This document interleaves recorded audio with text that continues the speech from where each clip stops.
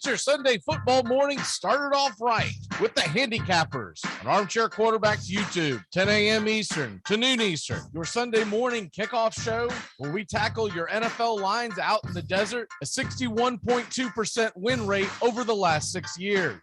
Against the spread, over, under, money line, you name it. And we dive into the world of fantasy football year long and your DFS payouts. The only true Southern football kickoff show that talks the spreads in Vegas, your DFS and fantasy, in your year-long quest to win that fantasy football championship. Only on the Armchair Quarterbacks YouTube channel. It's the Handicappers on Armchair Quarterbacks YouTube, 10 a.m. Eastern to noon Eastern. Sundays, all NFL season long.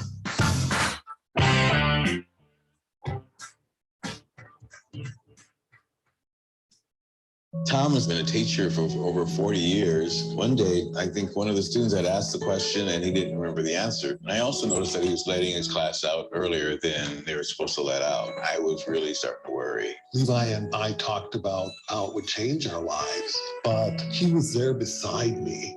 When something feels different, it could be Alzheimer's. Now is the time to talk. Visit alz.org/ourstories to learn more. A message from the Alzheimer's Association and the Ad Council.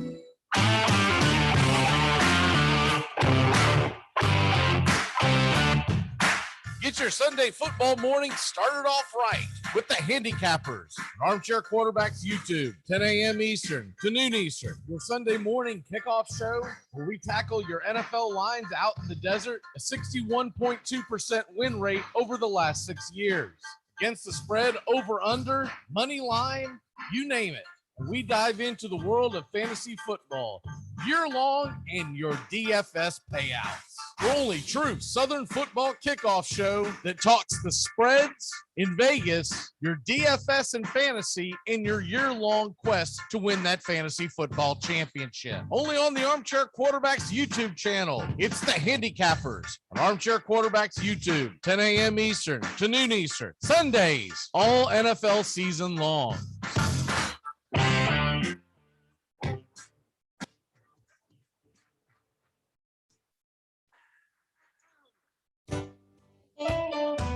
Saturday mornings, 8:30 Eastern. Dixie Football Nation is back and better than ever. We got Tony Agolini, Matt Carr, Tones Ariola, Bobby and Angelo, along with Mac McGee this fall. Dixie Football Nation heads to the gridiron, talking ACC, SEC, the Big Ten, and all the big games throughout the college football land. That's Dixie Football Nation, 8:30 Eastern, 7:30 Central, Saturday mornings on the Armchair Quarterback Show's YouTube channel, going live, or catch the instant replay. I'm Amy Lawrence, and I'm up late, always, after hours, hanging out with you on CBS Sports Radio. Check it out, 2 a.m. Eastern, 11 p.m. Pacific. Enjoy sun-drenched days, epic stays, and plenty of room to roam in Greater Fort Lauderdale. Our hotels, attractions, and restaurants have taken the Visit Lauderdale's Safe and Clean pledge so you can relax and explore with confidence. When you are ready for that well-deserved staycation, our 23 miles of golden beaches await. Find wide-open spaces to hike, bike, kayak, and paddleboard. Visit your favorite attractions, then dine out in style in socially distanced dining rooms or al fresco on waterfront patios. Learn more at sunny.org. To protect his family from disaster, Steve used his camera phone. Done. By taking pictures of his important documents, Steve can always have them stored online. Learn more simple disaster prep tips at ready.gov. A message from FEMA and the Ad Council.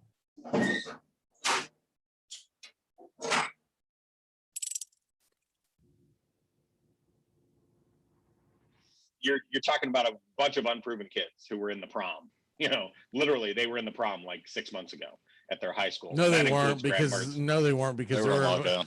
Exactly. Okay, they were at a He's probably These are promless teenagers. If he's from a Big Ten state, they were at a. If he's from a Big Ten state, he didn't have prom. I can guarantee you that. They were at a virtual prom. Anyway, so yeah, it's tough for Wisconsin. That's called porn. That's called porn. Stop it. They get a break this week because I got a mess to clean up, guys. Yeah. Virtual prom. There's my walk off for the day. Thanks, Mac. I gotta dry my keyboard out now. Armchair. Remember, if for any reason you must leave your radio, please have the man at the door stamp your ear so you can listen again later. Saturday mornings, 8:30 Eastern. Dixie Football Nation is back and better than ever. We got Tony Agolini, Matt Carr, Tones Ariola, Bobby and Angelo, along with Mac McGee this fall. Dixie Football Nation heads to the gridiron, talking ACC, SEC, the Big Ten, and all the big games throughout the college football land. That's Dixie Football Nation, 8:30 Eastern, 7:30 Central, Saturday mornings on the Armchair Quarterback Show's YouTube channel, going live, or catch the instant replay. Screen pass to Trayshawn DeAndre on the right side. He dodges Crushman, makes his way to the end zone. Touchdown! But wait a second. I think there's a flag on the play. All right, you guys got holding on number 97, right? Yeah, definitely holding. No touchdown. All right, make the call. Yeah, I mean, it was holding. So make the call. Or, we say the flag was for an excessive celebration so they can keep the touchdown and apply the penalty to the kickoff, huh? What do you say? What are you talking about? I didn't see excessive celebration. You sure? Could have sworn I saw a little nay-nay going on. What's going on with you, man? All right, look, guys, I got to be real with you. Trayshawn DeAndre just scored that touchdown. Okay, I have him on my fantasy team this week. I need these points. What? Are you kidding me? No, I'm not kidding you, Bill. I'm playing against my father-in-law this week, and if he doesn't score this touchdown, I lose. Well, I'm not going to let you make a bad call because you're in some fantasy football league. Make the call. Craig, no. If you make one bad call... This works out perfectly, Bill. I started the quarterback who threw the touchdown pass. We're going to have to ignore the holding call. I have the kicker, and I was kind of hoping that he wouldn't convert on third down, so he'd have to kick the field goal. Armchair.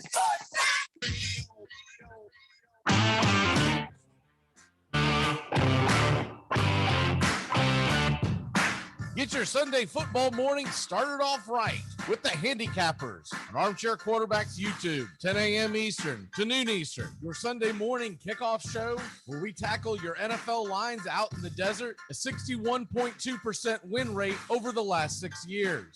Against the spread, over, under, money line, you name it.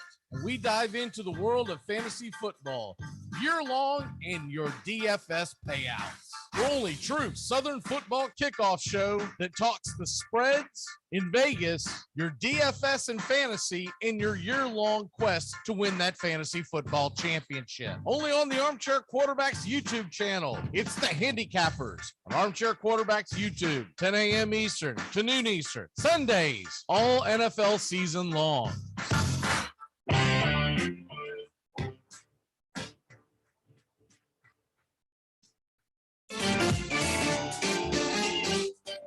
The Armchair Quarterbacks on YouTube Live, covering the AFC South and NFC South along with the rest of the NFL.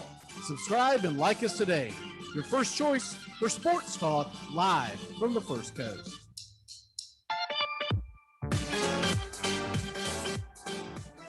Tom has been a teacher for over 40 years. One day, I think one of the students had asked the question and he didn't remember the answer. And I also noticed that he was letting his class out earlier than they were supposed to let out. I was really starting to worry. Eli and I talked about how it would change our lives, but he was there beside me. When something feels different, it could be Alzheimer's. Now is the time to talk. Visit alz.org/ourstories to learn more. A message from the Alzheimer's Association and the Ad Council. You come at the King, you best not miss. I might audible. If I audible, I'll use Omaha! Omaha! Red Polly! Red Polly! Blue Poncho! Blue Poncho! Dilly! Rambo! Rambo! Give me Kershaw here, Kershaw! You're listening to the Armchair Quarterbacks. Stop, Japan! Richmond, New York! Richmond, Florida! Sally, Buffalo! Jet, hey, Short Ox! Luda Raiders! Omaha! I'm out! And then a lot of states ended up having gay marriage and common law marriage, which I think is very confusing because what happens if you just end up with like two loser dudes sharing the same crappy apartment for a couple years? It's been known to happen. Both working part-time at the pizza place, hanging out every weekend. A few years goes by, boom, they're married. See them at a party, they're newlyweds. I didn't know Tony and Jim were gay. They're married now? When did they fall in love? They didn't. They just never got full-time jobs. Take me out to the ball game. Get caught up with the big stories from around the world in sports in just a few minutes. It's Take Me Out to the Ball Game today, weekdays. Armchair Quarterbacks on YouTube. Baseball, football, basketball, whatever's trending in the world of sports, it's on Take Me Out to the Ball Game today in just a few minutes. It drops weekdays. Take Me Out to the Ball Game today on the Armchair Quarterbacks YouTube channel. Take me out to the ball game. This portion of the show is being brought to you by the best things in life, which are still free with minimum purchase at participating dealers. Saturday mornings, 8:30 Eastern. Dixie Football Nation is back and better than ever. We got Tony Agolini, Matt Carr, Tone Zariola, Bobby and Angelo, along with Mac McGee this fall. Dixie Football Nation heads to the gridiron, talking ACC, SEC, the Big Ten, and all the big games throughout the college football land. That's Dixie Football Nation, 8:30 Eastern, 7:30 Central, Saturday mornings on the Armchair Quarterback Show's YouTube channel, going live. Or catch the instant replay.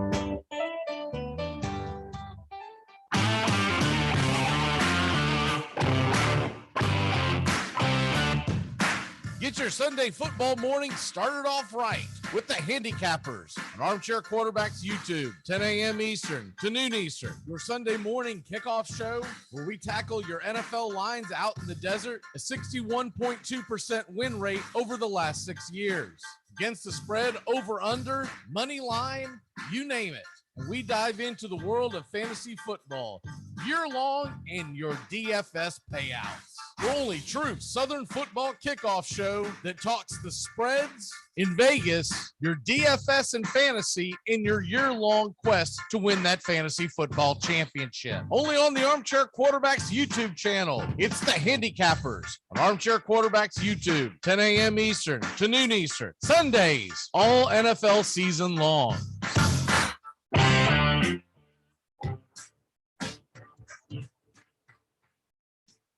Enjoy sun-drenched days, epic stays, and plenty of room to roam in Greater Fort Lauderdale. Our hotels, attractions, and restaurants have taken the Visit Lauderdale's Safe and Clean pledge so you can relax and explore with confidence. When you're ready for that well-deserved staycation, our 23 miles of golden beaches await. Find wide open spaces to hike, bike, kayak, and paddleboard. Visit your favorite attractions, then dine out in style in socially distanced dining rooms or al fresco on waterfront patios. Learn more at sunny.org.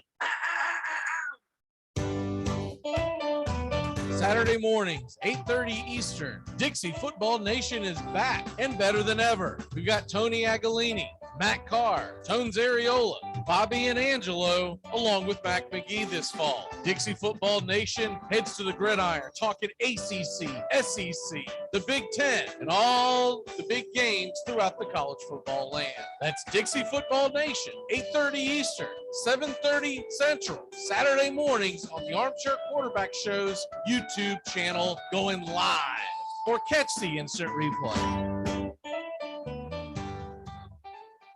Dread running to the post office? Stamps.com brings post office and UPS services right to your computer. Send letters, ship packages, and get up to 40% off USPS and up to 62% off UPS rates. Nearly 1 million small businesses use Stamps.com to save time and money. It's a no-brainer. So skip the post office and visit Stamps.com. Use promo code LISTEN for a 4-week trial plus free postage and a digital scale. That's Stamps.com, promo code LISTEN. The snapper is Robert Shiver, a sophomore out of Thomasville, Georgia. The holder is Matthew Motley, a senior from Opelika, and Wes Byram, a freshman out of Fort Lauderdale, trying to put it through to give Auburn the win. Here's the snap, the place, the kick is up, the kick is long enough, the kick is good! Good! See you later, alligator! Tigers win, 20-17! I hope Lee Corso and Kirk Street never pick Auburn to have a chance again. The Tigers have come to the swamp, drained it, and made it their own. 20-17, Auburn a winner tonight over the third-ranked Florida Gators. Can you believe it? Hi, this is Britney Spears. What up, this Jay-Z. This is Jennifer Lopez. Armchair.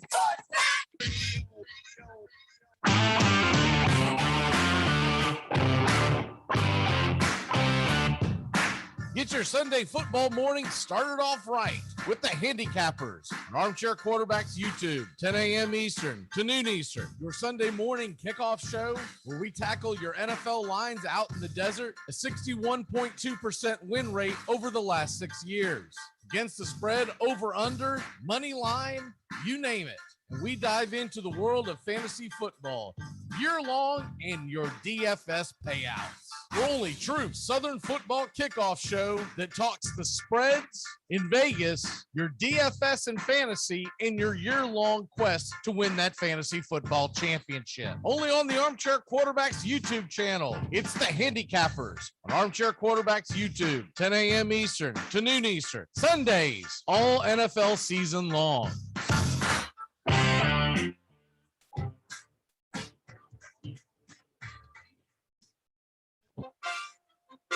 Armchair Quarterback Radio, the gunslingers of sports talk. And here's second-year quarterback Brett Favre out of Southern Mississippi by way of the Atlanta Falcons. They are hopeful he can succeed in the NFL. Here, Brett Favre, you want to try this one. So with their best receiver out of the game from the 35, 19 seconds left. Ball pumps, throws, touchdown! Is there a spark of life in Green Bay? Touchdown! Yes! Danny Marino! Here's Marino, wide open field, goes for a touchdown. It is number 37 on the season, breaks the all-time NFL record. Going deep and open. Touchdown, Mark Duper. Duper has returned, and he is super. They are going to bring pressure again. Rodgers is going to roll away, throws it up in the air, says a prayer. Stop it, ball, please. There's something kind of about a kid that's never played baseball. It's important to remember the value of taking time for ourselves to do the things that help us grow and explore, like learning something new. And now with the Great Courses Plus, it's never been easier to experience the joys of learning. The Great Courses Plus offers thousands of streaming videos that cover hundreds of fascinating topics, from World War II to choosing the perfect wine. You can even take a course on the U.S. government or dealing with stress and anxiety. And because the Great Courses Plus partners with world-class professors and experts, you're always receiving thoroughly vetted, high-quality content from every lecture. Plus, you can watch or listen anytime, anywhere with the Great Courses Plus app. So take a little time for you. Sign up for the Great Courses Plus today for a free month of unlimited access. Visit thegreatcoursesplus.com/radio to get started. That's thegreatcoursesplus.com/radio. Dread running to the post.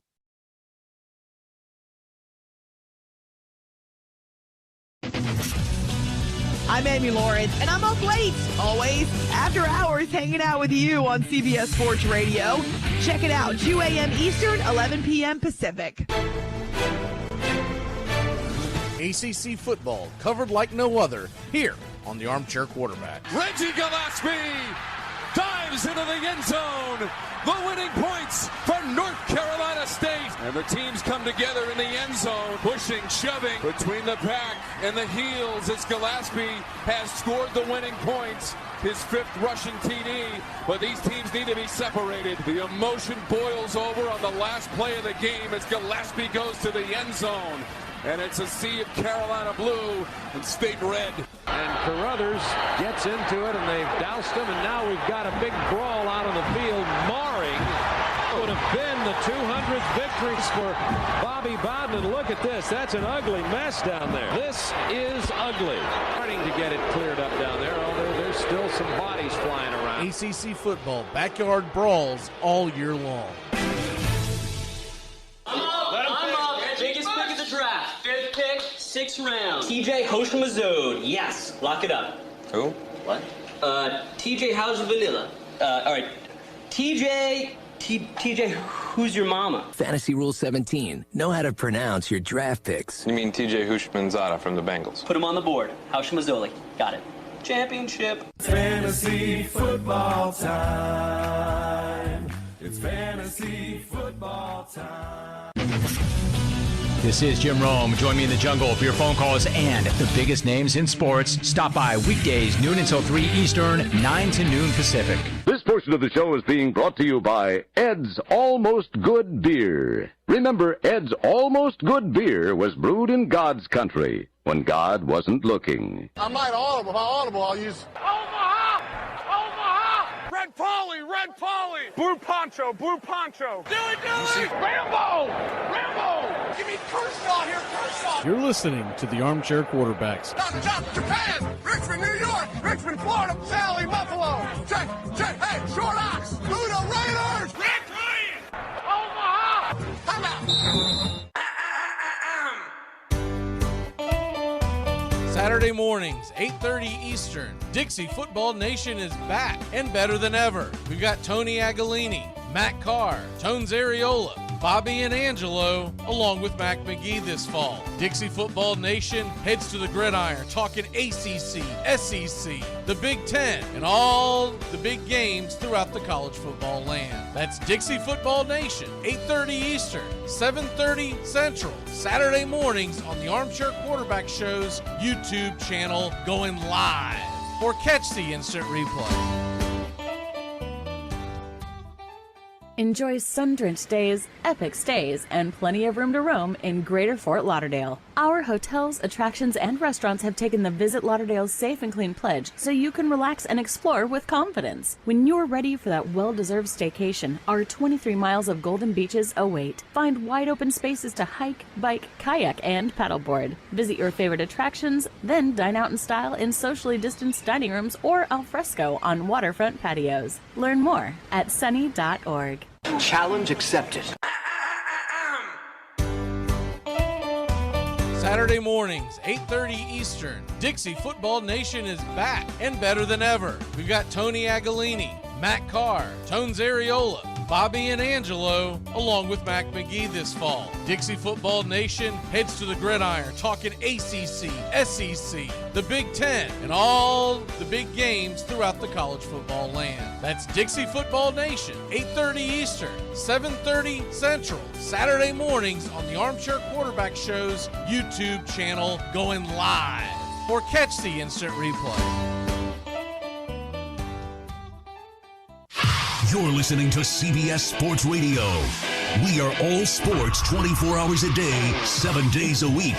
Strong opinions and your phone calls. Expect it here. CBS Sports Radio. The Armchair Quarterbacks on YouTube Live. SEC, ACC, and Big Ten coverage like no other. Subscribe and like us today. Your first choice for sports talk live from the First Coast. Hey, Jacksonville, winter is the perfect time to start planning for your healthy, pest-free spring lawn with True Green, America's #1 lawn care company. True Green's science-based approach and local expertise will help give your lawn the year-round care it needs to be thick and weed-free. Go to truegreen.com/radio to save 50% on your first service. Just call 866-946-5956 or go to truegreen.com/radio today and get a lawn to be proud of.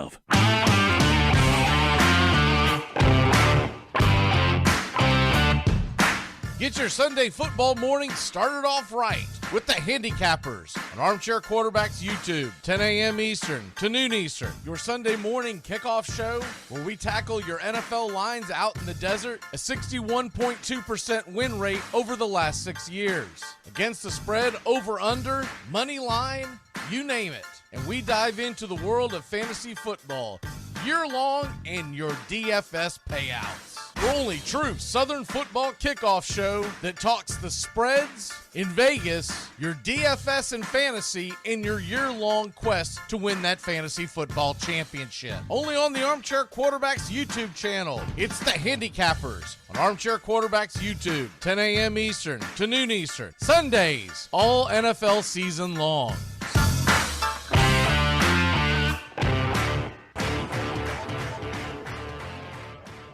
At Jewelers Mutual, we're a little obsessed with jewelry. Obsessed like auctioneers with talking fast. 50, we're going to fit pop stars with auto-tune. And dentists with asking questions. How did he propose? After they've put their hands in your mouth. Great. Yes, we've made jewelry our obsession for over 100 years. We love it so much we named our kids Ruby, Amber, and Opal. Venti soy latte for Opal? At Jewelers Mutual, we insure jewelry and only jewelry, which is why people who are also obsessed with jewelry trust us with theirs. Saturday mornings, 8:30 Eastern. Dixie Football Nation is back and better than ever. We've got Tony Agolini, Matt Carr, Tones Areola, Bobby and Angelo, along with Mac McGee this fall. Dixie Football Nation heads to the gridiron, talking ACC, SEC, the Big Ten, and all the big games throughout the college football land. That's Dixie Football Nation, 8:30 Eastern, 7:30 Central, Saturday mornings on the Armchair Quarterback Show's YouTube channel, going live. Or catch the instant replay. Take the road less traveled in the newly redesigned Hyundai Santa Fe. With available H-Track all-wheel drive to help you get off the beaten path a little further together. And intuitive safety features that can help you see what's waiting around the bend. Plus, with generous room for 5 and comfortable available Napa leather seating, you can go for more drives as a family without driving each other crazy. Find new adventures together in the Hyundai Santa Fe. I'm Amy Lawrence, and I'm up late, always, after hours, hanging out with you on CBS Sports Radio. Check it out, 2 a.m. Eastern, 11 p.m. Pacific. Take me out to the ball game. Get caught up with the big stories from around the world in sports in just a few minutes. It's Take Me Out to the Ball Game today, weekdays. Armchair Quarterbacks on YouTube. Baseball, football, basketball, whatever's trending in the world of sports, it's on Take Me Out to the Ball Game today in just a few minutes. Take Me Out to the Ball Game today on the Armchair Quarterbacks YouTube channel. Take me out to the ball game. Like, I don't like winter. Like, I hate winter. Like, I'm originally from North Carolina, and look, I hate winter so much, I'm for global warming.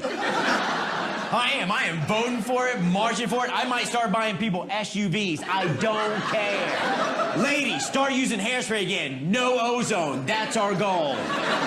And see, there's people with me, but there's always a couple of crunchy granolas sitting around.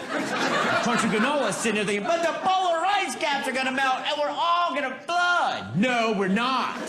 We're not all gonna flood. We're only losing Rhode Island, Long Island, and Jersey. Bye-bye. Here's a canoe. Get to safety.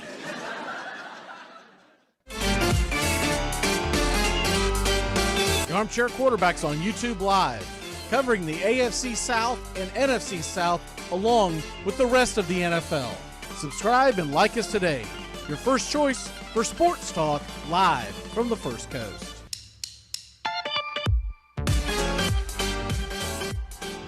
You're not sick tonight, are you? Good. Your tongue's going to be hanging out. Tell him to throw up on his own time. CBS Sports Radio, your home for all things sports 24 hours a day, 7 days a week, coast to coast. Great sports talk expected here. CBS Sports Radio. Tom has been a teacher for over 40 years. One day, I think one of the students had asked the question and he didn't remember the answer. And I also noticed that he was letting his class out earlier than they were supposed to let out. I was really starting to worry. Levi and I talked about how it would change our lives, but he was there beside me. When something feels different, it could be Alzheimer's. Now is the time to talk. Visit alz.org/ourstories to learn more. A message from the Alzheimer's Association and the Ad Council.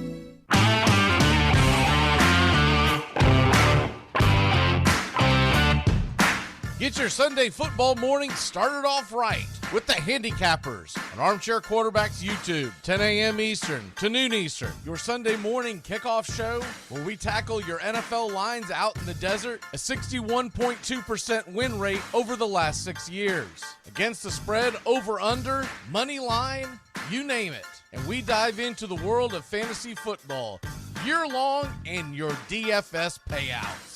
your only true Southern football kickoff show that talks the spreads in Vegas, your DFS and fantasy, and your year-long quest to win that fantasy football championship. Only on the Armchair Quarterbacks YouTube channel. It's the Handicappers on Armchair Quarterbacks YouTube, 10 a.m. Eastern to noon Eastern. Sundays, all NFL season long.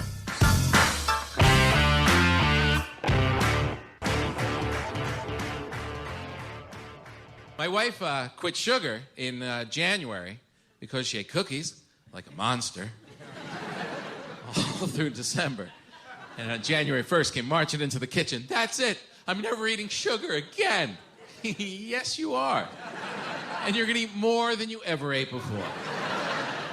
And not because you're weak, but because you're a human being. And you get sad sometimes. And to stop yourself from slitting your own throat, eat a cookie once in a while.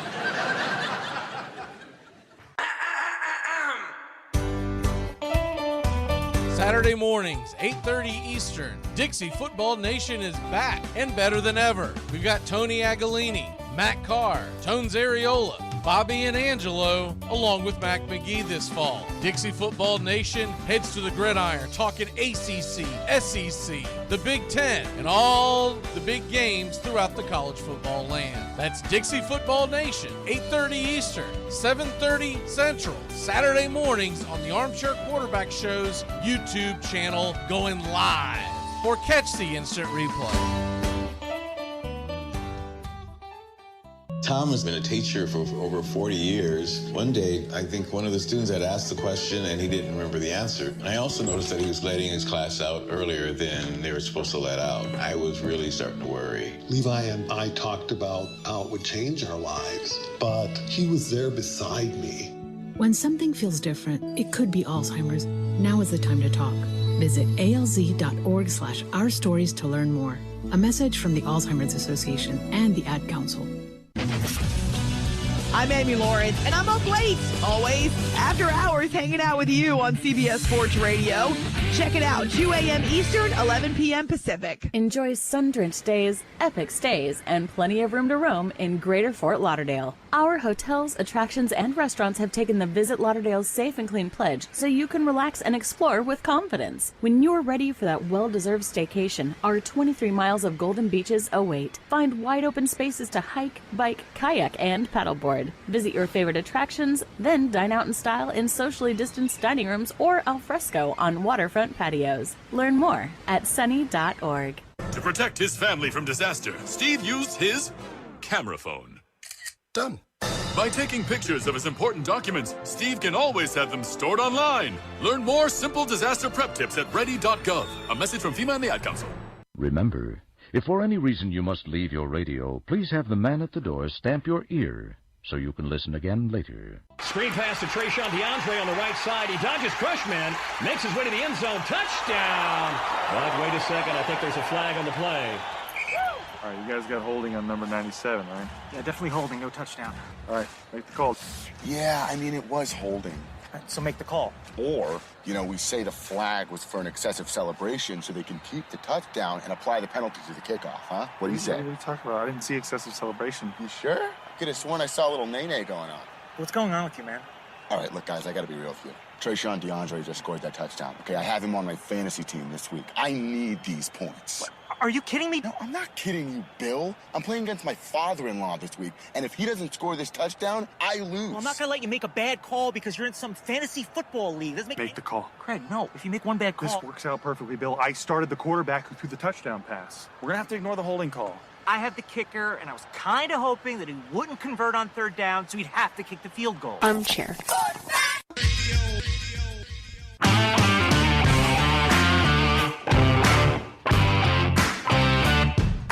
Get your Sunday football morning started off right with the Handicappers on Armchair Quarterbacks YouTube, 10 a.m. Eastern to noon Eastern. Your Sunday morning kickoff show where we tackle your NFL lines out in the desert, a 61.2% win rate over the last 6 years.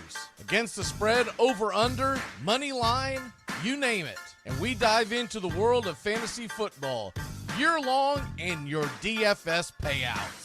Your only true Southern football kickoff show that talks the spreads in Vegas, your DFS and fantasy, in your year-long quest to win that fantasy football championship. Only on the Armchair Quarterbacks YouTube channel. It's the Handicappers on Armchair Quarterbacks YouTube, 10 a.m. Eastern to noon Eastern. Sundays, all NFL season long.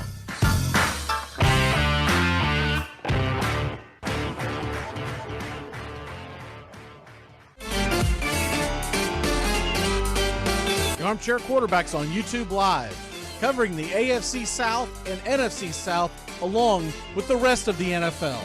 Subscribe and like us today. Your first choice for sports talk live from the First Coast.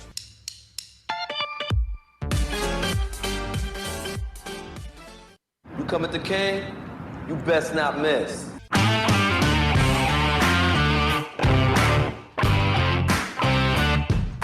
Get your Sunday football morning started off right with the Handicappers on Armchair Quarterbacks YouTube, 10 a.m. Eastern to noon Eastern. Your Sunday morning kickoff show where we tackle your NFL lines out in the desert, a 61.2% win rate over the last 6 years. Against the spread, over under, money line, you name it. And we dive into the world of fantasy football year long and your DFS payouts. Your only true Southern football kickoff show that talks the spreads in Vegas, your DFS and fantasy, in your year-long quest to win that fantasy football championship. Only on the Armchair Quarterbacks YouTube channel. It's the Handicappers on Armchair Quarterbacks YouTube, 10 a.m. Eastern to noon Eastern. Sundays, all NFL season long.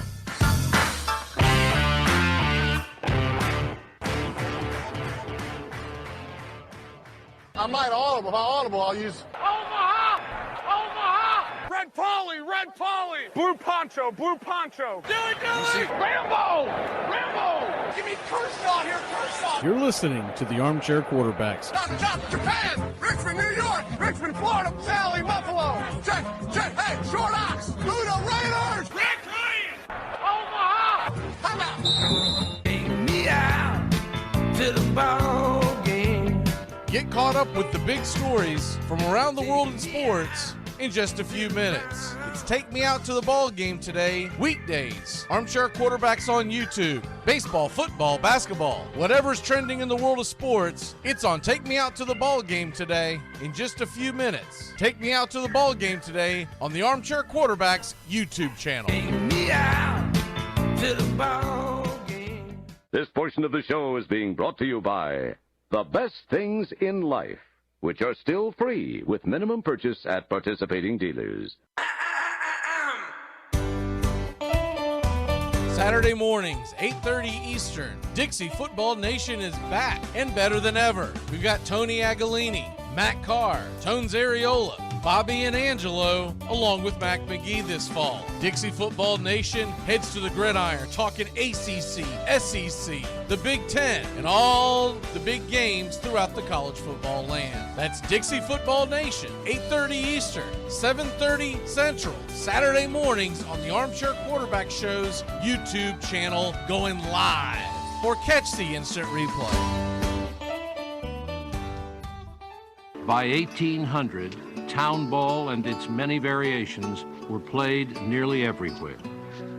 On their way back from the Pacific Ocean, Lewis and Clark played a game of base with the Nez Perce Indians as they prepared to cross the Bitterroot Mountains.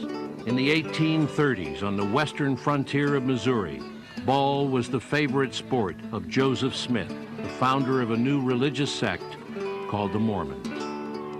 But back east in Cooperstown, New York, city fathers passed an ordinance restricting play after merchants complained about too many broken windows. Meanwhile, in New York City, they were starting to play a brand new version of the game.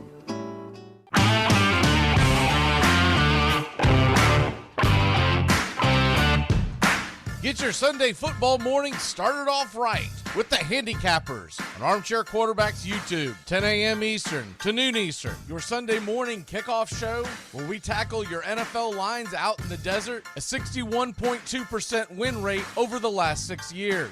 Against the spread, over under, money line, you name it.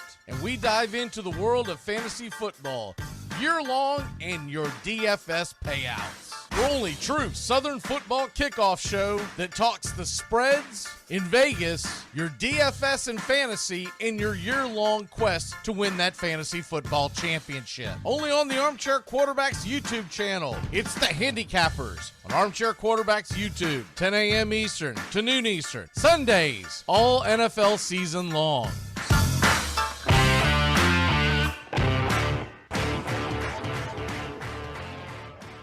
Enjoy sun-drenched days, epic stays, and plenty of room to roam in Greater Fort Lauderdale. Our hotels, attractions, and restaurants have taken the Visit Lauderdale's Safe and Clean pledge so you can relax and explore with confidence. When you're ready for that well-deserved staycation, our 23 miles of golden beaches await. Find wide-open spaces to hike, bike, kayak, and paddleboard. Visit your favorite attractions, then dine out in style in socially distanced dining rooms or al fresco on waterfront patios. Learn more at sunny.org. Saturday mornings, 8:30 Eastern. Dixie Football Nation is back and better than ever. We've got Tony Agolini, Matt Carr, Tones Areola, Bobby and Angelo, along with Mac McGee this fall. Dixie Football Nation heads to the gridiron, talking ACC, SEC, the Big Ten, and all the big games throughout the college football land. That's Dixie Football Nation, 8:30 Eastern, 7:30 Central, Saturday mornings on the Armchair Quarterback Show's YouTube channel, going live. Or catch the instant replay. Dread running to the post office? Stamps.com brings post office and UPS services right to your computer. Send letters, ship packages, and get up to 40% off USPS and up to 62% off UPS rates. Nearly 1 million small businesses use Stamps.com to save time and money. It's a no-brainer. So skip the post office and visit Stamps.com. Use promo code LISTEN for a 4-week trial plus free postage and a digital scale. That's Stamps.com, promo code LISTEN. The snapper is Robert Shiver, a sophomore out of Thomasville, Georgia. The holder is Matthew Motley, a senior from Opelika, and Wes Byram, a freshman out of Fort Lauderdale, trying to put it through to give Auburn the win. Here's the snap, the place, the kick is up, the kick is long enough, the kick is good! Good! See you later, Alligator! Tigers win, 20-17! I hope Lee Corso and Kirk Street never pick Auburn to have a chance again. The Tigers have come to the swamp, drained it, and made it their own. 20-17, Auburn a winner tonight over the third-ranked Florida Gators. Can you believe it? Hi, this is Britney Spears. What up, this Jay-Z. This is Jennifer Lopez. Armchair.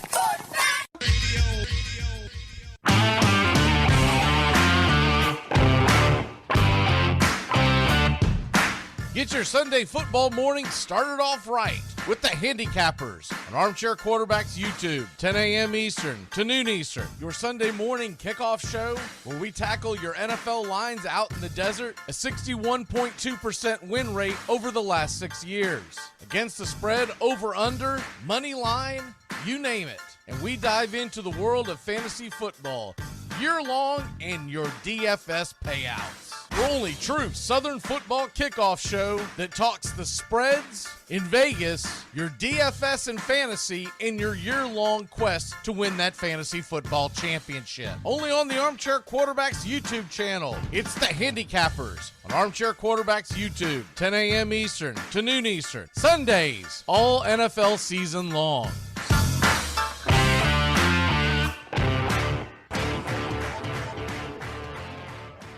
I have friends in my life that don't eat bread anymore. They don't eat bread. They don't eat bread. They're gonna lose 3.5 pounds. No one's ever gonna know. And they don't eat bread. Why are you even here? Could you imagine no toast in the morning with butter for the rest of your life? Kill yourself. Make some room for people who know how to live. Armchair Quarterback Radio, the gunslingers of sports talk. And here's second-year quarterback Brett Favre out of Southern Mississippi by way of the Atlanta Falcons. They are hopeful he can succeed in the NFL. Here, Brett Favre, you want a challenge? Try this one. So with their best receiver out of the game from the 35, 19 seconds left. Ball punch throws, touchdown! Is there a spark of life in Green Bay? Touchdown! Yes! Danny Marino! Here's Marino, wide open field, throws for a touchdown. It is number 37 on the season, breaks the all-time NFL record. Going deep and open. Touchdown, Mark Duper. Duper has returned, and he is super. They are going to bring pressure again. Rodgers is going to roll away, throws it up in the air, says a prayer, and Janis does he stop it? Oh, please. It's important to remember the value of taking time for ourselves, to do the things that help us grow and explore, like learning something new. And now with the Great Courses Plus, it's never been easier to experience the joys of learning. The Great Courses Plus offers thousands of streaming videos that cover hundreds of fascinating topics, from World War II to choosing the perfect wine. You can even take a course on the U.S. government or dealing with stress and anxiety. And because the Great Courses Plus partners with world-class professors and experts, you're always receiving thoroughly vetted, high-quality content from every lecture. Plus, you can watch or listen anytime, anywhere with the Great Courses Plus app. So take a little time for you. Sign up for the Great Courses Plus today for a free month of unlimited access.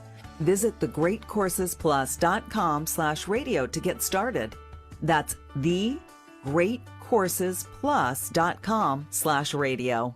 Dread running to the post office? Stamps.com brings post office and UPS services right to your computer. Send letters, ship packages, and get up to 40% off USPS and up to 62% off UPS rates. Nearly 1 million small businesses use Stamps.com to save time and money. It's a no-brainer. So skip the post office and visit Stamps.com. Use promo code LISTEN for a 4-week trial plus free postage and a digital scale. That's Stamps.com, promo code LISTEN. Stupid interviews. Hey, you're a member of the Buffalo Bills. How does it feel? Well, it's a blessing. I want to thank God. I'm going to try to do my best. It's a great organization. And I'll say the last 80 guys said. So, yeah. So before we get everything started here, we're going to hear from a few of the players. They had a press conference when they first got into Houston yesterday. And this is Jock Peterson on his experience as a Brave in general. Here we go. It's pretty cool making the World Series with another team. Obviously, our job's not finished. We have to win 4 more games. But it feels different because I think with the Dodgers, there's an expectation. It's kind of World Series or bust. And I don't think that was necessarily an expectation, especially the way the Braves season went to start. And we really had to grind and work for it. So I think when you get a group of guys like that and everything starts clicking at the end, it's really fun and it's really exciting. And then here's Freddie Freeman on the year in general when you consider all the injuries and whatnot. Here's Freddie Freeman on how the 2021 season went and where they are right now. It's pretty amazing, actually, that we're sitting here and you guys aren't talking about an MVP winner and potentially in Ronald Acuna Jr. It is pretty amazing that we made it without that man and without Mike Soroka. To have a whole new outfield than you did in April, than you did in July, end of July, it's hard to do. And what Alex did in the front office when we had dealt with what we dealt with this year, it's pretty amazing that we tried to cover 4 guys to pick up Ronald's performance, and I think we were able to accomplish that. Of course, this is Charlie Morton's take on it, and of course he is new to the team, so how he saw this season come about and how it unfolded. Here's Charlie Morton on the 2021 Braves. I never questioned how good those guys were and how good they are. So that's my focus. Like I'm pitching against a really good baseball team, and these are really important games. They're really important starts. So that's my mentality. Brian Snitker on being in his very first World Series and, of course, finally winning that National League pennant. Here's Brian Snitker, the skipper of the Braves. All day yesterday, I roamed the house and was numb. I'm starting to get feeling back in my body and mind and everything.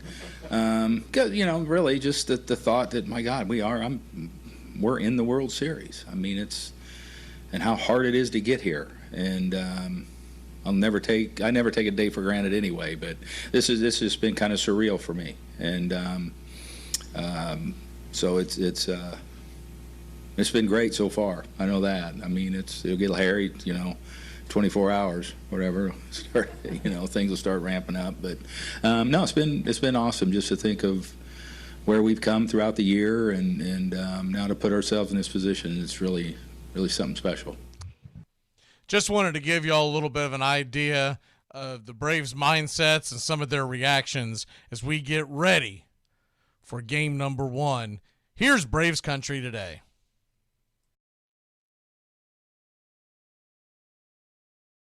You're in Braves Country.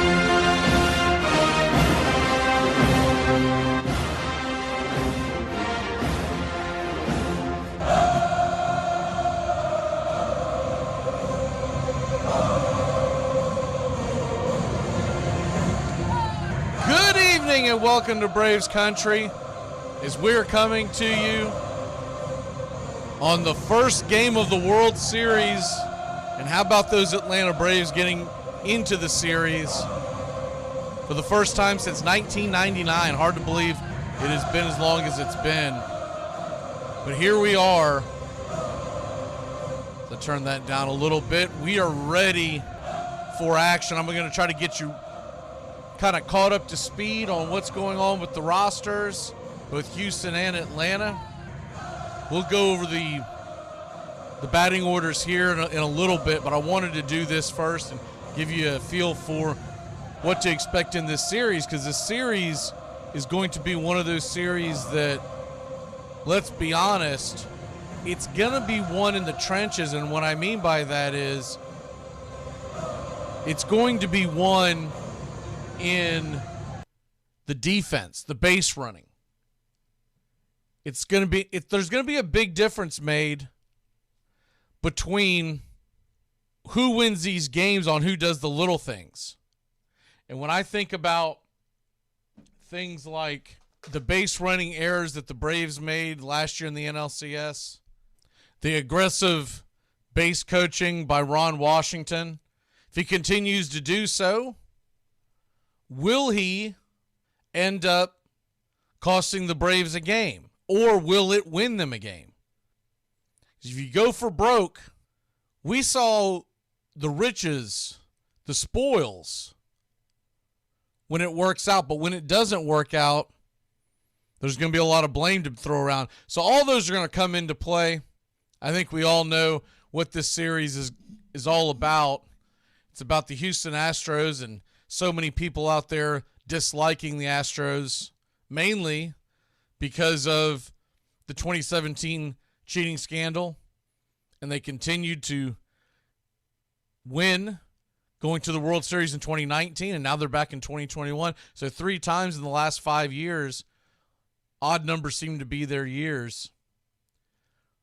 But your average fan, I'm talking about fans who aren't even Braves fans, are pulling for Atlanta because they don't want to hear how now they no longer cheat, but yet they used to cheat, because it's not like it's been a decade. It's only been a few years, and a lot of those same players that were in that organization are still on that roster.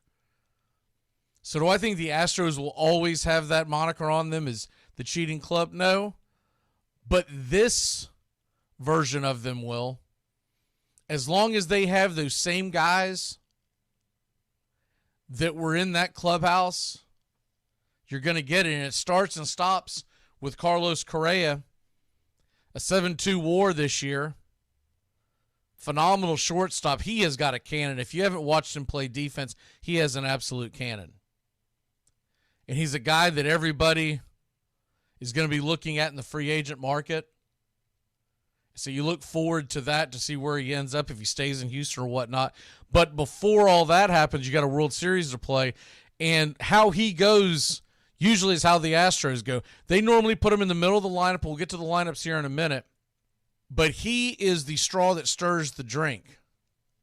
Another guy that's going to be very key to their success would be, of course, Jose Altuve, who's always at the top of the lineup. He has a 4.4 WAR this year. He's got 31 home runs, played in 146 games. Correa played in 148. So these are guys that are in there almost every day. And Altuve is their spark plug. He's the guy that tries to get on and wreak havoc at the top of the order. Much like Acuna that we were used to before the injury, he can go yard. Hit 31 home runs this year. He's got an OPS of 839. For folks that don't follow that number, that's a phenomenal number. 31 home runs, 839 OPS, and a batting average at 278. He doesn't steal a lot, but he normally saves the stolen base for the postseason. He's much more active on the paths on the postseason, but when he decides to go, Jose Altuve is an absolute monster on the base paths. In years prior, until 2018, he was well over 30 stolen bases every single year. Now, in the last 4 seasons, he's gone from 17, 6, 2, 5, but he's still a threat to go in the postseason. And I honestly think that some of it was injuries, and then there was also a part of it where he was saving his body for the postseason, excuse me. Wasn't wanting to put the wear and tear. Jose Altuve is a small guy. Much like Ozzie Albies playing second base for Atlanta, Altuve is 5'6", 166 pounds. But he will bring it. He is a ferocious competitor, and he's a difficult out. And in a regular season series, you almost get worn down playing guys like this. But in the postseason, I feel like they all bring it. Atlanta just spent an entire series against a Dodgers roster that, let's be honest, is probably the best in baseball.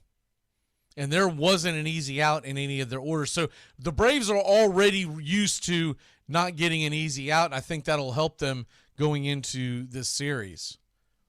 But you've got Jose Altuve, you got Carlos Correa, and for folks who aren't just that familiar with the Houston Astros, Kyle Tucker's another one. Young left-handed outfielder, 30 home runs on the year, 92 RBIs, a 917 OPS, and he'll be right there in the heart of the order, wreaking havoc. You go on from him, and Yuli Gurriel, he is a guy that Yuli Gurriel normally plays first base. He has played some third, and of course DH is always in play in the American League. But he's a guy that doesn't bring a lot of power, but can go yard. He's got 15 home runs. What he does best is get on base, and he'll walk, hit singles, hit for a 319 average this year. One of the best contact hitters in the American League. And so that's what you're going to be looking at when you look at this roster. And then, of course, one of the biggest stories of this entire series is they don't have Lance McCullers. And to a man, you go up and down the Astros roster and you go up and down the Braves roster, Lance McCullers is arguably the best pitcher on both rosters. So they don't have Lance McCullers. That's a huge, huge advantage for Atlanta. The guy that I think that they're going to have to bottle up and keep in control, because just like Rosario for Atlanta, Yordan Alvarez was on fire in that ALCS. He single-handedly turned that series around, and he will beat your shift. He did it routinely against the Red Sox. And if Atlanta plays the same kind of shift where you go to pull to the right side of the infield, he's a power-hitting left-handed hitter. Even with his 33 home runs and his 877 OPS, and that tells you a guy like that with a 277 batting average, he's bringing a lot of power and trying to go yard. He's not scared to flip the ball down the third base line and be standing on second by the time the outfielders adjust to it. He did it when we weren't broadcasting the Braves games, I was watching the ALCS, and I was amazed on how smart of a hitter Yordan Alvarez is. You know, a guy who still fairly young. I mean, he's only 24 years old. He's the same age as Ozzie Albies, but he's beyond his years. The guy will take what you give him. So Atlanta's going to have to keep this in mind because, look, I've been doing these games all year, and I've been talking about the Braves all year, and the thing that keeps jumping out at us when we do these games is Atlanta falls in love with shifting, overshifting. The Astros are the type of team that will take advantage of that. So I don't know if Atlanta can go to the cookie cutter, let's put a shift on every single batter every single time up.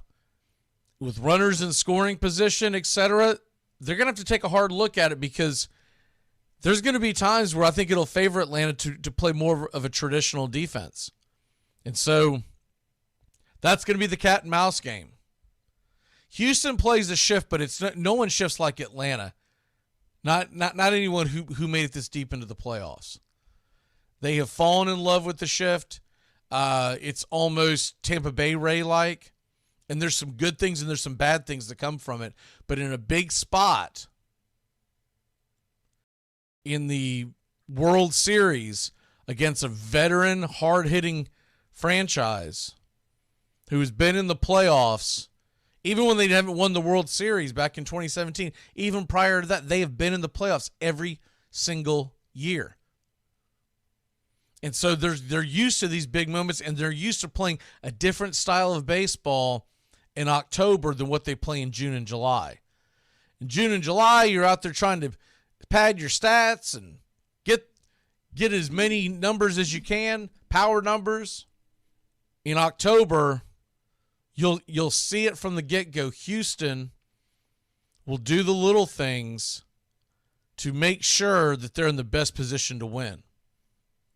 It's what Atlanta faced against Los Angeles is what they'll face again here in Houston. I think Atlanta's got a formidable team. I'll do my prediction here in a minute, but they're going to have their hands full, but that doesn't mean that they can't do it. So if you haven't seen the pitching rotation so far in this series, obviously tonight is going to start with Charlie Morton versus Framber Valdez. Valdez is 11-6 on the year. He started 22 games. He had a bout on the IL. It took him a while before he came back from injury to get his season started. But he had 3.14 ERA in the American League with the designated hitter rule. That's phenomenal. He had 134 innings pitched in those 22 games and 125 strikeouts. So he's not what most people call a quote-unquote strikeout pitcher, because a strikeout pitcher is going to average over a strikeout an inning. But he averages, on the whole, as a starting pitcher in the American League, pretty good. I mean, you're talking about 8.4 strikeouts per 9. That's pretty good. It's not your modern-day strikeout pitcher, because today's starting pitchers get many more strikeouts because of the approach that the batters have, but it's right there with it. So you got to realize that this is their best foot forward. He has been known to get wild. He averages about 4 walks per 9. Now the question at hand is, will Atlanta be able to take advantage of that, because they are so well known for trying to ambush pitchers? And if we know it as the fan watching, you better believe the Houston Astros front office, all their stat men, have relayed that information to the Houston Astro pitchers. So that's going to be a key in this series, because Atlanta, they've got the upper hand in the bullpen.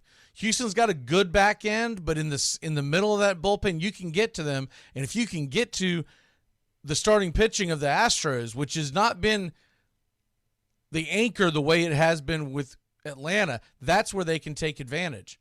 But if Atlanta does not work that pitch count, we could find ourselves in quite a predicament. And so that's what we're going to be looking at, especially going into this first game against Valdez. Because if you can get Valdez out of the game fairly early, you can start the deterioration of that Houston bullpen. They're pretty well rested right now. They haven't played since Friday. So everybody's good to go. But it doesn't take long in a 7-game series for arms to get worn out. And so that's going to be a key to this series, is Atlanta trying to jump out and have the mentality of working counts, seeing pitches, seeing strikes. It's not just for you, it's for the guy that's right behind you in the batting order. So that'll be another big cat and mouse game in this. But Framber Valdez is going to get the start tonight. Urquidy has been announced that he will now take the mound tomorrow. It was assumed to be Luis Garcia, who had the phenomenal outing against the Red Sox to help push them to the lead. But they're looking at trying not to have 2 games that would essentially be back-to-back bullpen games. And so I think that's why Dusty Baker's doing this. When Urquidy pitches Wednesday night, it's kind of assumed that he's probably going to be more of a guy that will go 3, maybe 4 innings at the most. And then they'll have Garcia to come back out and try to go a full 6 innings in Atlanta in Game 3. So I believe that that's why they're going with that, because Game 4, it looks like they'll probably do some kind of version of a bullpen game with Greinke starting the game off, and they'll just kind of piece it together there. They also have Jake Odorizzi on their roster, but these are guys that have not pitched well enough this year that you would feel comfortable putting them out for long bouts out there on the mound. They have the ability to go deep and to give you good innings, but they're going to try to piece it together. So that's what it looks like. Valdez, Urquidy, Garcia, and then Greinke. So essentially, their ace, a bullpen game. Their number 2 guy, a bullpen game, is essentially what you're looking at. Urquidy has been known to go deeper, but they're setting themselves up that if they have to go to the bullpen, they got the day off, and then they would have Garcia the next day. So you got to understand that philosophy. Now with the Braves, they're set up much better with the pitching rotation. It's Charlie Morton. It's Max Fried in Game 2. Ian Anderson will be in Game 3, and then Game 4 most likely will be some version of a bullpen game. And it really just depends on where the bullpen is at that point, on who you start and how long they go. Now, looking at the rosters of these 2 teams, first of all, real quick, I'll go over the roster of the Astros, and then we'll do much more of a bigger dive into the Braves. The Astros are going to start into, we talked about Valdez, also on there. So you got Valdez, Urquidy, Garcia, and essentially Greinke would be your Game 4 starter for argument's sake. That's how I'm going to sell it, and then we'll go from there. Also, you've got Yimi Garcia in their bullpen. Very good relief pitcher in his own right. You've got Graveman. Kendall Graveman has been phenomenal in the back of that bullpen. He's essentially their setup man, and then Ryan Presley is their closer. So they got 2 really good guys in the back of their pen. Graveman, remember, he's the guy that came over from Seattle towards the trading deadline, and everyone could not believe that Seattle sold and bought at the same time, because they got rid of Graveman, but then they brought in Diego Castilla from Tampa Bay because they're going to have more control, is essentially what it was going to be, talking about contracts. So that was the reasoning. Seattle basically said, we're going to compete, but we're also going to try to do this long term. And it actually worked out. Seattle was in the end, at the very end, to making the playoffs. But as far as bringing over an arm like Graveman, that basically helped tie together the back of that Astros bullpen. And then other guys that you've got there in the Astros roster, you're going to have Christian Javier, Brooks Raley, Stanek, Taylor, Urquidy. We talked about Urquidy. He's going to be the Game 2 starter. And, of course, the other starters that I mentioned, Valdez, Garcia, and Greinke. As far as their bench goes, so they're carrying 13 pitchers. That's going to be key here because they're carrying more pitchers than Atlanta has decided to carry, but we'll get into that in a second. So they got 13 pitchers, and they've got 2 catchers, which is pretty normal in the playoffs. Sometimes you'll see a team carry 3 if they have a third, like really good hitting catcher. And then they've got Altuve, Bregman, Correa. They'll be in the starting lineups in most nights along with Gurriel.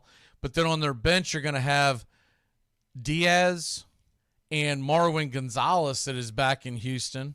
We'll talk more about that as the games go on and the series go on. But Gonzalez, his ability to play all over the infield and some outfield positions gave him good flexibility. So they've got him in that slot. And then in the outfield, Alvarez, Brantley, Tucker, you got to expect to see them in the starting lineup. All of them in the American League games. And then in the National League games, that's when they're going to have to make a decision here and there. Because when you get to a National League park, they're going to have to make a hard decision. If you've got Brantley and you've got Tucker, and normally what they've been doing is they've been platooning McCormick and Siri back and forth in center field. But if you have Tucker and Brantley at the corners, McCormick and Siri, whoever you decide to do in the lefty-righty combo in center, you'd like to have Alvarez, who does have experience playing first base, playing first. But if you put Alvarez in at first, you lose the bat of Gurriel and vice versa. So that's going to be an interesting situation as we get closer to the games in Atlanta, is what the Astros decide to do with their roster not having the DH in the National League parks. Now we flip over to what the Braves decided to do, and there's some interesting moves. Okay, Ian Anderson, Max Fried, Morton, we know those are the 3 starters, and then some version of a bullpen game, which I would think the front end would have some version of Jesse Chavez and Drew Smiley, however you wanted to start it. But a lot of that will have to do with what the bullpen looks like going into a game 4. How far was Ian Anderson able to get, all that kind of stuff. The rest of the bullpen looks like this. Luke Jackson is back in there. I know a lot of people are freaking out about, oh, God, we can't put him in there. But they're not going to leave Luke Jackson off the playoff roster. I mean, the guy had a sub-2 ERA for the season. He's got the yips right now. I feel like the guy is nervous as all hell, and he gets in his own head. He's still a young man. He's got to be able to just go out there and believe in his fastball. Believe in your fastball and throw that 75 to 80% of the time, and the rest will work out. Now, we know the fastball is what Bellinger took deep in Game 3 to turn that around. But he hit an incredible ball that was arguably outside the strike zone. It was a pitcher's pitch. Not many guys can turn around on that, and he cannot fall into that trap again. That's what he did when he came back in relief in Game 6. He was yipping all over the place, nibbling. When you see him nibbling, that's when you get concerned. But we knew Jackson was going to be on the roster. Dylan Lee is back on the roster. Wasn't sure if they were going to go with him or not. Chris Martin, Tyler Matzik, who obviously was, I believe that he should have been co-MVP of the NLCS along with Rosario. AJ Minter. So you're going to have those M&M boys there in the back of the bullpen, Minter and Matzik, and Will Smith will be your closer. So you might see lefty, lefty, lefty to close the games. It really comes down because Minter has pitched much, much better over the last couple of months, and he has been on point in the playoffs. I know a lot of managers wouldn't like to do that, but the reality is this: at the end of a ball game, and when I say end of a ball game, I'm talking about when you're talking about the playoffs. I'm saying past the 6th inning. So we're talking about 7th, 8th, 9th. You can even count the 6th inning if you want. You essentially have 5 guys that you can go to in the Atlanta bullpen if you don't count Jesse Chavez. And those guys would be Jackson, Matzik, Minter, Smith, and then depending on how they believe it should be done, it's either Chavez or Chris Martin. I believe Chavez is the best righty we have in the bullpen right now. And if it were me setting it up, I would have Chavez in the back of the bullpen with Matzik and Will Smith and Minter. If you gotta get through those guys, you're gonna have a hard time coming from behind if the Braves have the lead. Luke Jackson is just too much of a wild card at this point. And with him not being able to get guys out, it's kind of in his head. Remember, he came in the other night. This is after he got the yips from the Bellinger home run. He didn't get a single guy out. He faced the minimum 3 batters, and he gave up a run, and the runners on second and third, nobody out. We were up by 2. If Matzik hadn't came back and had a just heroic, and I don't think I'm overselling that, but a heroic inning where he struck out the side. He struck out Pujols, Souza Jr., and Mookie Betts. And I don't care where they are in the stage of their career, that is a mouthful.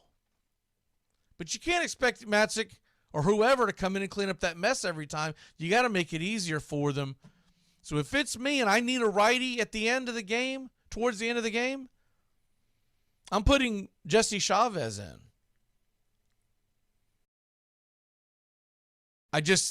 I have more faith in him, and then you have the back-to-back of Matzik and Matzik and Smith.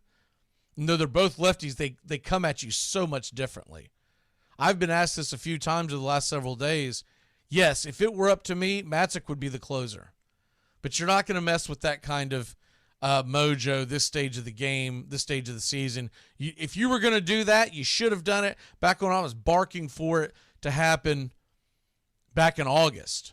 But if you go into October, Smith is your guy, then you've got to roll with him, because it's not fair to him. It's not fair to the team to put someone else out there. You just have to hope that he's on. And Smith has pitched well. So to me, it's Matzik 8, Smith 9, and Chavez to me, or AJ Minter, depending on the matchup, is your 7th guy. I don't want to see Luke Jackson past the 6th inning. And if it's a sticky situation, I'm not putting. He's coming in a clean inning. He's coming in at the top of an inning to start his whole round. I'm not bringing him in with runners on first and third, 1 out, and the Braves up by 1, and ask him to get out of that. He's already in his head enough. He could implode. You could lose the entire game at that point. So that's what the bullpen will look like. Kyle Wright, by the way, is also on this team. That was the shocker, but I think he's the long man if the game gets out of hand one way or the other. I don't believe you'll see Kyle Wright. Maybe in the bullpen game you'll see him pitch for an inning, but I don't think you'll see Kyle Wright in what you would consider a high-leverage situation. Now, as far as our bench goes, it's Adrianza. Of course, a bit of a hero himself. I think it gets overlooked, that double down the line that set up the jack by Rosario. But he's been a solid switch-hitting batter off the Braves bench. And he, at least to me, takes professional approach. And nothing against the guy personally, because I think Camargo's a really good guy, really nice guy. But I was glad to see Camargo left off this roster. That was the first thing. When they announced it this morning, the first thing I did was I ran to the roster. I went past the pitchers. I wanted to know, is Camargo going to be on the roster? He's 0 for 20 in 2021. He never should have been on the roster to begin with in the NLCS. That was a panic move, because they're hoping to get lightning in a bottle. Is honestly what they're hoping to do. They're hoping to get lightning in a bottle and get him to lay into one. And he was 0 for 16 in the regular season, 0 for 4 in pinch hitting. So I understood why they went that way, but I honestly thought that they would be much better doing what they're doing now, which is putting Gore, who you're not going to put him into pinch hit unless you're in a desperate situation. He is there strictly for base running. The guy is a terror on the base paths.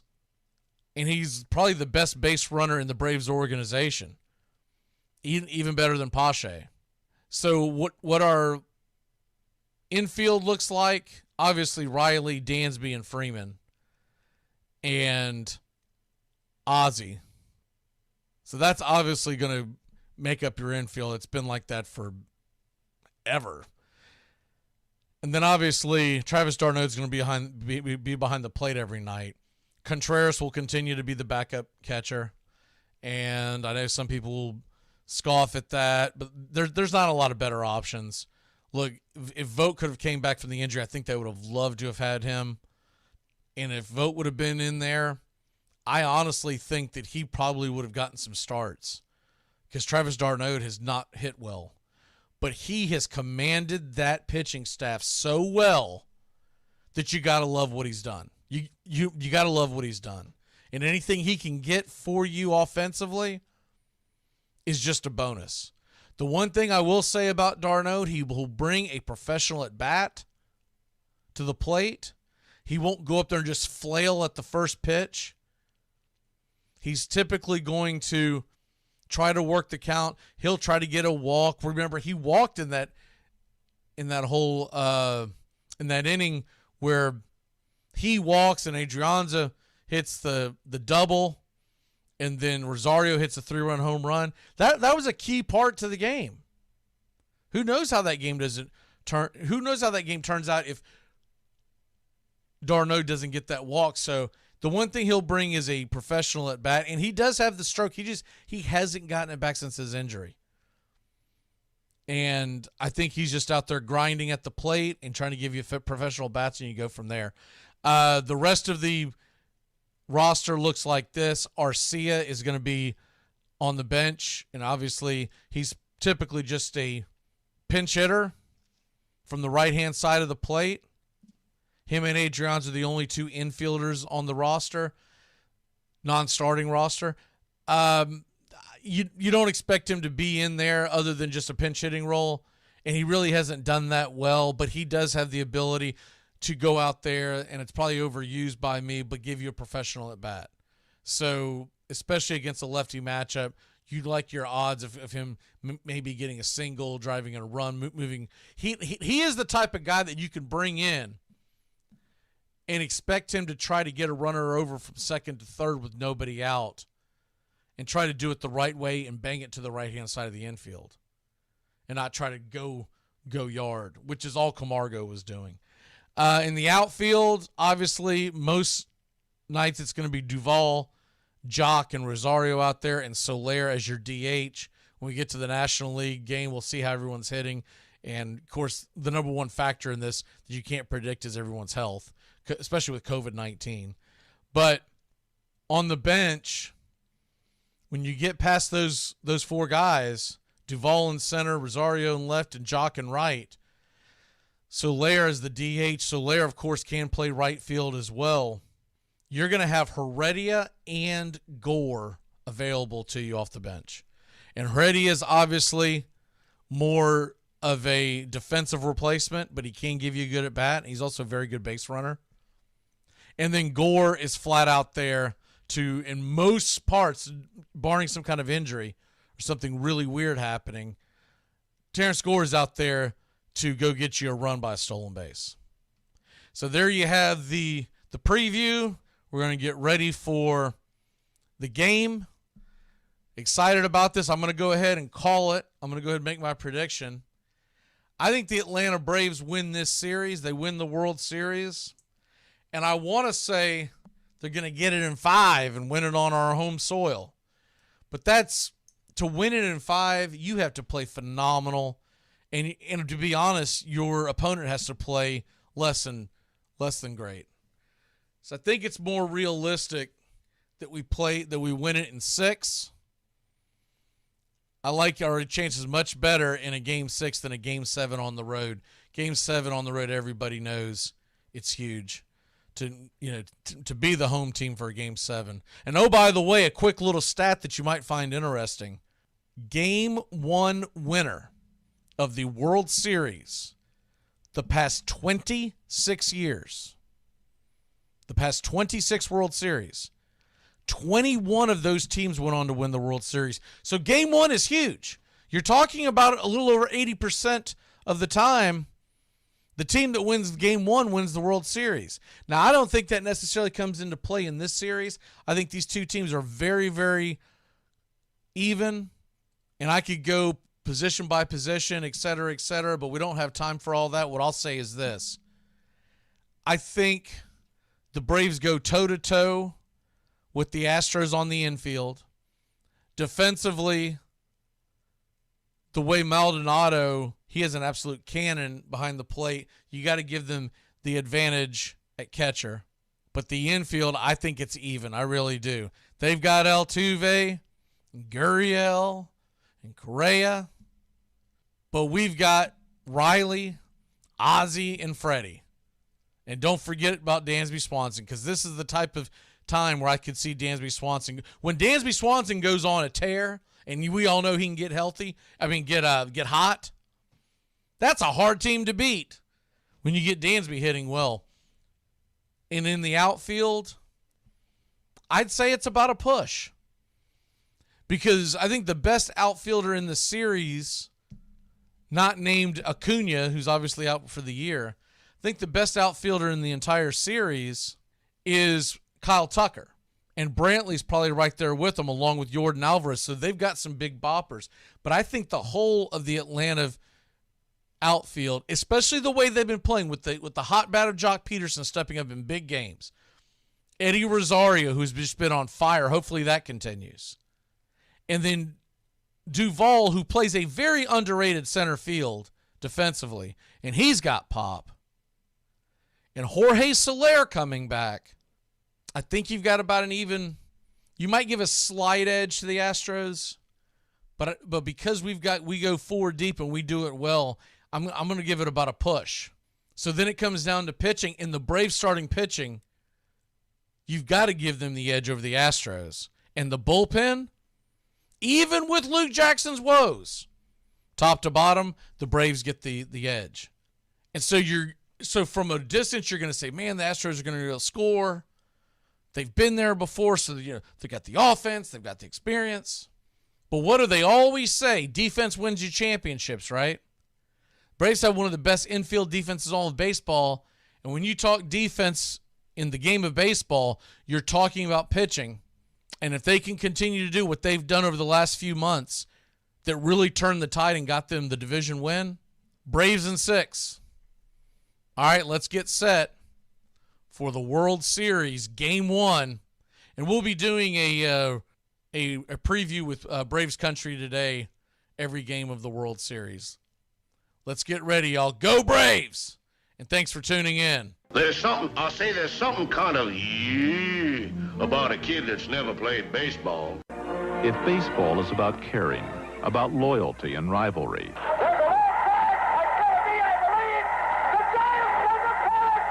Baerga is 0 for 3. Left center field. Grissom on the run. The team of the 90s has its world championship. There's a very peaceful thing. It was created and played in pastures and meadows. There's grass, there's outdoors, there's everything that people thought was American and feel about America. You get in a ballpark. And it's the wonder of walking through that dark tunnel and seeing a huge open space where men play the little boy's game.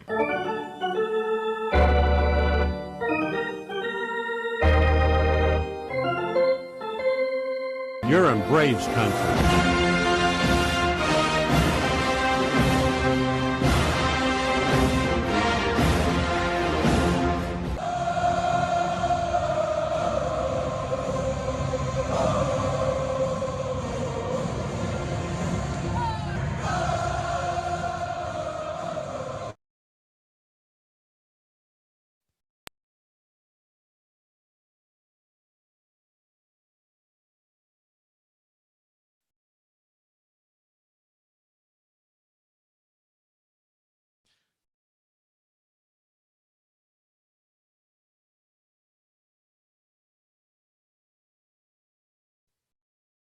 You're listening live to the 2021 World Series.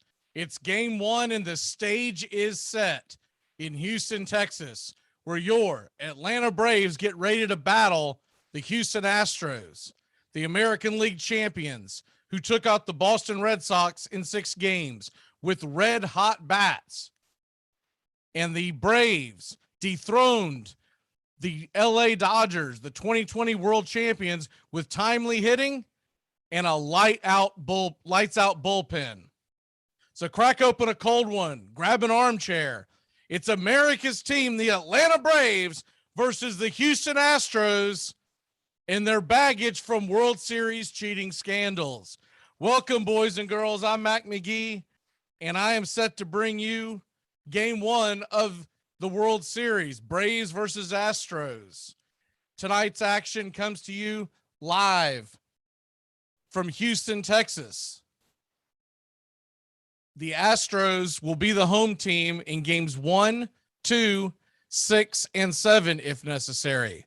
Atlanta will be at home for games 2, 3, and 4. I'm sorry, 3, 4, and 5. So tonight and tomorrow night in Houston, an off day Thursday, and then we'll get set to go to Atlanta Friday, Saturday, and Sunday. If there's a 6 and 7, it will be next Tuesday and next Wednesday. We will have every pitch here on Armchair Quarterbacks YouTube. Looking at the batting orders for tonight's game, as you have Jose Altuve will lead off for the home team of the Houston Astros. He's batting from the right-hand side of the plate and batting .277 on the year, 31 home runs and 83 RBIs. Michael Brantley hitting .311, 8 home runs and 47 RBIs and a .799 OPS. Bregman is your shortstop, and he's batting third. He hit .270 on the year and the .777 OPS. Yordan Alvarez, 33 home runs, the big lefty, 104 RBIs, just 24 years of age, 6'4", 225 pounds. Carlos Correa hitting .279 from the right side of the plate, the shortstop, soon to be a free agent, 26 home runs, 92 RBIs, and an .850 OPS. And Kyle Tucker batting .294 from the left side of the plate, playing right field, 30 home runs, 92 RBIs, and a .917 OPS. Yuli Gurriel is playing first from the right-hand side of the plate, and Chas McCormick gets the center field duty. He will split that throughout the series. He's batting from the right-hand side of the plate. And in the 9th position in the batting order, it's the hind catcher, Martin Maldonado. He has got a cannon for an arm. Charlie Morton is on the hill for the Atlanta Braves. That sets up the bottom of the first. The top of the first is we're getting first pitch any second here. Jorge Soler is back in the lineup after sitting out several days with COVID-19 and coming back late in the series versus the Dodgers as a pinch hitter. He is leading off, batting from the right-hand side of the plate in the designated hitter position. Freddie Freeman batting second and playing first, 31 home runs. And Ozzie Albies, the switch hitting second baseman, he'll be batting from the right-hand side of the plate tonight and batting third. Austin Riley batting cleanup, this .303 average on the 2021 season, 33 home runs and 107 RBIs. And Eddie Rosario, the National League Championship Series MVP, he's batting fifth from the left-hand side of the plate.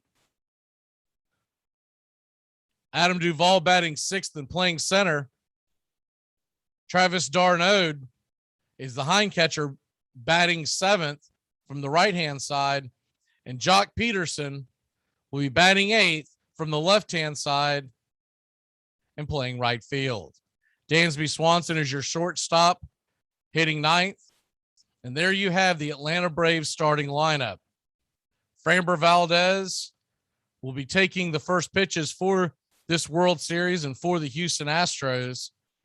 And Framber Valdez on the year, one of the craftiest left-handers in baseball, only 27 years old, started the season out on the IL, battled injury until about midway through the year. He did end up with an 11-6 record, a 3.14 ERA, 134 innings pitched, and 125 strikeouts with a whip of 1.24. He has a 2.4 WAR on the year. As far as Charlie Morton is concerned, we know that he is a big time, big game pitcher. He's become the first pitcher to throw for 3 different teams in the World Series in a 5-year span. And Charlie Morton will take the hill. This year had a 3.34 ERA, a 1.04 whip, 14-6 on the season. And his WAR sits at 4.0. The keys to this series, I believe it comes down to what it always comes down to, pitching. And Atlanta should have a little bit of an edge. The starting pitching is much better than Houston's. And the bullpen, you got to give Atlanta a slight edge, even with Luke Jackson's woes that he's had the last couple of times out. The rest of the bullpen for Atlanta has been very good. The very back end of that Houston bullpen is very difficult to get on. You got Graveman, you've got Presley, but if you can get into the middle of that bullpen, in other words, force Valdez, who is the game 1 starter, to come out of the game by the 5th, 6th inning, get into the middle part of that bullpen, you can expose Houston's bullpen pitching, especially in the front end of their pen. The betting line was Atlanta plus 110 as we're hitting first pitch. And the Astros have come down to minus 120. When the series first hit the books in Vegas, Astros were minus 140, minus 145 in some books, and the Braves were up to plus 120. As about 2 hours ago, the Braves and the Astros were an even money from the public, meaning half the public betting Astros, half the public betting Braves. That's very rare in a 7-game series in any sport, much less baseball. So it's about as even as it gets in a series, and it's going to be the little things I think that can make a big difference.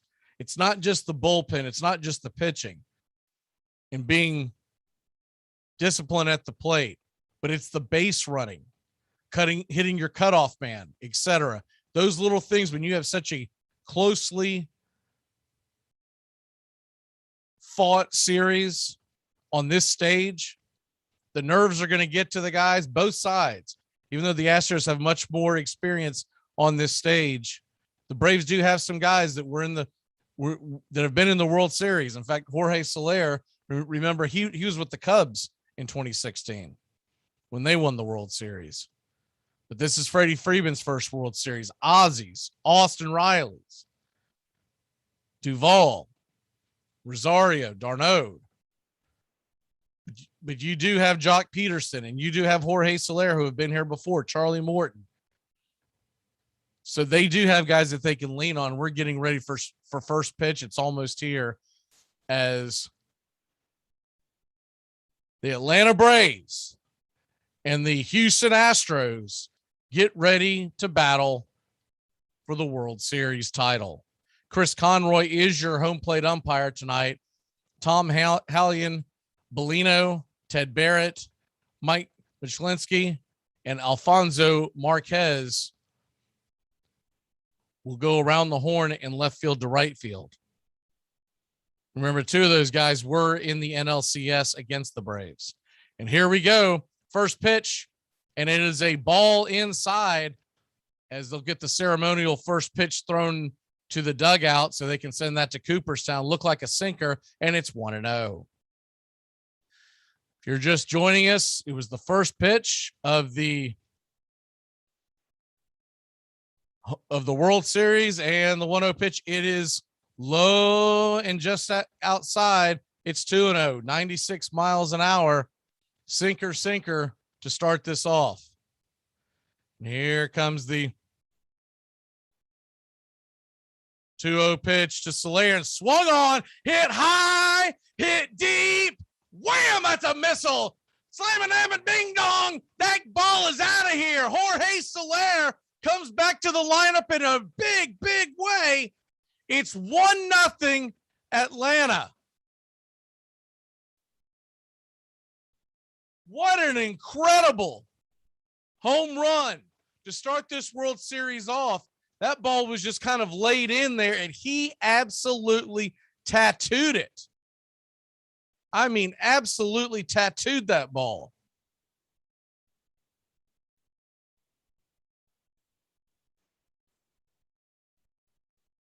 One nothing Atlanta.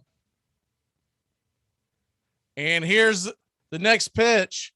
It is a sinker low, 0-1. And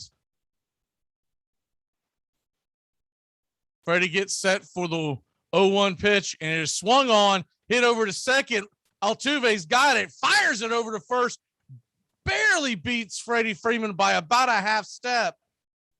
And there's one away here in the top of the first. Walt Weiss is checking the replay to see if there may need to be a review. I don't believe you're going to get one, as Altuve threw off his back foot. What an incredibly athletic play. The ball was just beat Freddie Freeman. I mean, we're talking about like a quarter step. Unbelievable play by Altuve. And already we've got fireworks to start this World Series. Here's the first pitch to Ozzie Albies, and it's a curveball way outside, and it's 1-0.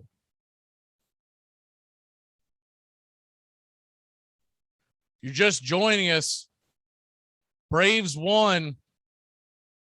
Houston nothing off a Jorge Soler solo shot. Already paying off, putting Soler back in the lineup.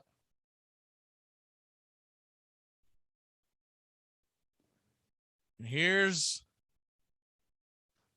the 2-0 pitch to Ozzie from Valdez, and he fires it in, and it swung on, hit onto the left side of the infield. Valdez throws it off balance down to first base, and Ozzie beats it out. There's a runner on first, one away, and the Braves got something cooking with a 1-run lead. Great hustle by Ozzie as he rolled over on that ball. And honestly, the ball was more like it might as well be called a swinging bunt. Valdez actually made a pretty good play on it, but no chance to catch the fast-footed Ozzie Albies. He was busting it down the line. Very good play by Valdez, to be honest with you. I don't think anyone could have made that play. The third baseman would have had to have been playing in and charging to make that play. So here comes Austin Riley. First pitch is a sinker inside, and it's 1-0. Austin Riley comes to the plate, hitting .250 in the postseason. Atlanta 1, Houston nothing. If you're just joining us, the fireworks begin early. And here's the 1-0 pitch from Valdez. And it is a sinker again, low and below the knees. It's 2-0. Valdez pitched phenomenally in his last outing, but struggled in his first outing against the Red Sox. So it looks like to be having some more of these issues. And here comes the 2-0 pitch to Riley. And Ozzie's taken off. Here goes the throw. Maldonado juggles it, can't get a hold of the ball, and Ozzie's in second base with these, and it's a 3-0 count. Great base running by Ozzie Albies. Maldonado's got a cannon for an arm. So not something you necessarily want to get out there and run against, but he picked a perfect pitch, and Maldonado just could not get a handle on the ball. Maldonado had an incredible throw him out at second in Game 6 of the ALCS that killed the rally of the Red Sox in the 7th inning. Here's the The 3-0 pitch, and it swung on, and it is hit in the gap. Riley's going to motor around to second, slide in, a feet first slide, and Atlanta leads it 2-0 as Ozzie Albies comes cooking around third base to score with ease. Atlanta 2, Houston 0.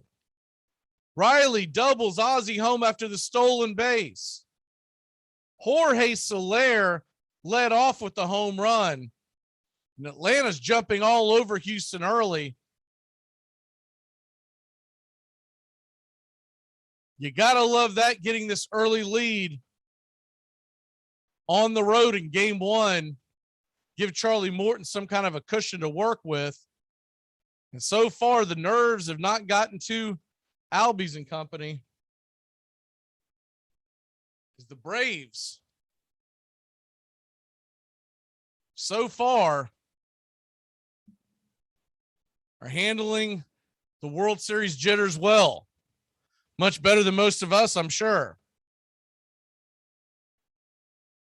Brian Snitker and Dusty Baker making this the oldest matchup by combined ages of managers in World Series history. This is going to bring Rosario to the plate as the mound visit is over, and Rosario digs in.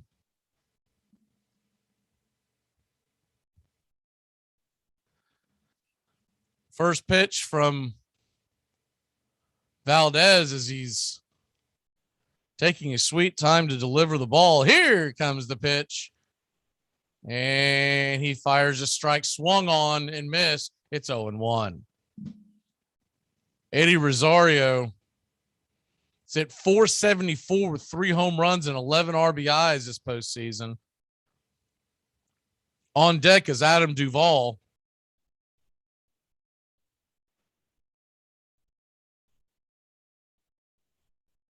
Here's the 0-2 pitch. 0-1 pitch, excuse me, and it's a strike at the knees. It's 0-2. Sinker to get ahead.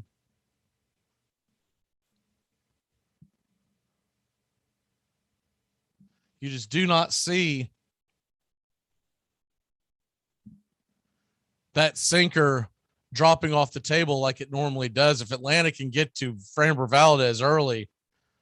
Here's the 0-2 pitch, and there's a curveball in the dirt.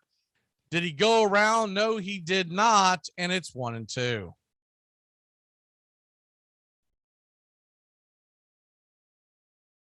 Atlanta 2, Houston 0.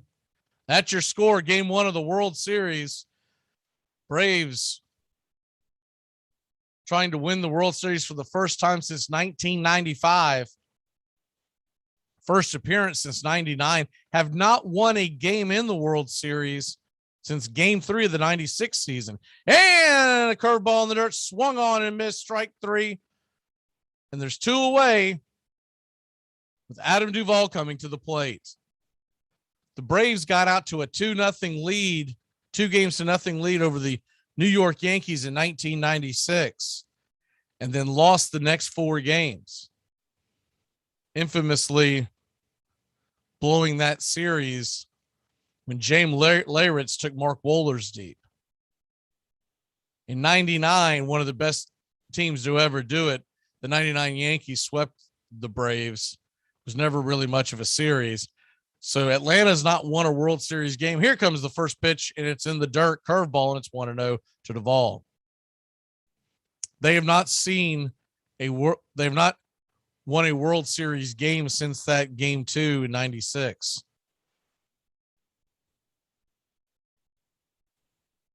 They were coming off defending their championship from 95, where they beat the Cleveland Indians in 6 games. The infamous David Justice solo shot after ticking off the fans of Atlanta. And one of the best pitch games by Tom Glavine in the history of the World Series. Here comes the 1-0 pitch, and it's a curveball way inside, and it's 2-0. If Atlanta can keep this going, Travis d'Arnaud would be next. He's on deck with Jock Peterson in the hole.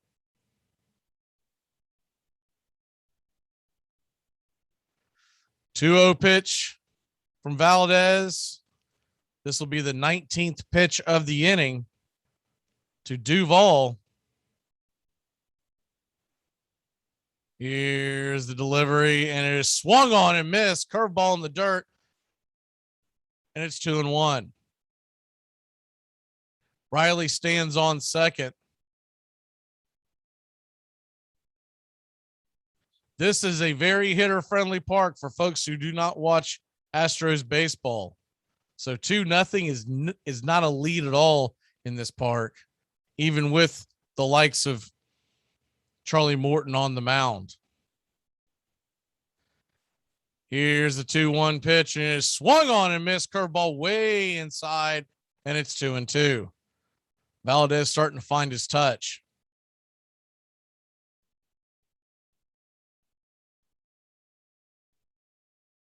Houston crowd is standing on their feet with the 2-2 count, trying to rally on. Framber Valdez throwing his 21st pitch of the inning, the 21st pitch of the first inning, giving up 2 runs. And Valdez steps off the rubber for a second, and we'll do it again. Here's the 2-2 pitch, and it is swung on and hit high and deep into right field, and Tucker's got it at the warning track. Wow! He gave that a ride. We're going to take a break. When we come back, the Astros grab the bats, and Charlie Morton grabs the mound. You're listening to Braves Baseball. This portion of the show is being brought to you by Ed's Almost Good Beer. Remember, Ed's Almost Good Beer was brewed in God's country when God wasn't looking. I'm not audible. How audible? I'll use Omaha! Omaha! Red Polly! Red Polly! Blue Poncho! Blue Poncho! Do it! Rambo! Rambo! Give me Kershaw here, Kershaw! You're listening to the Armchair Quarterbacks. Japan! Richmond, New York! Richmond, Florida! Cali, Buffalo! Check! Hey, Short Ox! Ludo Raiders! Omaha!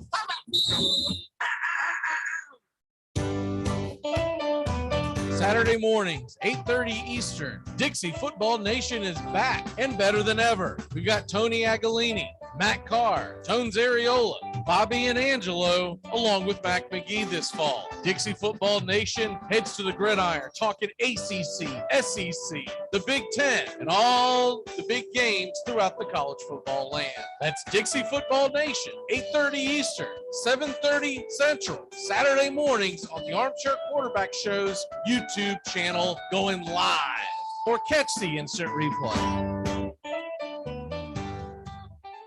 Enjoy sun-drenched days, epic stays, and plenty of room to roam in Greater Fort Lauderdale. Our hotels, attractions, and restaurants have taken the Visit Lauderdale's Safe and Clean pledge, so you can relax and explore with confidence. When you are ready for that well-deserved staycation, our 23 miles of golden beaches await. Find wide-open spaces to hike, bike, kayak, and paddleboard. Visit your favorite attractions, then dine out in style in socially distanced dining rooms or al fresco on waterfront patios. Learn more at sunny.org.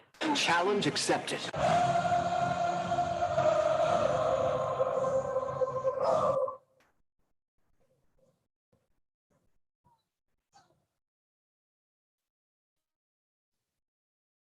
Welcome back here to Atlanta Braves baseball. If you're just joining us, the Braves grab a 2-0 lead to start this World Series. Jorge Soler hit a missile over the left field wall on a 2-0 count. And then Ozzie Albies got on, stole second, and Austin Riley ripped him home with a double, and the Braves scored 2 runs to get things going. Here come the Houston Astros and their loaded lineup. Jose Altuve set to dig in here. Jose Altuve hitting 200 in this postseason, but don't let that fool you. 3 home runs. And Charlie Morton set to take the hill. He's no stranger to the Astros. He pitched for this Astros organization, and then, of course, pitched against them last year in the World Series for the Tampa Bay Rays. So this is his third appearance. Second appearance for a team, third against his old team of the Astros. Here's the first pitch from Charlie, and it's a fastball, ripped foul, 96 miles an hour, just off the plate, and it's 0-1. Charlie Morton. I think Freddie said it best in the pre-series press conference. Here's the 0-1 pitch from Charlie, and it's swung on, foul down the line again. It's 0-2. He's one of the best big game pitchers left in this sport. 3.77 ERA in the postseason.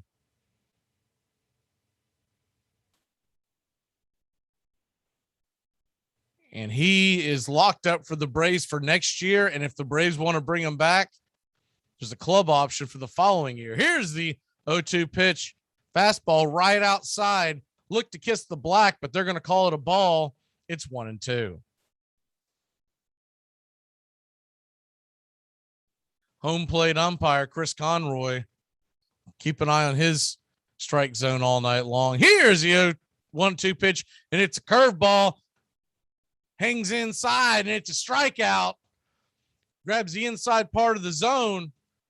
He'll sit him down for the first out of the World Series for the Houston Astros. Good pitch by Charlie. That thing just bent out of nowhere, and it kind of buckled Altuve's knees. Charlie working with the 2-0 lead. And here comes Michael Brantley to the plate, one of the best pure hitters in all of baseball. Swung on, and he rips it into right field. Right on cue.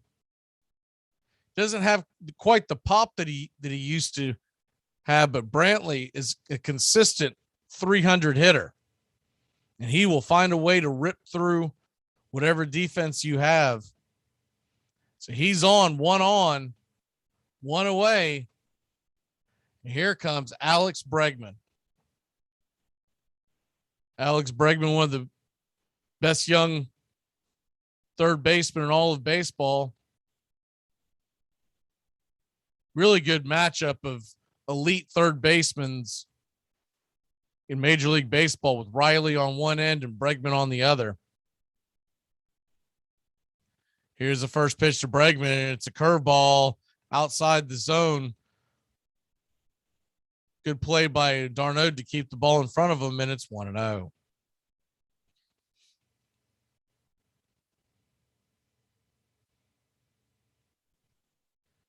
Sold out crowd in Houston, Texas.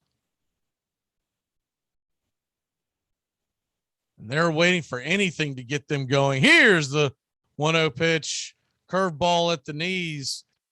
He's going to call it low, and it's now 2-0.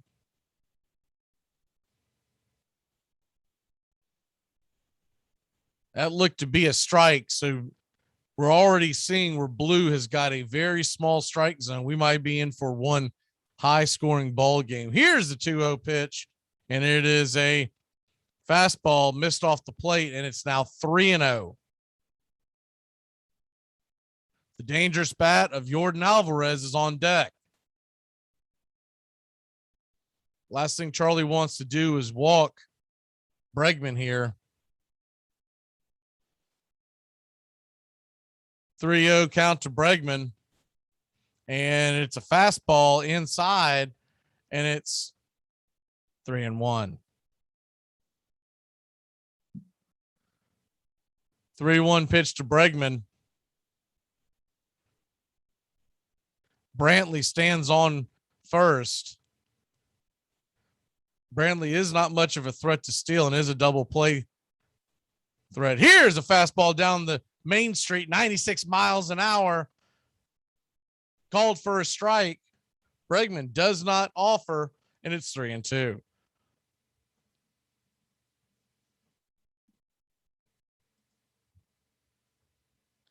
Three-two count.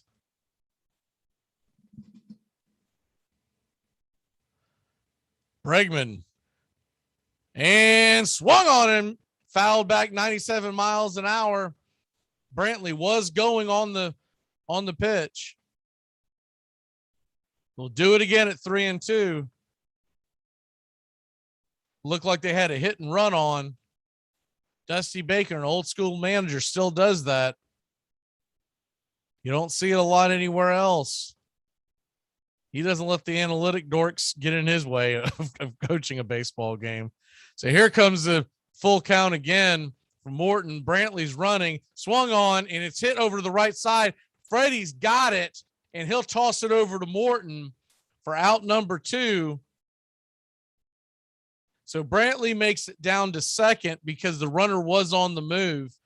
Bregman made sure to make contact to stay out of the double play or the strike him out, throw him out. But the Braves do get the out.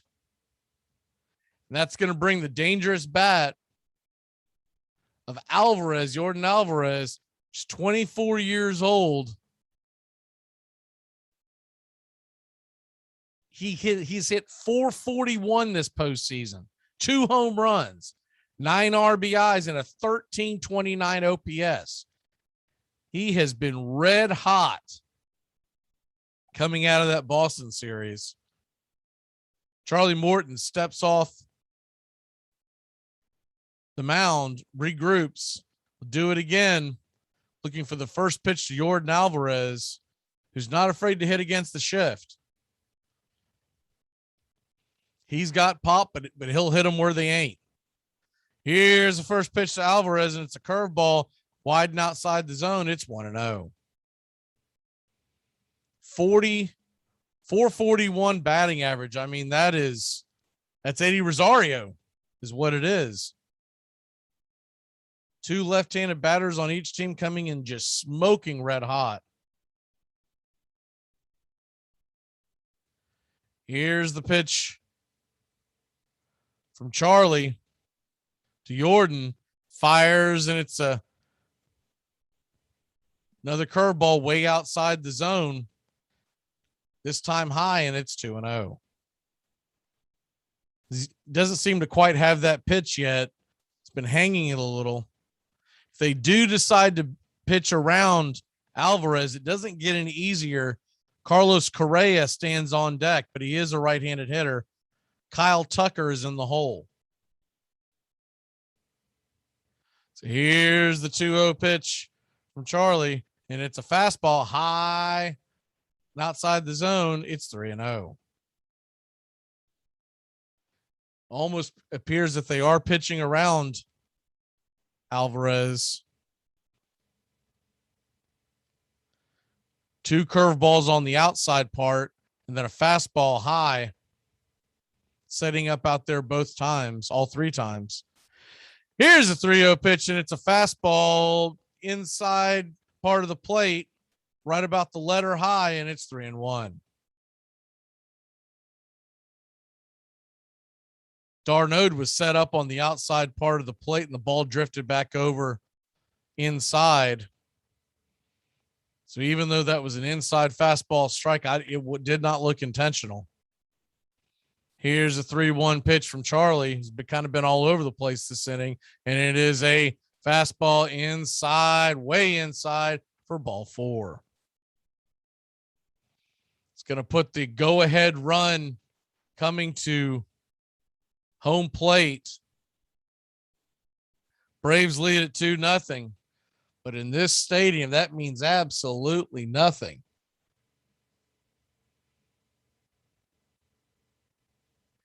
As the Houston Astros with this offense can get going on any drop of a hat.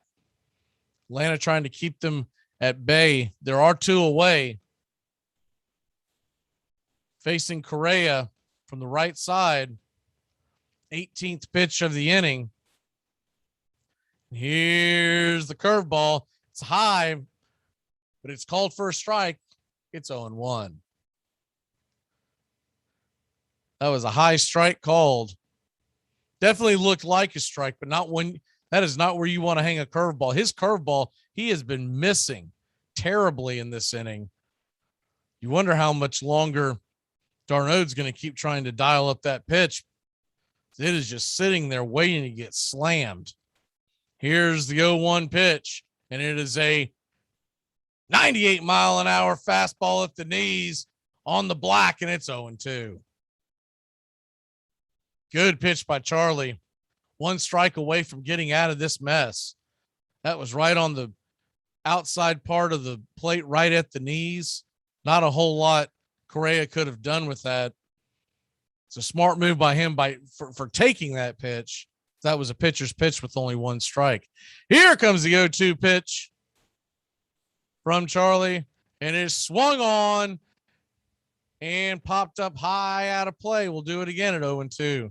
Looked like it was the curveball again.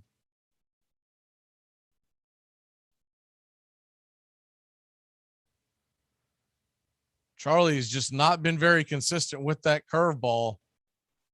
Sinker, fastball have done him much better so far. Dial it up again at 0-2. 21st pitch of the inning. Charlie Morton is laboring here in the first inning, trying to get through this, and it is a curveball way outside the zone in the left-handed batter's box for 1-2.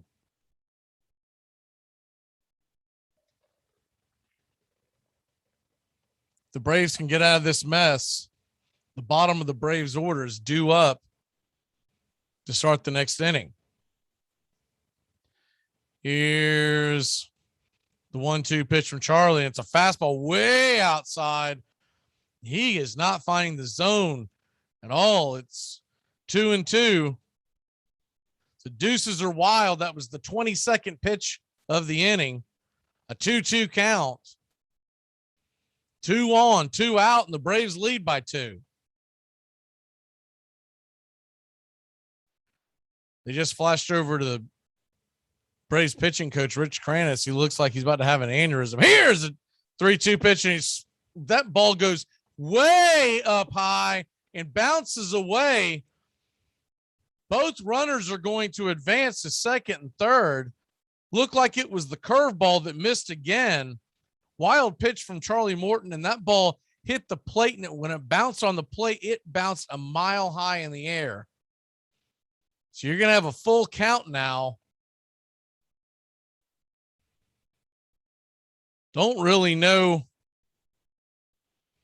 what to say about this other than the fact that Charlie Morton has not been on point so far. He has struggled early on in some of these games. Usually gets it straightened out. He is getting his pitch count up high. Here's the 3-2 pitch is inside, and it's going to clip Correa, and he'll go down to first. Would have been a ball anyways. I believe it would have been. That looked like it was possibly the curveball that got away once again. Rich Kranitz, the pitching coach, is finally going to come out to the mound to talk to Morton. Try to settle him down. Maybe he's seeing something in his mechanics. It's going to bring up the dangerous bat of Kyle Tucker. And Morton, 24 pitches into the evening. Braves spotted him a 2-0 lead. Right now, he's just trying to get out of this inning. He has not been accurate at all with that curveball, and I don't know why they keep trying to dial it up. That was the curveball, by the way, on a 3-2 pitch, where he has not been able to throw that thing yet. And for whatever reason, they dialed it up again, and this time it missed inside. It got Correa in the wallet area.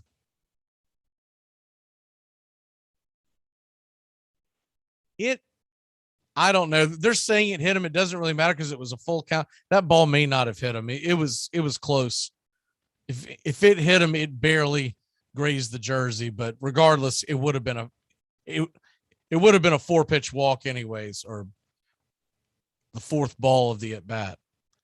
So here comes Kyle Tucker, big left-handed hitter, and here's the first pitch, swung on and missed. That was another curveball hanging in the zone. Luckily, Tucker missed it, and it's 0-1. They are just determined to throw that pitch when he has not had the feel for it at all. Bases loaded, 2 away. All the ducks are on the pond. Here we go. 0-1 pitch. The Tucker is Charlie Morton. Here's the delivery. Swung on and ripped over to second base. Ozzy's got it. Bang! He gets him at first. The Braves are out of it. We head to the top of the second inning. Atlanta leads it 2-0. Max, a woman in my section wants to know if we do anything gluten-free. What do I tell her? Tell her she's not allergic to gluten. She's just masking an eating disorder.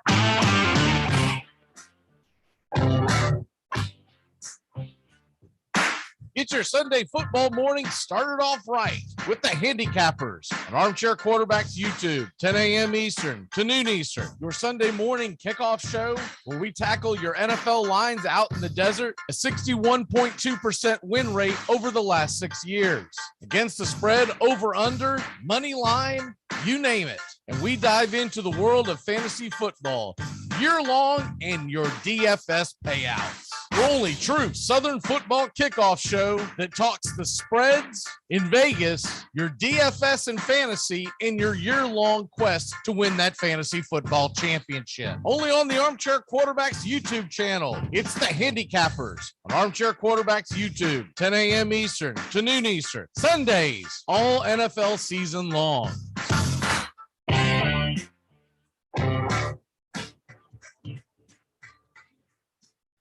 Tom has been a teacher for over 40 years. One day, I think one of the students had asked the question and he didn't remember the answer. I also noticed that he was letting his class out earlier than they were supposed to let out. I was really starting to worry. Levi and I talked about how it would change our lives, but he was there beside me.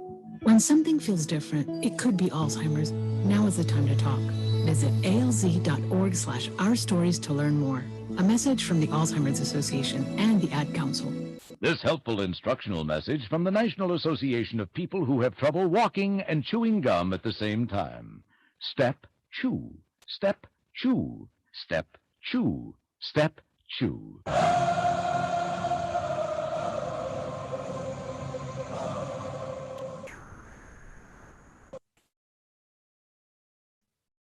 Welcome back here to Atlanta Braves baseball. You're listening to Braves Country broadcast. I'm Mac McGee, bringing you the entire World Series, every single pitch, all the way to the Atlanta Braves' second World Championships, the Braves organization's fourth World Championship, if we can pull it off. Atlanta Braves are the only organization to win a world title that all world titles have been won in each city, but those were the only titles they have won. Won one in Boston in 1914, Milwaukee in 1953, and then, of course, 1995 in Atlanta. Here comes the first pitch as we begin top of the second, and it's a sinker high to Darnold. It's 0-1. Same type of pitch that Soler rattled out of the stadium to start the game off. 194 hitter in these playoffs. Here's the 0-1 pitch. That's a low sinker called for a strike. It's 0-2. And I think Darnold's probably saying, I don't mind that pitch being called a strike, but by God, we're not getting that. Here's the 0-2 pitch, and it is a sinker just off the plate, and it's 1-2. Framber Valdez pretty much throws a changeup and a sinker. His sinker has about fastball speed, but sinker action. Curveball swung on and banged it through the right side of the infield for a single as he gets it in between Gurriel and Altuve. And we got the leadoff runner on to start the second inning.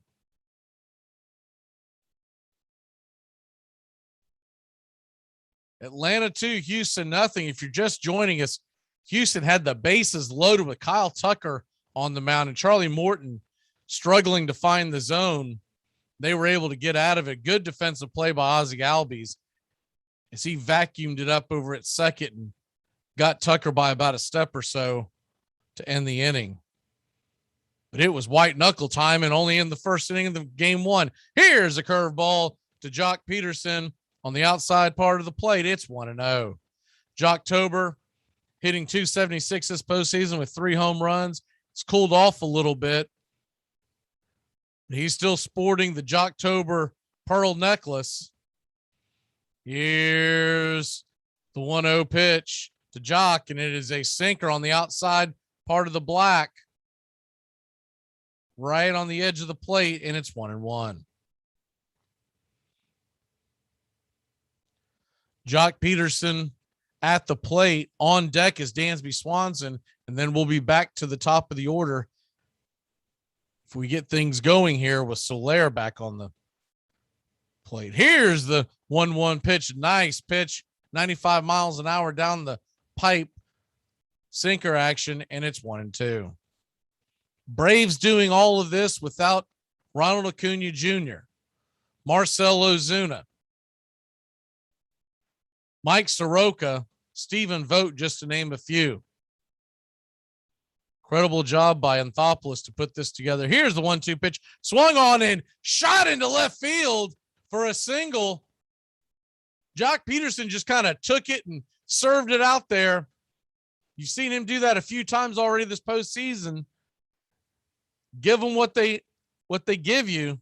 Take what they give you. The Braves have runners on first and second. Nobody out for Dansby Swanson.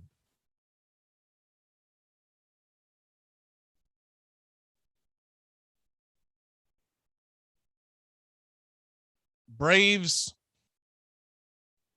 trying to find a way to add to this lead. I think we're going to have a high scoring game all night long. I think all the games here in the American League Park are going to be high scoring. Here's the first pitch, 95 miles an hour below the knees to Swanson, and it's 1-0. The run line for the Braves pre-game out in the desert was 3.5 runs over under. For Houston, it was 4.5, and for the total, it was 8.5. Here's the 1-0 pitch, swung on and hit high and deep into center field. He gives it a ride, but at the wall, it's going to be caught, but not before both of the runners. Not only did Travis d'Arnaud make it from second to third on the tag up, but Jock Peterson booked it down to second. So we've got runners on second and third. Great job of hitting by Dansby Swanson, moving those guys over. Deep out. He almost got that. He gave that ball a ride.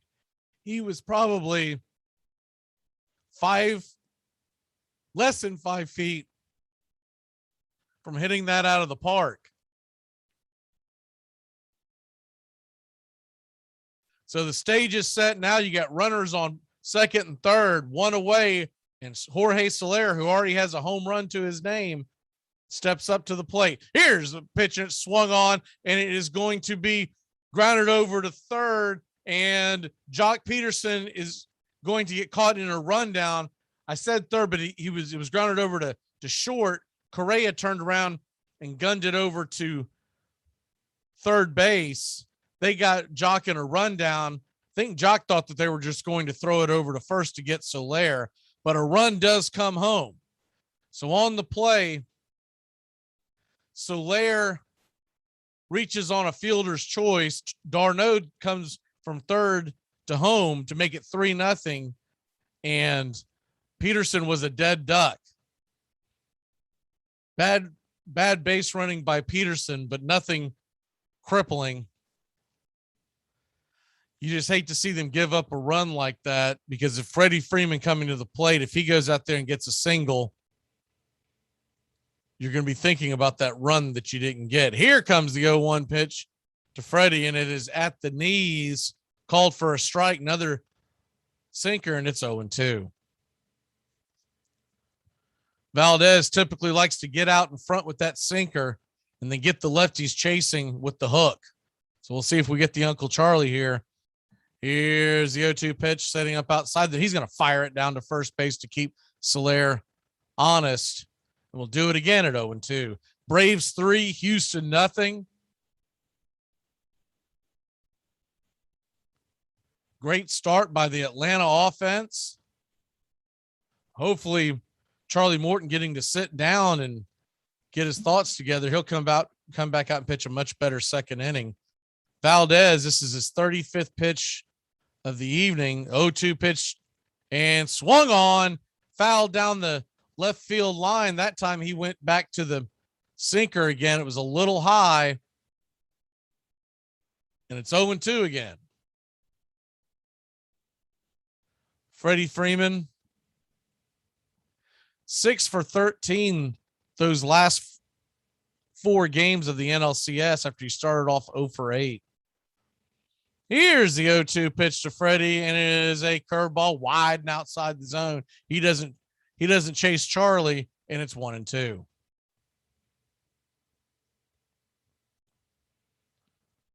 There are other sports going on. We'll get you caught up on that scoreboard here in a little bit. Nothing nearly as important as game 1 of the 2021 World Series. Here's the 1-2 pitch, and it is a ball down into the dirt. Looked like it was the sinker, and it's 2-2.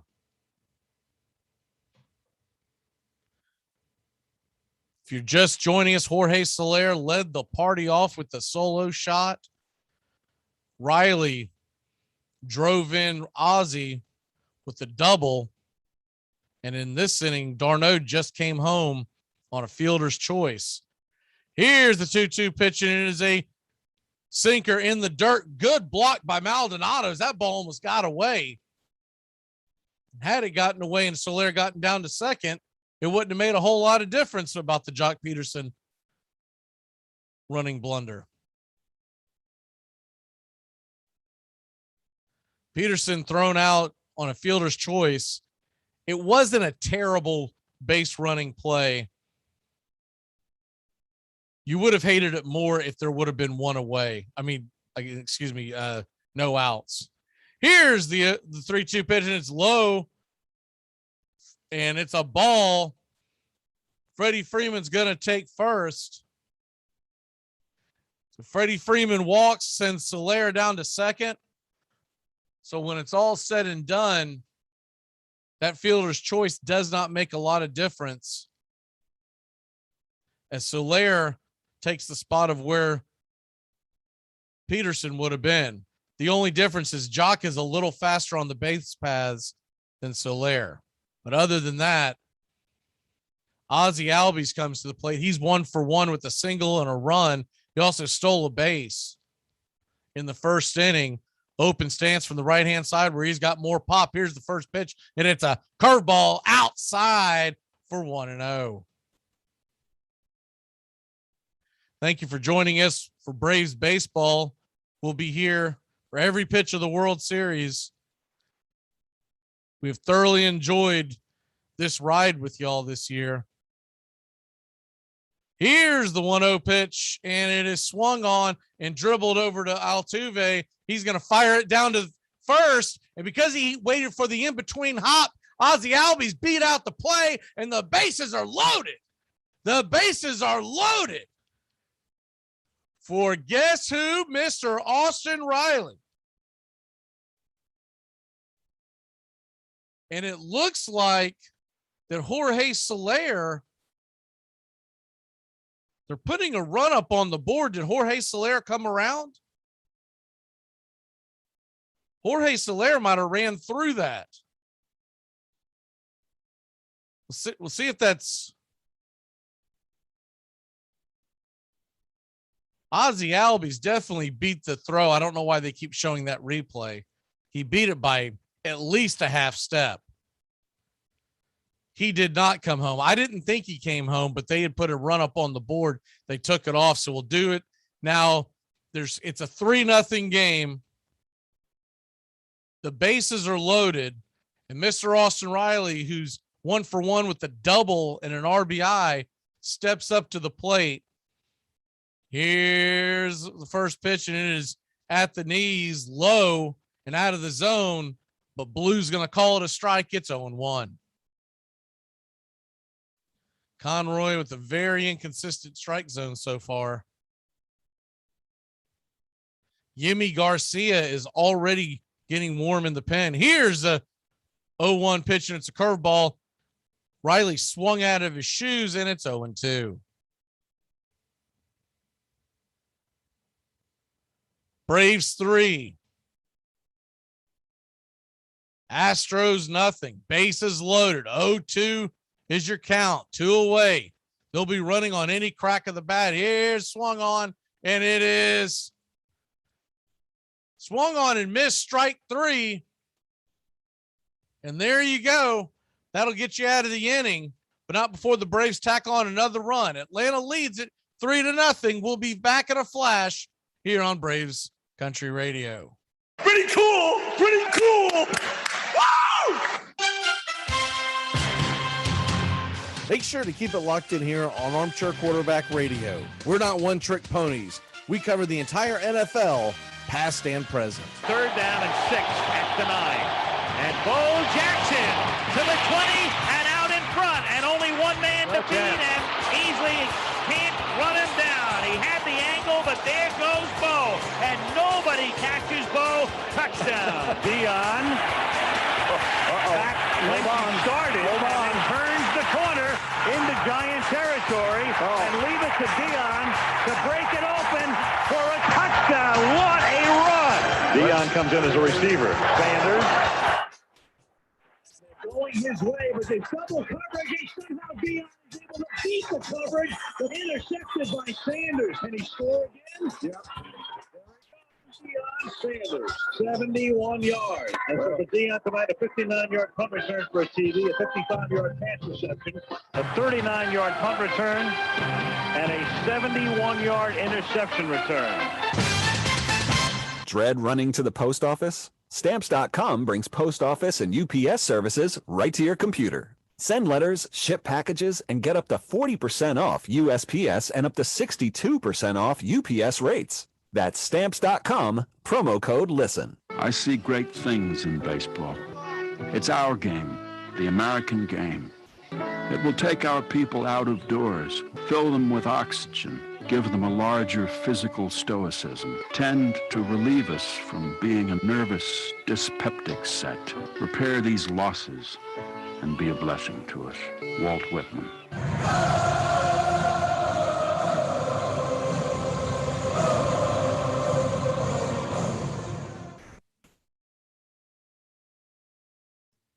Welcome back here to Atlanta Braves baseball, where your Atlanta Braves lead Houston 3-0. We'll see if Charlie Morton's got better grasp on the strike zone. First inning, he struggled, got the bases loaded, but was able to finesse his way out of it. Charlie's done this a few times recently and usually gets it under control and has gone on to pitch really good games. So we got to have a lot of faith in him. Sometimes the pitchers just don't have it, and you got to be concerned. That's what it looks like with Framber Valdez. I wonder how much longer Houston will go with Valdez. Charlie Morton sets up for the first pitch to Gurriel, and it's a fastball, 96 miles an hour down the pipe, fouled back, and it's 0-1.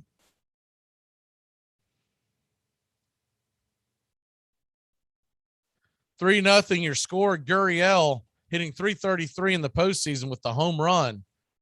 Not really known for his power, but he can go deep. Here's the 0-1 pitch, and it is a grounder off of Charlie off the mound and shoveled over to Freddie Freeman for the out, and there's one away. Charlie was able to grab that and underhand it, shovel it over to Freddie. Ball was shot back to him.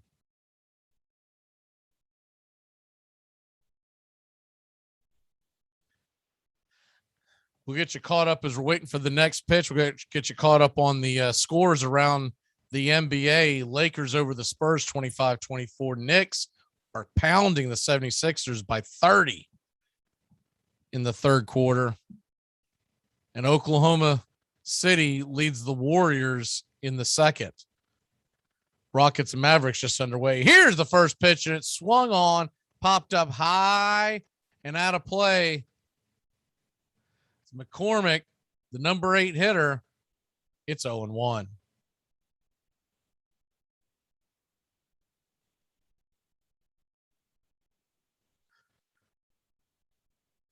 Oh-1 pitch with one away. Here's the windup and the delivery, and it's a curveball all just off the plate. And it's 1-1. Charlie hasn't been able to place that curveball yet. Hoping he can get that going here soon. Here's the Gurriel's going to ask for time to step out of the box. We'll do it again.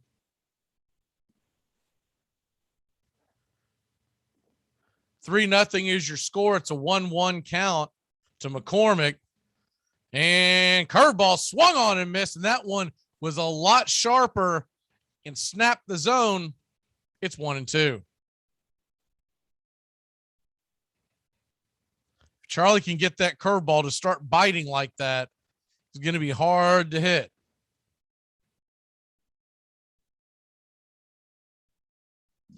Here's the 1-2 pitch. It swung on. Strike 3. Sit him down. Nice look curveball that dropped off the plate again. Dropped off the table is what I meant to say. Charlie Morton, 2 up, 2 down to face the catcher, Maldonado. We can get out of this. We won't have to see the top of the order until the third inning.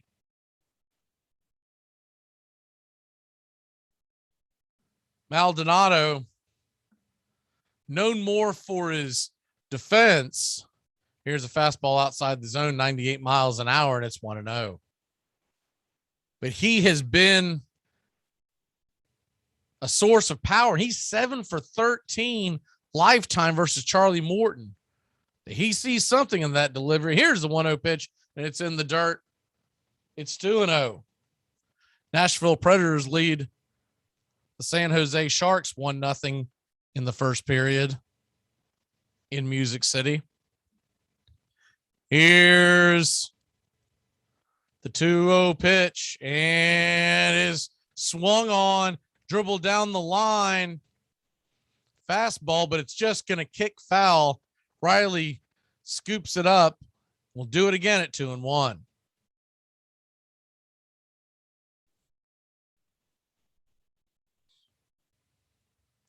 Lightning are up on the Penguins 3-0 in the NHL, and the Flames all over the Devils 4-1.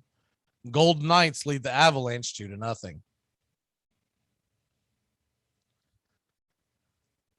Here's the 2-1 pitch as they get settled back in, and swung on and missed.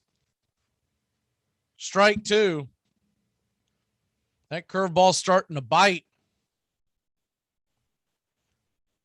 Morton 1 strike away from a clean inning that he desperately needs after that rough first inning. 37th pitch of the evening, and it swung on. Fastball high, but way out of play, and we'll do it again at 2-2.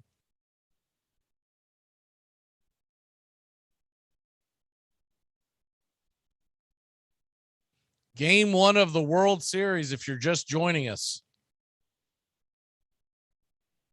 Atlanta trying to take that much-needed 1-0 lead tonight and tomorrow night in Houston. An off day on Thursday, and then Friday, Saturday, Sunday in Atlanta. Here's the 2-2 pitch, and it's swung on, and it's rifled over to Freddie Freeman. He's got it, and they put him away. We head to the top of the third inning. The Braves will grab the bats, leading 3-0. Hi, I'm going to be your waitress because my mother drank.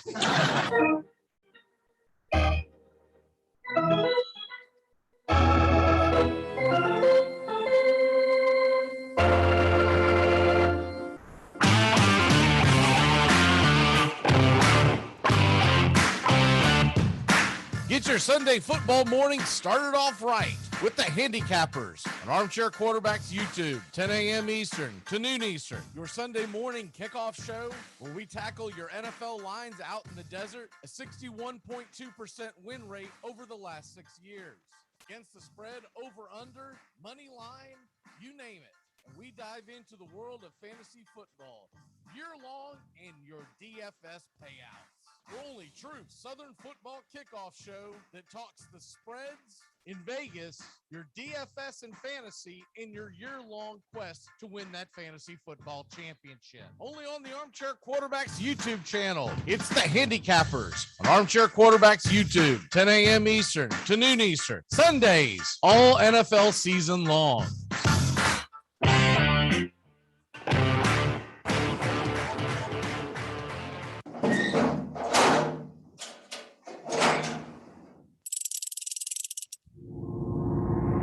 Must be sitting on the slider.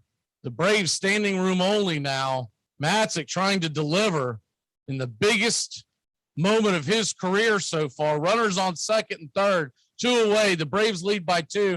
Fastball swung on and missed. Sit down, baby. Matzik comes in and absolutely yaks the whole side.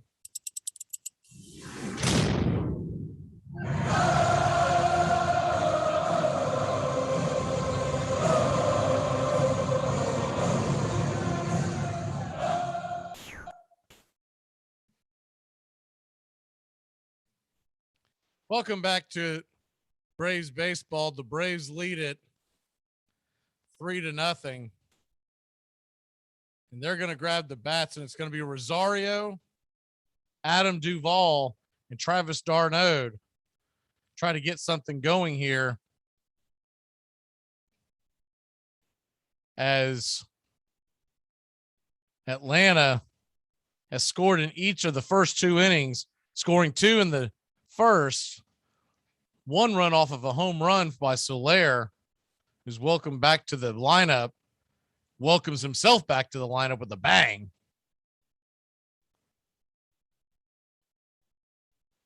And Atlanta had a chance to almost break this game open. They had the bases loaded in the last inning, just could not get a run through. As Riley had the bases loaded 2 away. So close to doing something here. Here's the first pitch to Rosario. He swings at a curveball and bangs it foul. It's 0-1.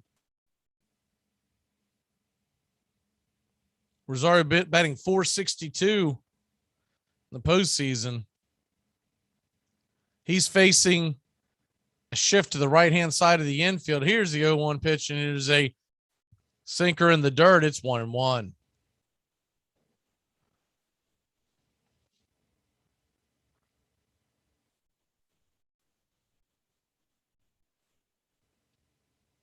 Braves lead it 3-0. Here's the 1-1 pitch, and it is a fastball high. Might have been the sinker, but regardless, it's now 2-1.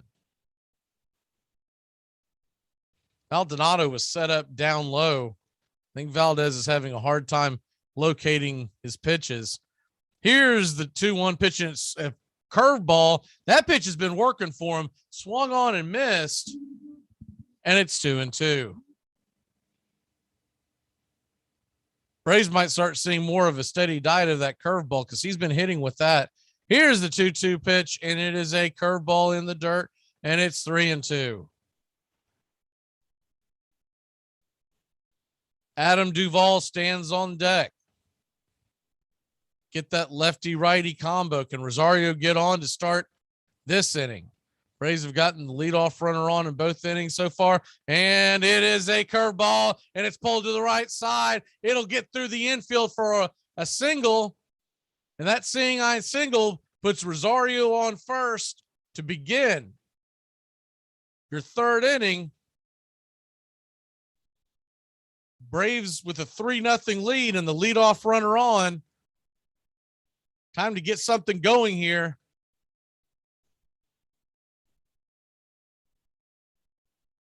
But this outing so far, Atlanta has got an opportunity here to put this game away early. You'd love to see him do it. You let those Houston bats hang around and stay in the game, they can put up a crooked number with the best of them. There's another mound visit, this time by the pitching coach to Framber Valdez.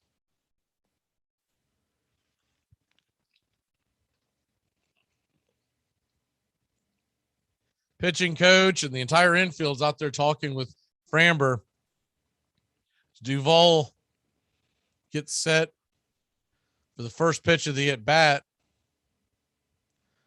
Home plate umpire Chris Conroy goes out there to break up the party. Doesn't do a very good job of it, though, because Correa, Valdez, and Maldonado continue to jibber-jabber there for a while, but everyone's finally now clearing out and will get set behind the plate.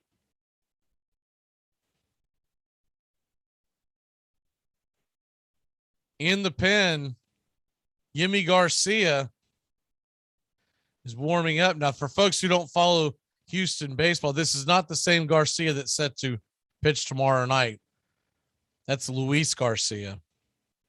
Yimi is a big right-handed relief pitcher that tends to come when he comes in, he tends to pitch 2 to 3 innings.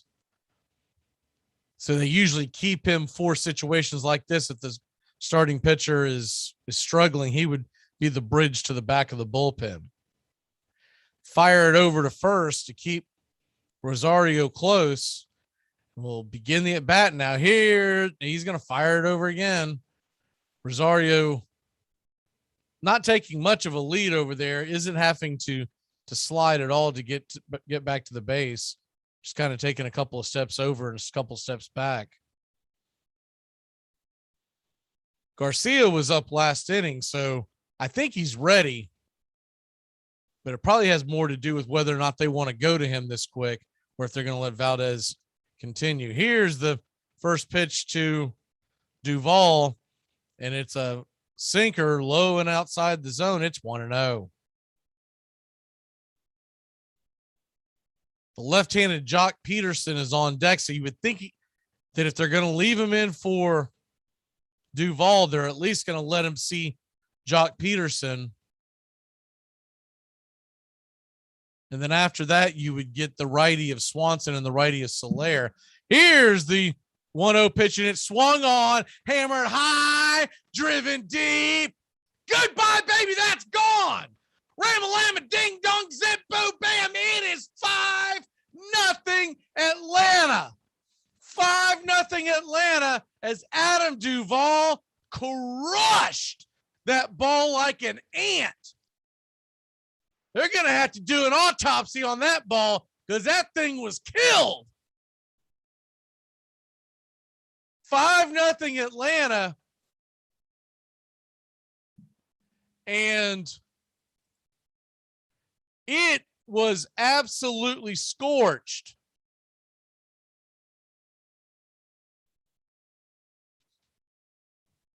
Unbelievable.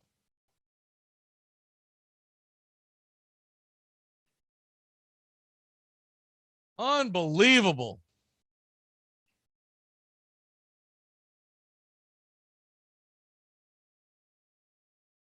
And that's going to do it. They're going to go to the pen when we come back. Jock Peterson's going to be facing Yimi Garcia. We'll be back in a flash here. It all starts with just one thing. When recycling, rinse out jars and cans and avoid recycling wax paper or paper soiled with food. This will reduce recycling contamination. Find tips and more at onethingus.com. What's your one thing? That's the sound of NyQuil Severe hard at work. NyQuil Severe is the best sleep with a cold medicine. No tossing and turning, just rest and recovery. So you're ready to take on tomorrow. For powerful relief of your worst cold and flu symptoms, try NyQuil Severe. The nighttime sniffling, sneezing, coughing, aching, stuffy head, best sleep with a cold medicine. Use as directed. Keep out of reach of children.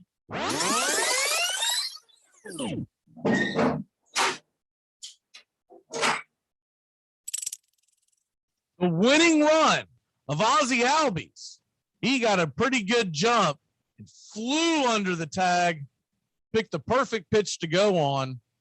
In Atlanta, a single could win this game. Austin Riley stands at the plate. Peterson is on deck. Here's the swung on, and it is roped down the line. It's going to rattle around, and oh, baby boy, here comes Ozzie Albies. He's going to score. The Braves walk it off in fine fashion. Oh, my word, the first pitch, and it is absolutely scoop-a-doop down the line. How about that? How about that? The Atlanta Braves whole comeback and score a run in the ninth inning, bottom of the ninth, and walk it off. This team has more lives than a cat.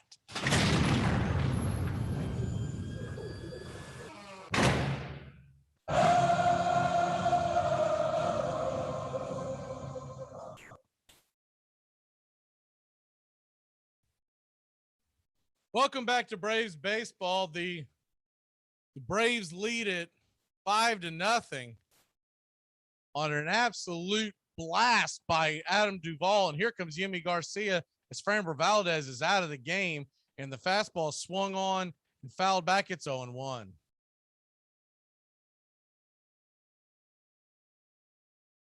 Atlanta leads at 5-1, 2 home runs already.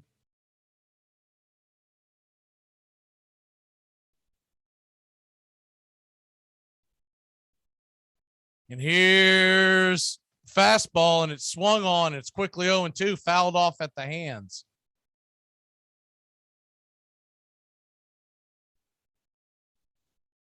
Travis d'Arnaud 1 for 1. He scored earlier in the game.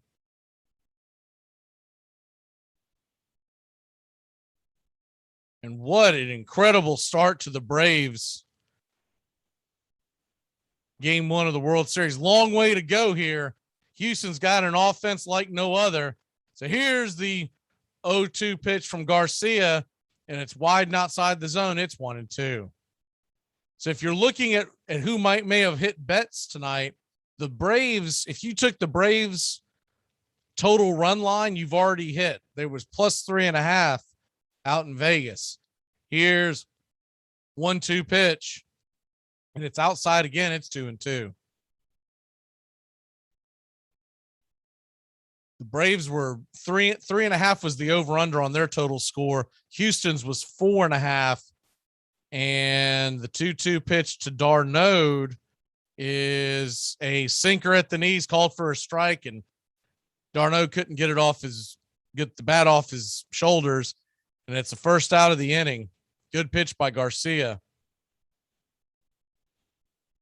What this could also do for Atlanta, Garcia is one of those guys that they would be going to look for some help in what is essentially going to be a bullpen game tomorrow from Houston.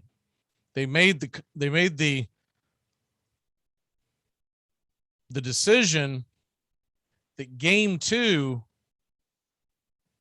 after Framber Valdez, as we get ready for the first pitch to Jock Peterson, and it is a fastball sinker, low and outside the zone, swung over and missed, and it's 0-1.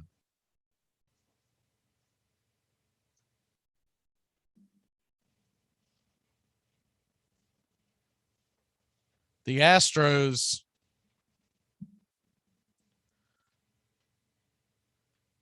(0-1) pitch, and it is a sinker. They're going to say Jock went around. I don't know about that one. It's a very generous strike call, and Jock got something to bark about and say you can't blame him on that one, and it's 0-2. Third base umpire Ted Barrett must have dinner plans. Here comes the 0-2 pitch, and it's in the dirt, taken for a ball. It's 1-2.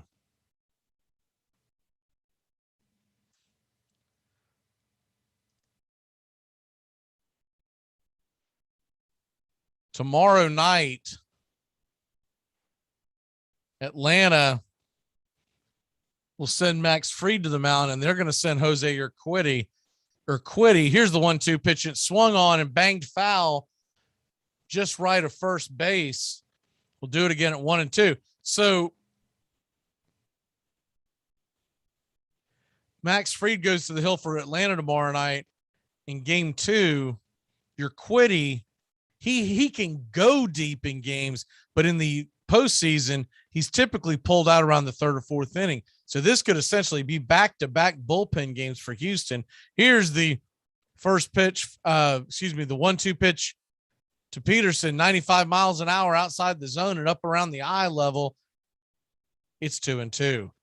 Dansby Swanson, who had a loud out last time up, took the ball deep to center field. Here's the 2-2 pitch, swung on, and it's hit high and deep, but just gonna die at the warning track for out number 2.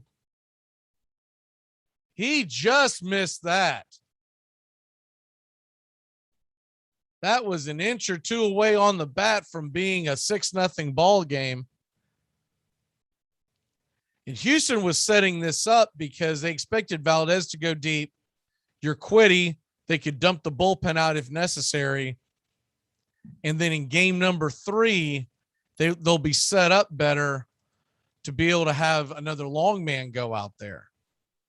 Because Garcia, here's the first pitch, and it's off the plate, but they're going to call it a strike. It's 0-1.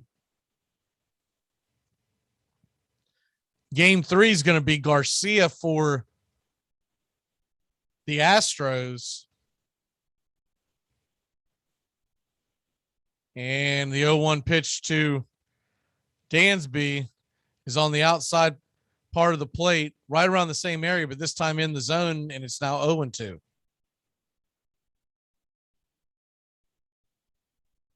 So the basic game plan was have your long man, have your short man, have your long man, and then game 4 would be another bullpen game. It's expected that Zach Greinke will probably start that game. He doesn't go more than about 2 to 3 innings. And slider in the dirt, missed for a ball. It's 1-2. Braves 5, Houston nothing. Game 1 of the 2021 World Series. What a start to the series. And here's the 0-1 pitch, and it is a curveball, banged foul. Look to be inside. We'll do it again at 1-2. Dansby just couldn't lay off of that one. It was a little too close to take with 2 strikes. That ball didn't fall out of the zone till he had already began his swing. So here's the 1-2 pitch to Swanson from Garcia. And it is a fastball wide and outside the zone. It's 2-2.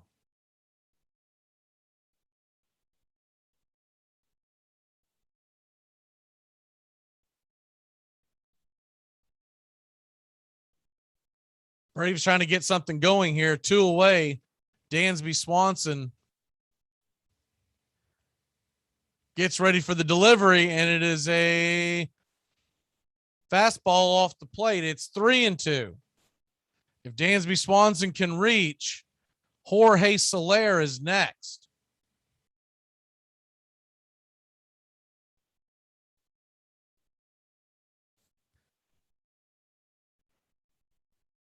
Well, we all know Jorge Soler. He's already gone deep in this game. Here's the 3-2 pitch, and it is a slider fouled to the left-hand side. We'll do it again at 3-2.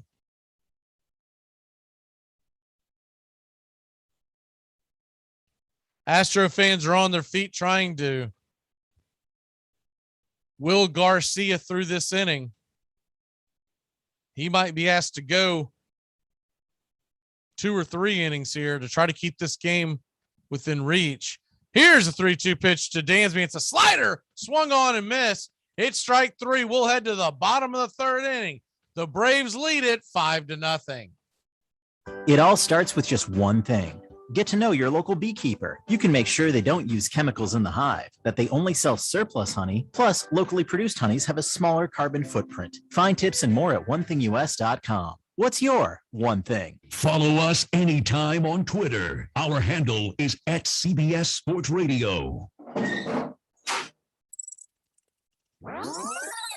You've got the winning run on second base. You've got 3 very good outfielders ready to deploy their arms, a very good base runner in Dansby Swanson, one of the best closers to ever do it in the postseason on the hill, and Eddie Rosario, who is 3 for 4. He stands at the plate, and you can't pitch around him because Freddie Freeman, though he's been a little cold, stands on deck. So let's do it. Here's the first pitch from Jansen. He does that little shimmy on the mound, winds up, and the first pitch is swung on, and it is rifled neck up the middle. It's going to score. It's going to, Dansby Swanson's going to come around. It came off the glove. The Braves win. The Braves win. The Braves win. Baseball has nearly all the qualities and the narrative that the country has. It's competitive. It's spirited. It's got the joshing, and it's got the intellectual side, the great students of it. It's also got labor unions and management and gimmicks and promotion and venality and great public fools in baseball and great public heroes and self-serving people and generous people. And it has pride and unity of town and of country, and it'll do for a figure for the American system.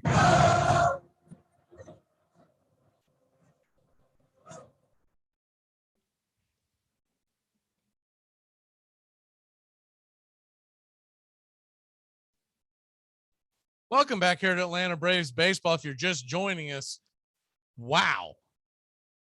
We have been in for a treat so far. The Atlanta Braves lead it, believe it or not, 5-0 over Framber Valdez, the Houston ace as of now. Now, originally, for folks who don't follow this, Lance McCullers was their ace, and he was hurt a few weeks ago towards the beginning of the playoffs, and he will not pitch the rest of the year. Forearm tightness.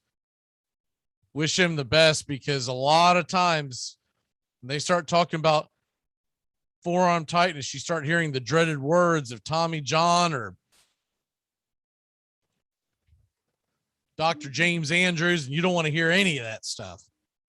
So we'll see where that goes with McCullers, but he was pitching phenomenally. Here's the first pitch from Charlie Morton to Altuve as he begins the bottom of the third. Altuve's 0 for 1 with the strikeout. But Lance McCullers pitched lights out his last time out. Here's the 0-1 pitch, and it's 95 miles an hour off the plate, and it's 1-1. But often to win a World Series, you need some luck involved, and not facing McCullers is definitely good luck for Atlanta. Here's an 86-mile-an-hour slider, and it is pulled, yanked foul down the left field line. Kind of hung that out, but Altuve was out in front of it, and Cookie could not keep it fair. So we'll do it at 1-2. Braves playing Altuve pretty straight up. Here's the 1-2 pitch. It's a fastball off the plate, and it's 2-2. So back to that thought process. Valdez, for all intents and purposes, was their ace that was left. And there's no way to sugarcoat it. He laid an egg tonight, giving up 5 earned runs, 2 home runs. Here's the 2-2 pitch, and it's fouled off the plate, just off the zone. Altuve couldn't hold up, and it's 2-2 again. And there's sometimes you see guys go out there and they give up 5 runs, and you say, you know, he didn't pitch that badly. Tonight, Valdez would tell you he pitched poorly. Just did not have it. Here's the 2-2 pitch, and it's a Curveball, yak him right at the knees, caught watching the paint dry. Altuve couldn't get the bat off his shoulders, and there's one away. Altuve and Ozzie Albies, two of the best second basemen in all of baseball. They'll be on center stage all series long. Both have made good defensive plays already. Both have tremendous speed, both have pop, and both small in stature. And something's going amiss. You don't like to see this. Charlie Morton's coming off the mound. Something happened to Charlie, and you don't like to see this at all. Watching the replay, and he goes down, and that would be a tremendous blow to the Atlanta Braves. You saw him kind of lose his balance and turn around, and he went down. But at first I thought he was okay, and it looks like he knows he did something. I don't know if that's, he was grabbing his right ankle. So he might have turned his ankle. So that means we're going to have to get a relief appearance here, and they're going to have to give Minter quite a while to warm up. We're going to take a quick break. When we come back, Minter's going to get all the time that he needs. Bad news in Houston. Charlie Morton is out of the game with an injury. We'll get the details in a flash.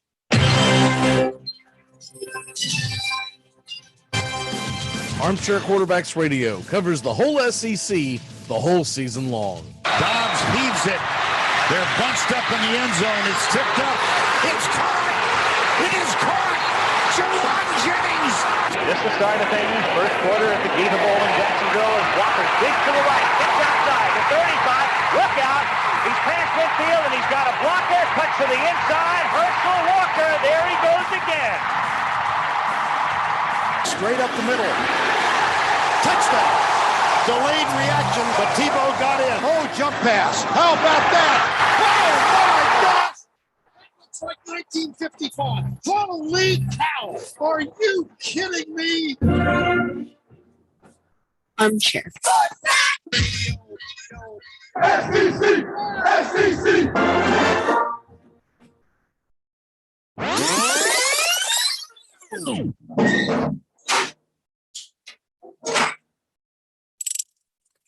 Christian Yelich, 1 for 4, a single and a run. Very dangerous hitter. The crowd is on their feet. We're down to 1 strike, Braves country. Cross everything. So many heroes here. Wow! Called third strike. He got caught watching the paint dry, and that's it. The Atlanta Braves will head to the National League Championship Series. They knock out the Milwaukee Brewers, a team that everyone had forgotten about. Everyone had left for dead. All we heard back in June and July was the Phillies, the Mets.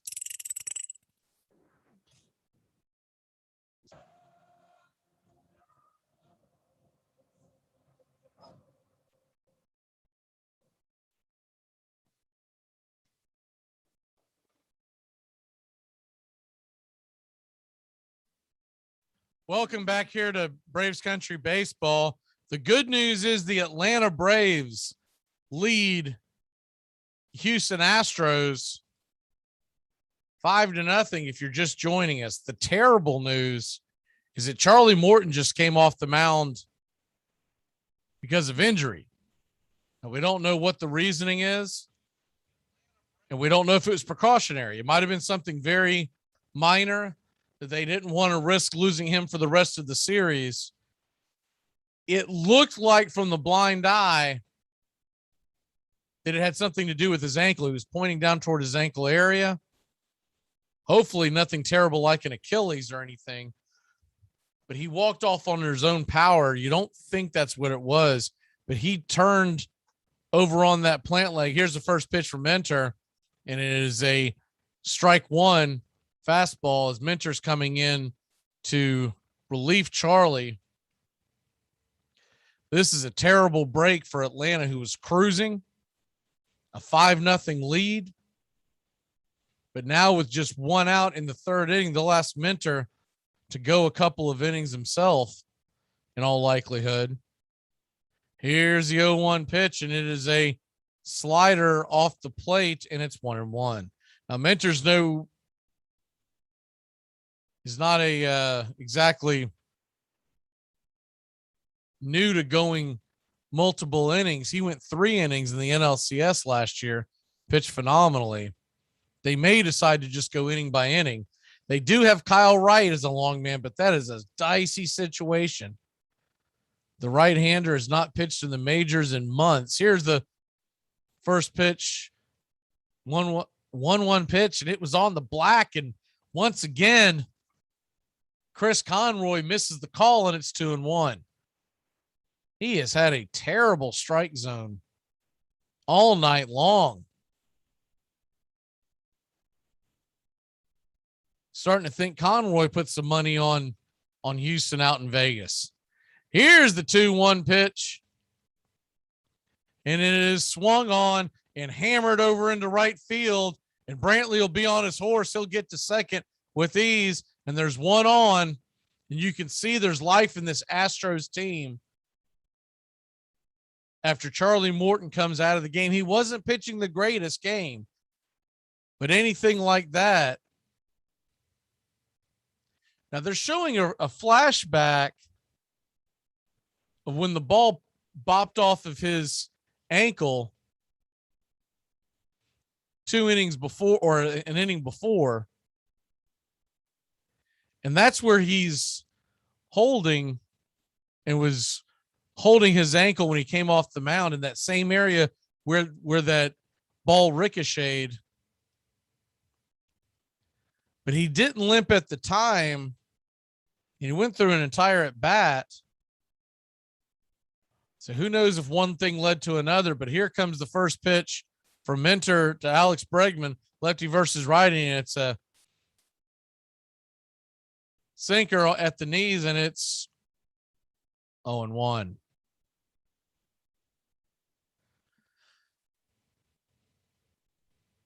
Minter trying to come in and preserve this lead.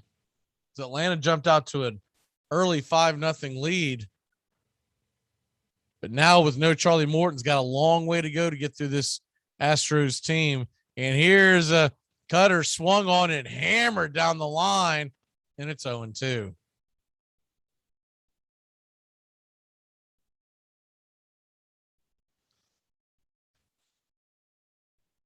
As soon as we know something, we'll let you know what happened.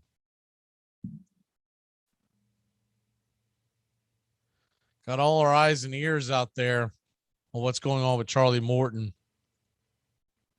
And we may not know anything until the end of the game. You never know how quick they are to be able to look at him. Here's a slider swung on and hit over the left side. Riley's going to scoop it, fired over to first. Freddie's got it. He tags the runner, and they're going to keep the runner on second, Brantley, from moving from second to third. So good defensive play by the Braves. Bregman is out on the tag play as the throw by Riley was a little up the line. So as opposed to stepping on the bag, Freddie just tagged the runner.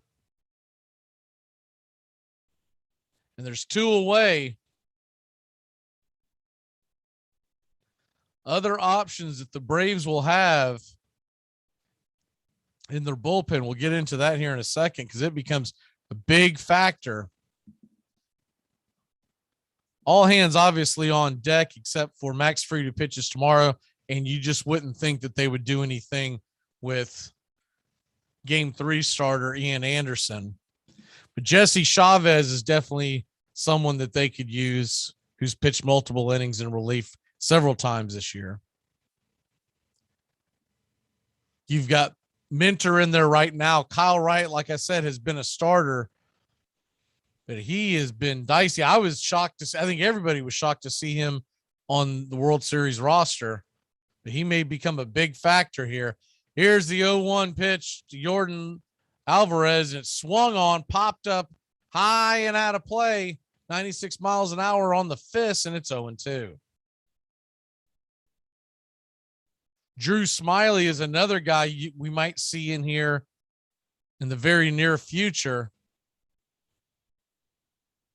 I would tend to think Wright and Dylan Lee are guys you wouldn't want in if you're leading a game, unless Atlanta gets in a huge lead, and then you go from there. This could be a devastating injury to Atlanta. Here's the 0-2 pitch, and it is a slider in the dirt, missed, and it's 1-2. 2 outs, runner on second.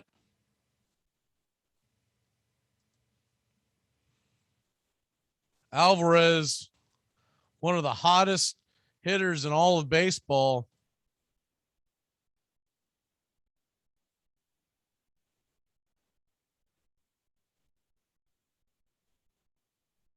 And the 1-2 pitch as we get set for the delivery.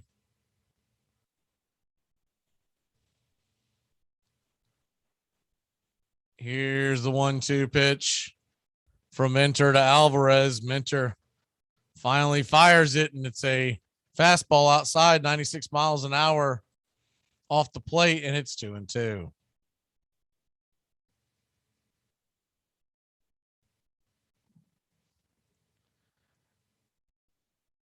Atlanta leads at 5-0, but it's bullpen the rest of the way here.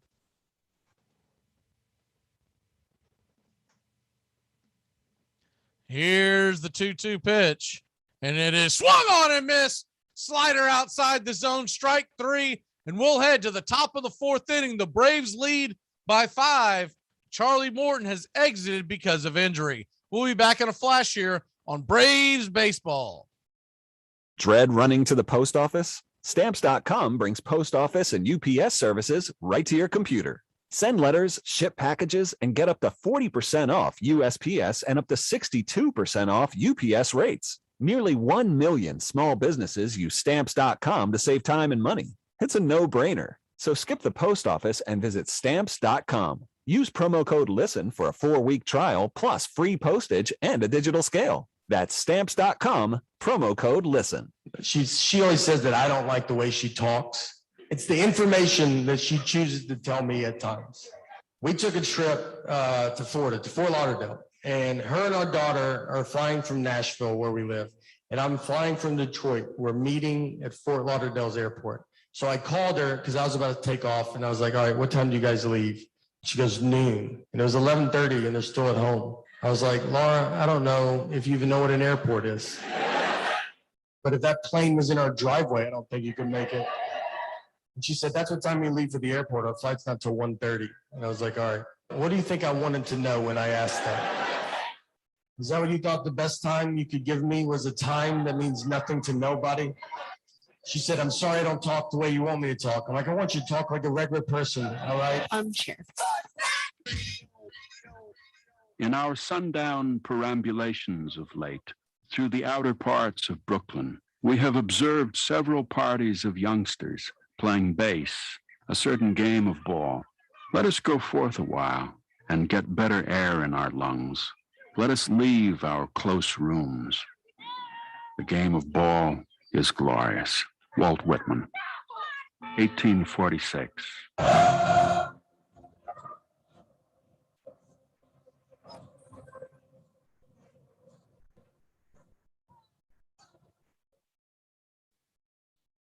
Welcome back here to Braves Baseball as the Atlanta Braves are up 5-0. That's the good news. But if you're just joining us, Charlie Morton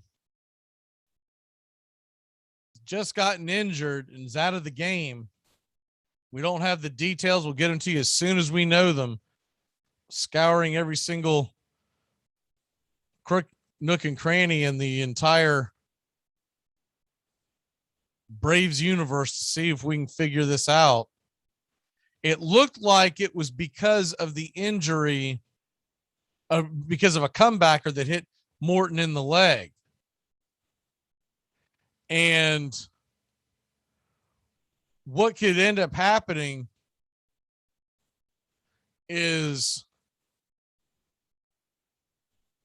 you could get a situation where he's hurt but could still pitch later in the series. Of course, worst case scenario would mean that he's not going to pitch the rest of the series. Actually, worst case scenario, considering that he's locked up for next year, that it is something that is a very bad injury and he wouldn't be able to pitch into 2022. But I think that's getting well ahead of ourselves on that. I think it's more likely that we're going to get the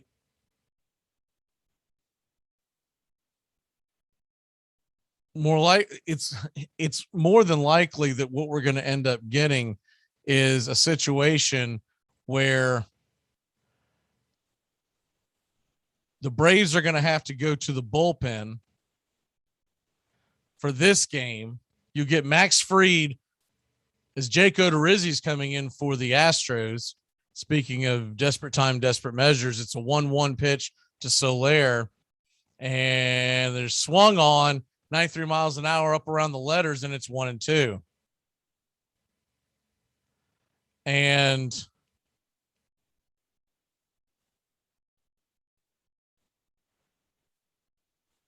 if you get free to do a good, have a good game tomorrow night, it's manageable, but you really need Charlie Morton at some point. And here's the 1-2 pitch curveball outside by Odorizzi. It's 2-2.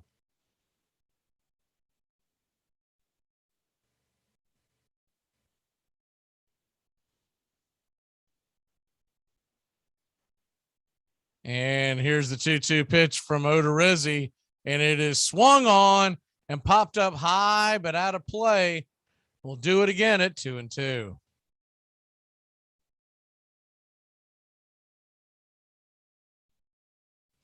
Five nothing is your score.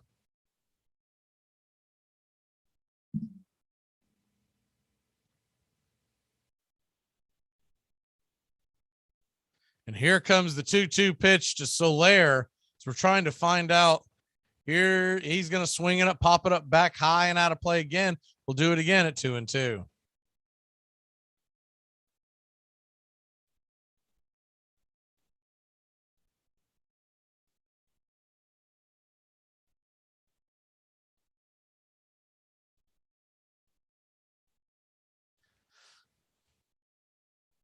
Adam Duvall hit a 2-run home run earlier in the game. If you're just joining us, a home run by Jorge Soler. Rosario's 1 for 2, and Jock Peterson's 1 for 2. Here we go again on the 2-2 pitch. Soler's going to step out and ask for time. He'll get it, and he's back ready to roll again. 1 for 2 on the night with the home run. Here's the 2-2 pitch, and it is off the plate. Looked like a slider that just missed it. It's 3-2. Trying to find out as much as I can about the Charlie Morton injury, but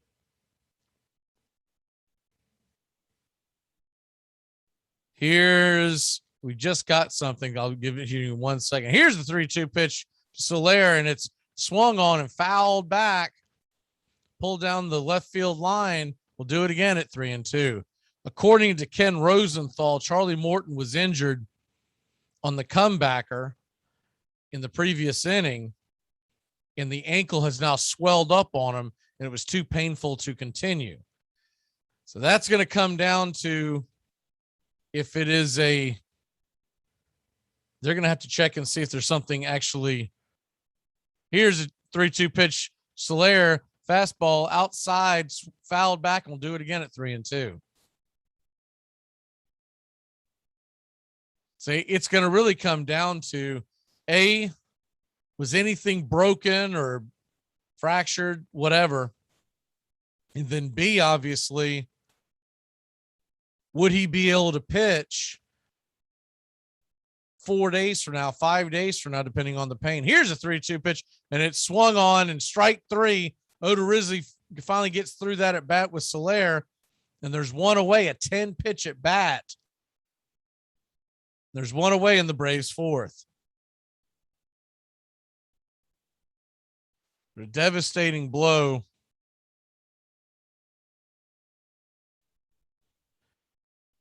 You just hope he hasn't broken anything. If it's a bruised ankle, et cetera, he might be able to pitch later in the series.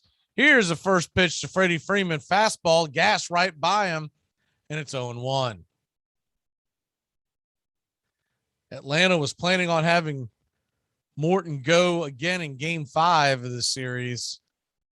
Here's the 0-1 pitch, and it is swung on, hit high and down the line, and going foul.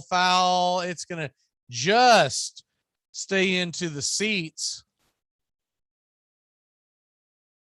as the left fielder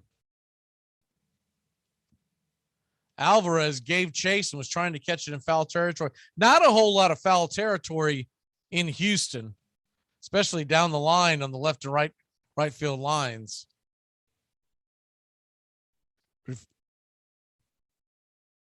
If it looks like it's something Charlie Morton just isn't going to be able to come back from, then you can expect the Braves are going to make some kind of a move, but you would think they would give it a day or so before they made that move. Here's a 0-2 pitch, and it's called for a strike 3 on the corner. Freddie doesn't like it. Looked like it did kiss the black, and it's 2 outs with Ozzie Albies coming to the plate. Yeah, it snuck back over. Looked like it was a cutter or possibly a slider, but it came back and grabbed the plate, and Freddie didn't like it. But it is 2 away. Here's the first pitch to Ozzie Albies from the left-hand side of the plate, and he bangs it over to the right-hand side, and it's going to be bobbled and kicked and boobled over by Gurriel, and Ozzie Albies is going to be standing on first before it's all said and done with a 1 out. I think that'll probably be looked upon as an error. If that's not an error, he's got to be best friends with the scorer's table. That ball went into his glove, and that should have been an easy dribbling out. And Gurriel's actually lucky he didn't step on that ball when he was fumbling for it, because he could have really gotten hurt. They did give it an error. That'll bring Austin Riley to the plate. And of course, Houston's going to be aware of Albies, and they're going to fire it over to first already. So they're trying to keep him close to the bag. Braves had such big energy in that dugout. You can tell it's just kind of been deflated with the injury of Morton. Maybe they can get something going here and get the boys into it again. They do lead 5-0. So you got to love that. Fire back over to first to keep Ozzie close. Austin Riley banged a double earlier in the game, driving in a run. He's 1 for 2.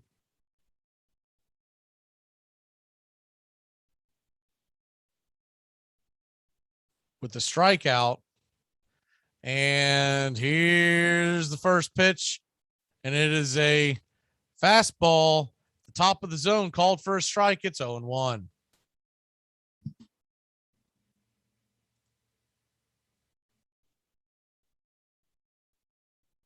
Atlanta would love to add to this lead.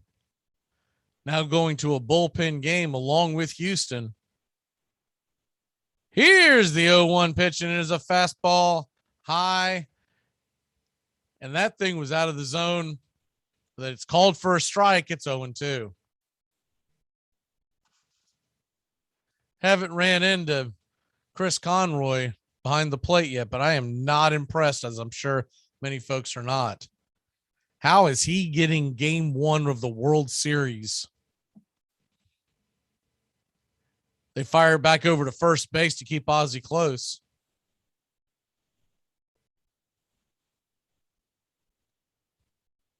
I know there's an employee shortage in America, but you wouldn't think it would also have to do with home plate umpires in Major League Baseball. Here's the 0-2 pitch to Riley with Ozzie on second. It's high and outside the zone. This one called for a ball, and it's 1-2.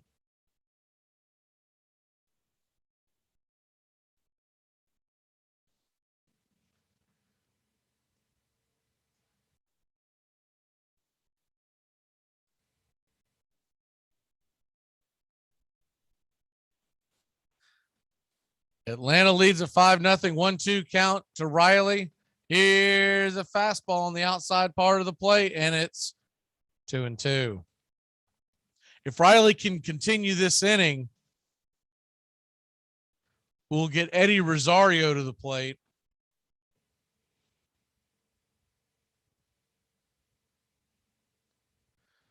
Riley digs in, Odorizzi coming in to spell a part of this bullpen for Houston as they lost their starting pitcher. Here's the 2-2 pitch, and it's off the zone. Looked like a curveball to miss it. It's 3-2. Framber Valdez was knocked out of the game, but he was knocked out of the game because of pitching poorly.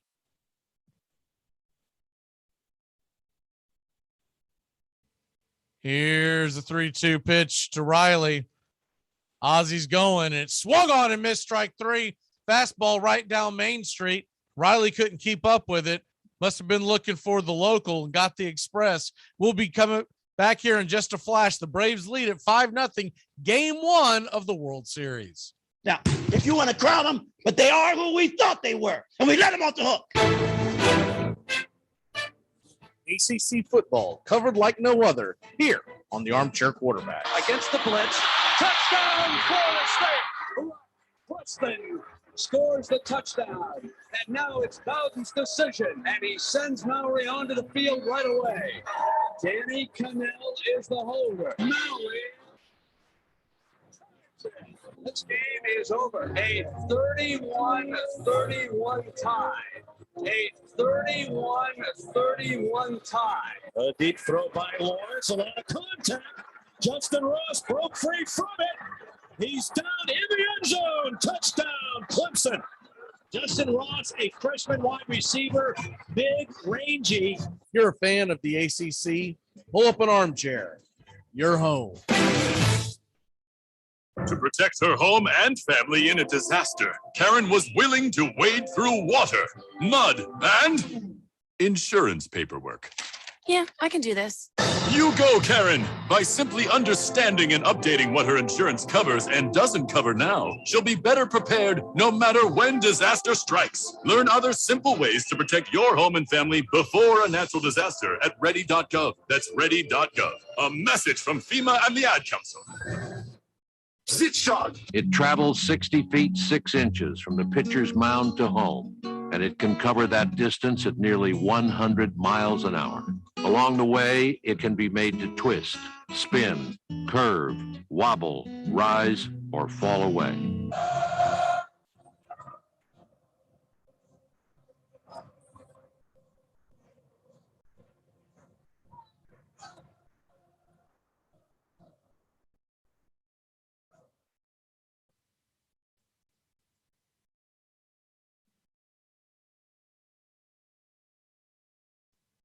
Welcome back here at Atlanta Braves baseball. The Atlanta Braves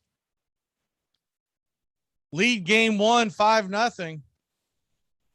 The bad news, if you're just joining us, Charlie Morton came out because of a sore ankle as it ballooned up on him after being hit by a comebacker to the mound. He stayed in the game and tried to give it a go, but after facing one pitcher in the following inning, guess sitting down and whatnot really got it to swell up, and he just couldn't put pressure on it. And so they took him out of the game. AJ Minter came in to pitch. It looks like he will stay in. So they're asking AJ Minter to go probably through this inning. Here's a first pitch fastball swung on and missed, fouled back, and it's 0-1. Carlos Correa digs in 0-for-1 on the night, hitting .297 in the postseason with 1 home run, 5 RBIs. Of course, Correa, one of the big heavy hitters in this lineup, 26 home runs on the season, 92 RBIs for the shortstop, soon to be free agent at the end of this series. Here's the 0-1 pitch. And it's outside 96 miles an hour, and it's 1-1. The big conversation in New York in the city of New York is shortstop is where the Yankees need help desperately. But would they be willing, is the 1-1 pitch, and it is a called ball and it's 2-1. Would they be willing to sign Correa, who was in the heart of that cheating scandal from 2017 and where the Astros knocked the Yankees out of the playoffs? And then, of course, infamously knocked him out again with the walk-off home run. Here's the 2-1 pitch, swung on, ripped up the middle, but right to Ozzie. Ozzie's playing just left of the second base back, fires it over to first, and it's one away. Remember, there was the big controversy where in 2019, facing the Astros, Altuve hit a walk-off home run against the Yankees to end the series, and as he rounded third, started gripping his shirt, telling folks, don't yank at my shirt, don't yank at my shirt.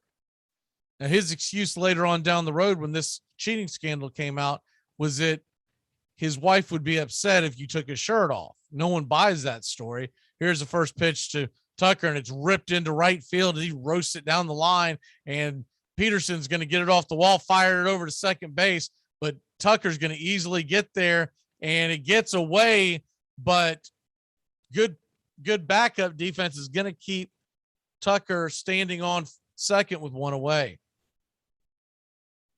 So no one really buys that story. And one of the stories that came out of that was that many people believe that Altuve was wearing some kind of a device of buzzers and whatnot that was letting him know what pitch was coming or what kind of pitch was coming. Now they deny that, but at the same token that it was proven that they did cheat in 2017 with the banging of trash cans and other ways. So would Yankee fans accept Correa in free agency, considering the history? Here's the first pitch to Gurriel, and it's swung on and missed. Fastball down the pipe, and it's 0-1. So that's the big question in New York free agency. Is they're looking for a shortstop, but would they be willing to go get the best shortstop out there on the free agent market when he's a guy that burns you? I think he probably stays put in Houston, but we'll see. Here's the 0-1 pitch, and it is a fastball ripped down the right field line, going back, just bends foul, and it's a loud strike. It's 0-2. Gurriel got quite a bit of that one. Wonder how long they'll go with Minter here. He's about to deliver his 20th pitch of the evening. Typically a one-inning guy. Pitched 3 innings in the NLCS last year and pitched well.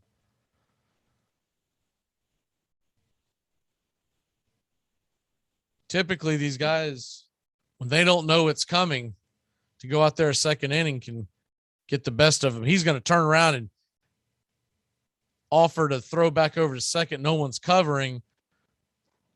Tucker scampers back, and we'll do it again at 0-2. On deck is McCormick. And past that is the catcher, Maldonado, at the bottom of the order. Here's the 0-2 pitch from Minter, and it is swung on, and it is roped into left field. Tucker got stuck in between second and third. I think he got deked. I think he thought the ball was going to get caught. They've got runners on first and third, one away, and McCormick is coming to the plate.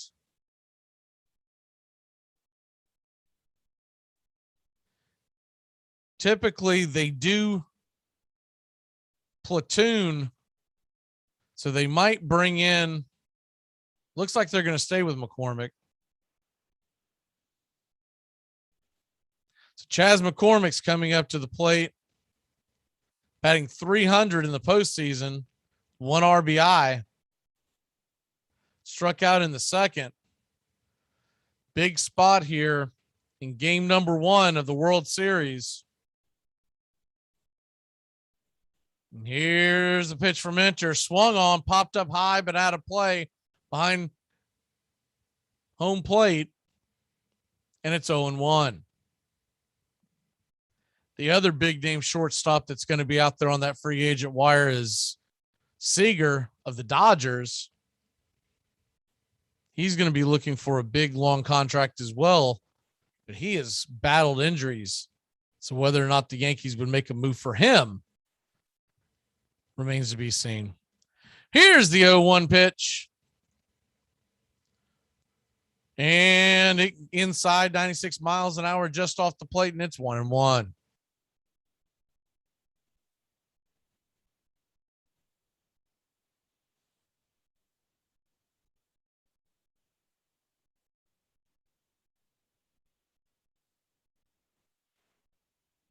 Atlanta trying to hold on here with a 5-0 lead and already going to the pen. Here's the 1-1 pitch, swung on and off the glove of Swanson. That'll be an error. And around to third.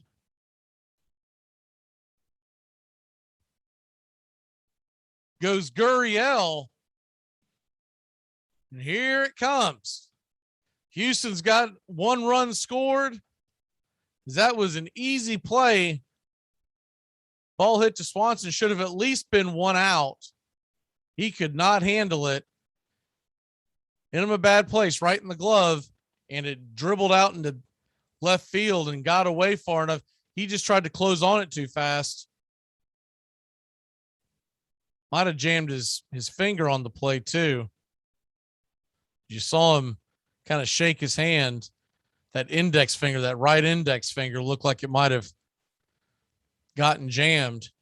So Atlanta already given up 1 run here.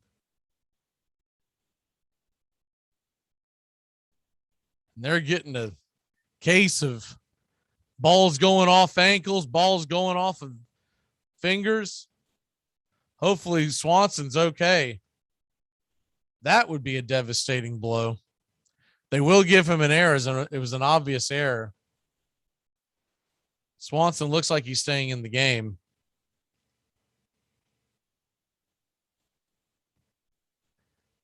They probably wouldn't have got McCormick on that play, but you would have had 2 outs facing the catcher. And now you've got 1 out, runners on the corners, and Jose Altuve looming on deck. I don't know if Minter would face Altuve. They would probably go to the pen. Here's the first pitch to Maldonado. It swung on and missed. Strike 1. Darnold had to chase the ball off the plate and behind. I think that ball almost got away from him, which most definitely would have been a run. He had to backhand that pitch. That crossed him up a little bit. Minter, as we're watching Chavez, Jesse Chavez is getting warm in the bullpen. So I believe he would be the pitcher of choice if it ends up going to the top of the order. Top of the order, you got Altuve, Brantley, Bregman, and Alvarez. So it's righty, lefty. But I don't think they want to see any shape or form would they want Altuve facing Minter with bases loaded or worse. Maldonado's got an 0-1 count. Runners on the corners, 1 away. He is a double play candidate. Swung on and ripped down the third base line. Just went foul. We'll do it again at 0-2. Maldonado is a slow-footed catcher, so anything hit on the ground, you're going to have a chance to turn 2.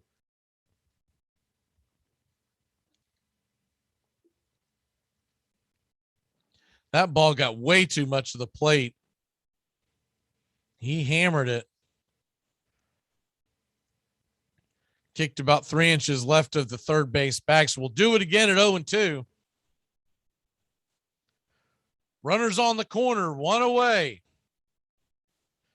Here's the pitch and delivery from Minter. Swung on and missed, strike 3. And that's a huge out, number 2, with Jose Altuve coming to the plate. See what they do here. I can't imagine they're going to let Minter face Altuve, but it looks like they are.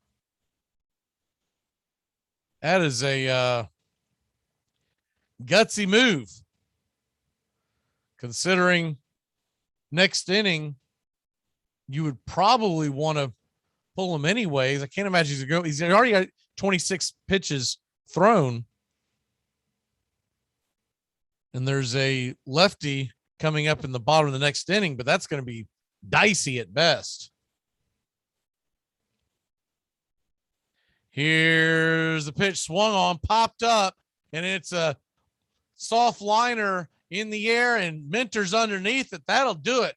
We're going to get the heck out of this inning with only 1 run scored. We head to the top of the 5th. The Braves lead by 4. We'll be back in a flash with Braves baseball. I was going to Columbia, for Christ's sakes. Wants to be some kind of a professional woman like you. A psychiatrist? And I have to listen to guys like me whine all day.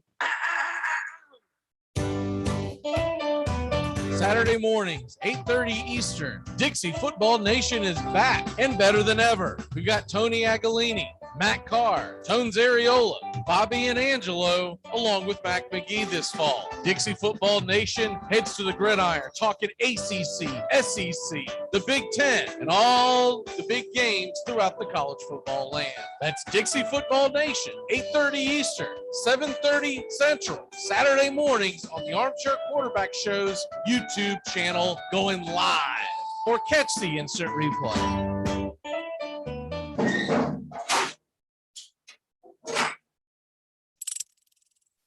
Here's payoff pitch and swung on and missed. Strike 3. Yak 'em. We're 1 out away, Braves country, from a trip to the World Series. Whatever superstition you got, do it. The entire city of Atlanta, the entire South is standing on their feet, trying to will the Braves into the World Series. Here's the 1-0 pitch. And swung on and ripped over to Dansby Swanson. Dansby's got it. He fires over to first. Baby, sound the trumpets. Do the chop through the streets. Your Atlanta Braves are headed to the 2021 World Series. Oh, baby. We have not been into the World Series in 22 years. But come Tuesday night in Houston, we'll have first pitch for the Atlanta Braves. In Braves Country Baseball, I'm Mac McGee. Go dance in the streets, baby.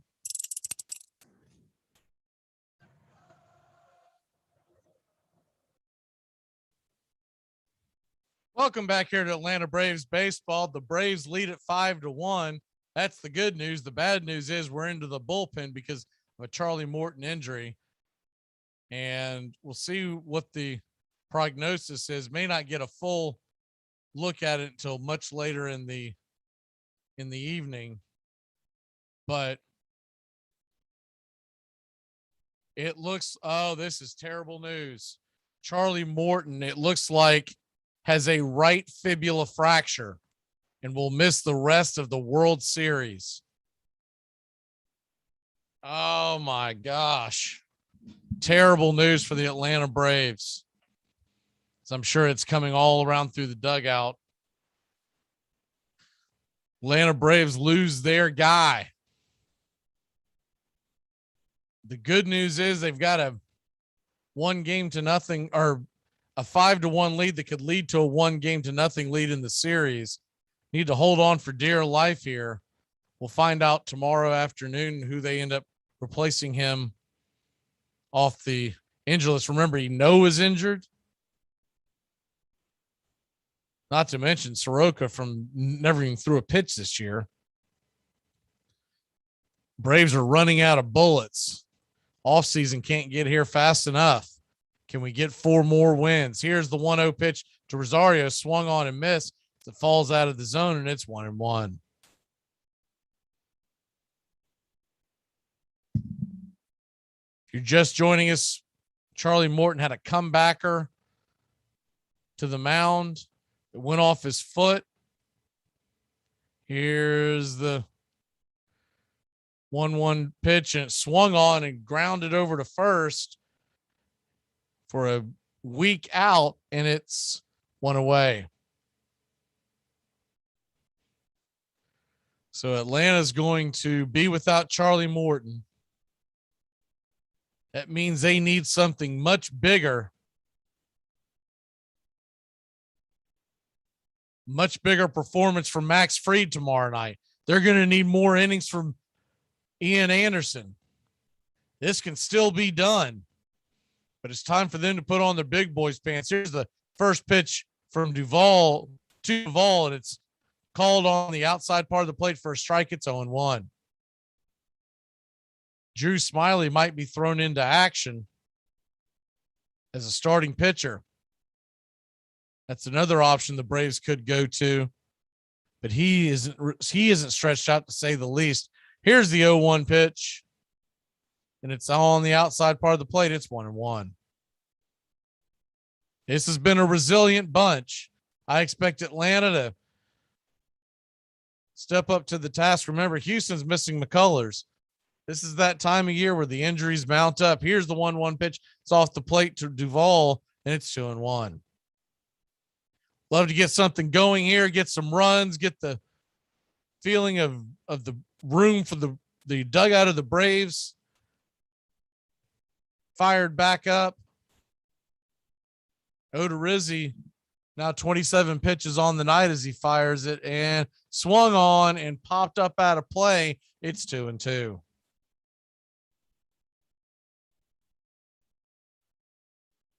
You just have to figure out a way to win 4 of these 7 games.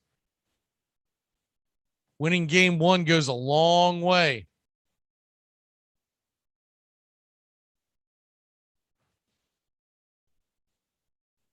Here comes the 2-2 pitch, and it is outside for ball 3. 3-2, full count. Odorizzi is trying to get through this 5th inning for the Astros. Here's 3-2 pitch to Duvall, and it is on the outside part of the plate. And they're going to call that a strike. He's going to call that a strike. All right, he goes down on strikes. Duvall had already tossed the ball. Tossed the bat and was heading to first. The umpire tonight, Chris Conroy, has been absolutely awful. That pitch was off the zone by, we'll say, 2 to 3 inches. Here's the first pitch to Darno in the same exact spot, and it's called the ball. Same exact spot. So 2 outs, 1-0's the pitch, and it swung on, fouled back 94 miles an hour, and it's 1-1.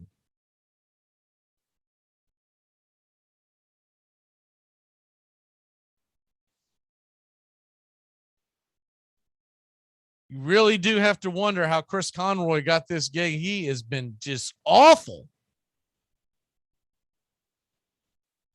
Here's the 1-1 pitch, and it is a fastball high and outside the zone. It's 2-1. He's been in the league for 10 years.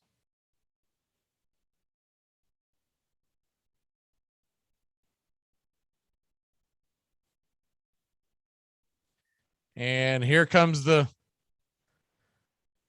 2-1 pitch, and it swung on, popped up high and out of play.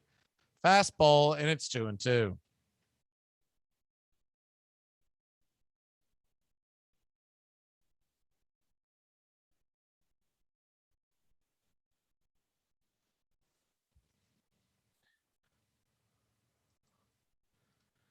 Two with 2 outs.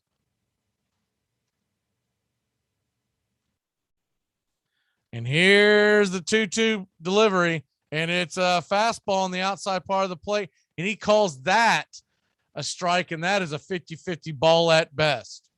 So we'll be back in a flash. Chris Conroy, and we'll discuss, just found his umpire rating. It's really, questionable why in the world this guy's calling game one. If dating is the game, then marriage is winning the game. Yeah, if you're playing in the women's league.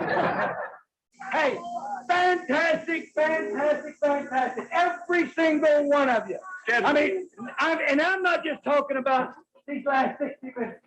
I'm talking about the quarterback schools, the mini camp, the off season, the training camp, down in Austin when it was hot and you were tired. Everybody, you did one hell of a job. And the only thing else I got to say is, how about them Cowboys? Armchair. To protect his family from disaster, Steve used his camera phone. Done. By taking pictures of his important documents, Steve can always have them stored online. Learn more simple disaster prep tips at ready.gov. A message from FEMA and the Ad Council. Welcome to the jungle. Jim Rome on the air, noon to 3 Eastern, only on CBS Sports Radio. Hello? Hi, is Mark there? Yeah? It's me, Shannon. We met at Jack's party. Yeah, how can I forget?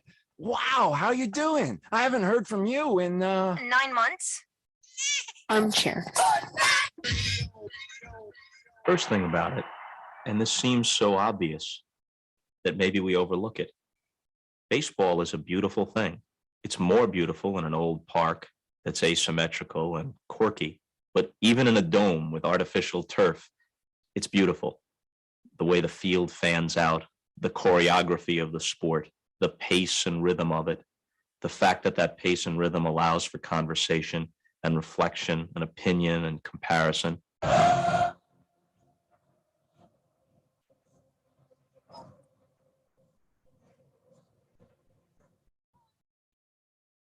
Welcome back here to Braves baseball. As the Atlanta Braves lead 5-1. And that's the good news. We're going to focus on that because we've got a 4-run lead heading to the bottom of the 5th inning. We can hold on here. We'll have a 1-0 series lead with Max Fried going to the mound tomorrow night. So I know that was a gut punch to see Charlie Morton come out of the game and to hear that he is done for the season with a broken fibula. But those boys can go out there and pick him up. And they still got Fried. You still got Ian Anderson. Two guys that can step out there on the mound and deliver just as well as Morton has. And Atlanta leading 5-1, scoring 2 in the first, 1 in the second, 2 in the third. Houston scored 1 in the bottom of the 4th after Morton's exit.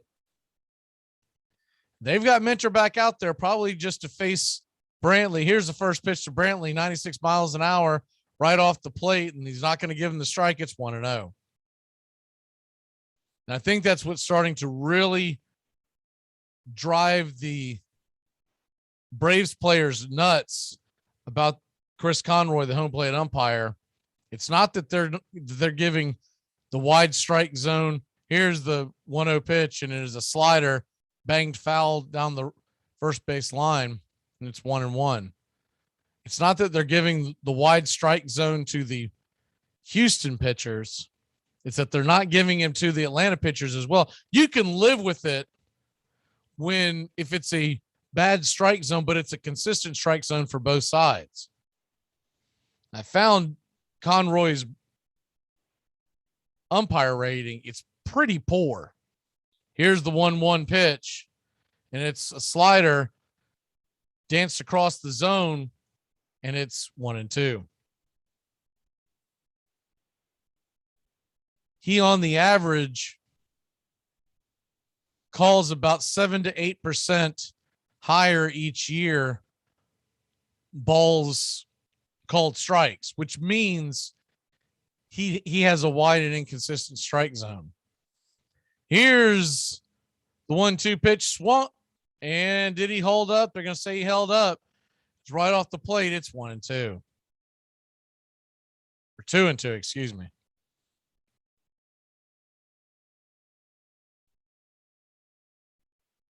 So McCullers is gone for the Astros. Morton is gone for the Braves.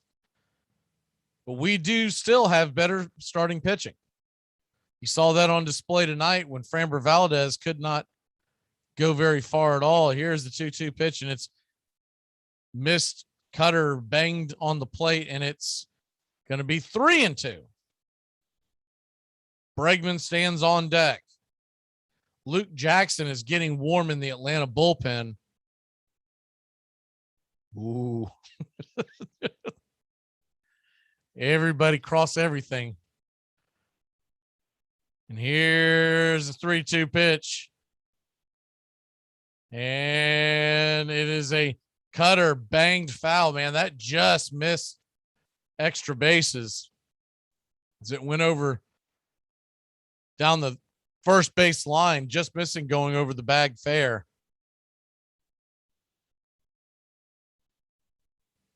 Bregman and Alvarez are due up. This is Minter's 34th pitch of the evening, by the way. So we'll see if they go much further. If they go much further, they'll pretty much have to shut him down tomorrow.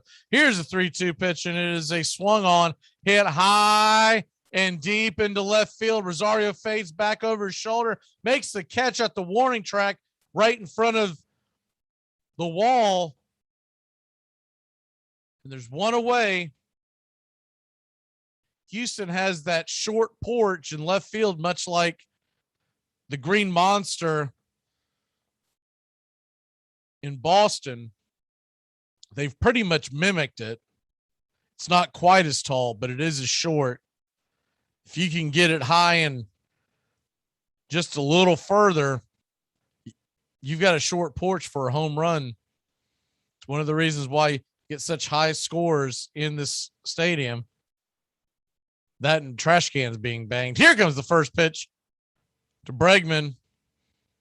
And it is called for a strike, a high strike. It's 0-1. Alvarez waits on deck.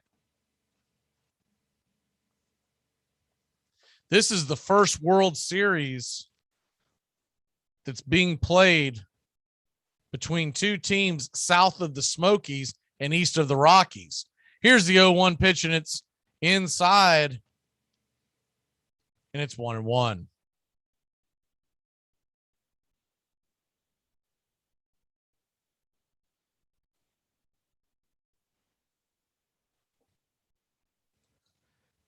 Houston and Atlanta, old division foes. Here's the 1-1 pitch, and it is check swing foul by Bregman. Fastball, and it's 1-2. I think some of the younger folks forget that not only was Houston once in the National League when they came into the National League as the Colt 45s and then the Astros in the 60s. Here's the 1-2 pitch, and it's sit him down, strike him out. He's caught looking. And Minter's third strikeout of the night brings Yordan Alvarez to the plate. If Minter can come in and pitch right now, he's gone 2 1/3. If he can come in and go 2 2/3, which I think at that point he'd probably be on fumes, that would be huge for this Atlanta bullpen. When Morton came out, he came out with 1 out in the 3rd inning. You can get to the 6th off of Minter. That would be huge. Here's the first pitch to Alvarez, and it is a cutter called strike right across the chops, and it's 0-1. But the Astros and the Braves were in the same division for years until the realignment in the 90s when they're the expansion of the Marlins and Rockies. Here comes the 0-1 pitch, and it is swung on and missed. Slider just outside the zone, and it's 0-2. Kind of dropped off the table there. So this was a bit of a rivalry, Atlanta versus Houston. They changed those divisions when the Rockies and Marlins came in in 94. Here's a fastball almost got away from Darno, and it's 1-2. And then, of course, Houston went to the American League in the early 2010s. And they decided to go 15-15 in each league. Here's the 1-2 pitch, and it is wide and outside the zone fastball, and it's 2-2. About the fourth or fifth time that Darno's had to do a backhanded swipe. I think he's missing out on an opportunity to play goalie somewhere because he's doing backhanded swipes left and right. Here's the 2-2 pitch from Minter out of the bullpen on the 43rd pitch of the evening. He's got to be rubber-legged at this point. And the delivery swung on and popped up high, but very playable. Duvall's underneath it, and we got an out. We're going to head to the top of the sixth. Atlanta 5, Houston 1. You're listening to Braves Baseball. You're very lucky that you're with somebody who's resilient. You tried to off yourself 2 times in the last 24 hours, Frank. I'm Amy Lawrence, and I'm up late, always, after hours, hanging out with you on CBS Sports Radio. Check it out, 2 a.m. Eastern, 11 p.m. Pacific. A single scores at least one, probably two, with Adrianza's speed. Braves fans are on their feet, hoping for some kind of a bleeder or a seeing eye single, trying to find any way to get a runner home. Here's the 1-2 pitch. Buehler's got to be coming to the end of his string. For him to piece together this many pitches on 3 days rest, he's really done an incredible job. Braves won, Dodgers won, bottom of the fourth. Justin Buehler looks like he is ready. I don't think Buehler in any way, shape, or form is going to face Freddie Freeman. Here's the 1-2 pitch, and it is swung on and hit high and deep down the right field line. Is it fair? Is it? He is gone, baby! Ram-a-lam-a ding-dong, zit, boom, bam, a 3-run shot by Eddie Rosario. Eddie Rosario makes it 4-1. Atlanta in the bottom of the fourth.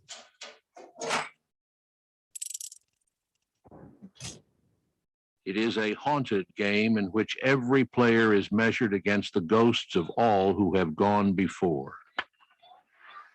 Most of all, it is about time and timelessness, speed and grace, failure and loss, imperishable hope and coming home. Robinson with a good lead. There he goes. He hits the dirt and he's safe.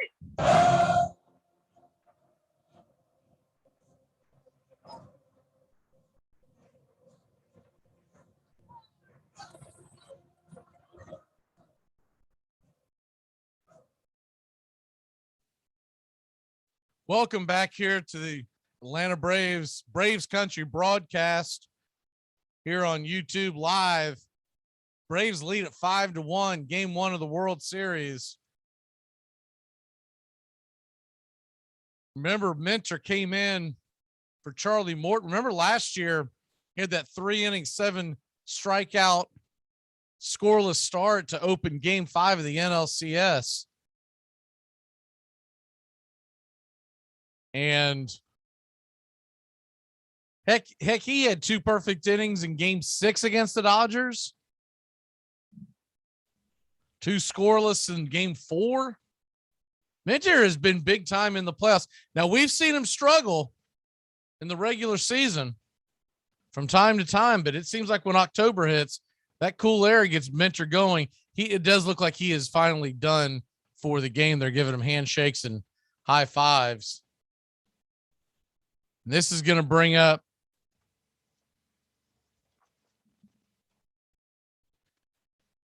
Jock Peterson to the plate, excuse me. Odorizzi's back out there, by the way. 35th pitch of the night. He is a starter in the regular season, and it is out of the zone for a ball. It's 1-0.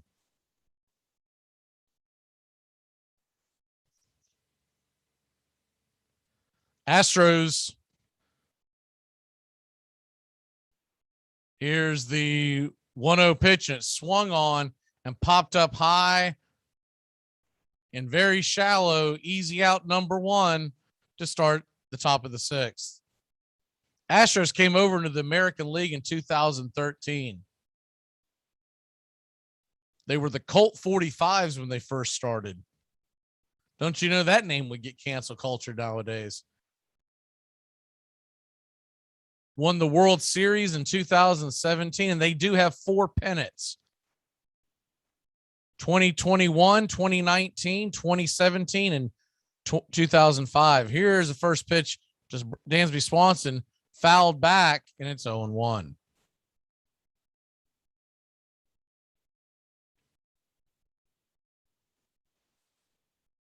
This is the Braves' 10th pennant.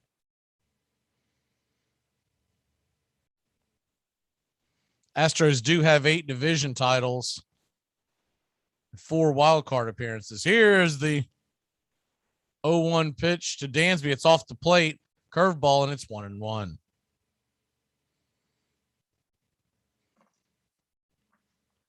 Played in the old Astrodome from 65 to 99. That was after transferring over to Colt Stadium, from Colt Stadium at the very beginning. Here's the 1-1 pitch, and it sinker drops off the zone, swung on and missed, and it's 1-2.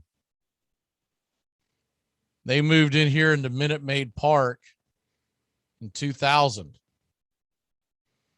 So they've been here for 21 years. Stadium has gone through some changes.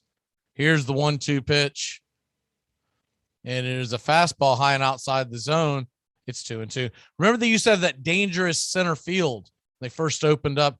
It was mirroring the Polo Grounds, but you had the dangerous center field where there was a pole in the middle of the center field and it went up on an incline.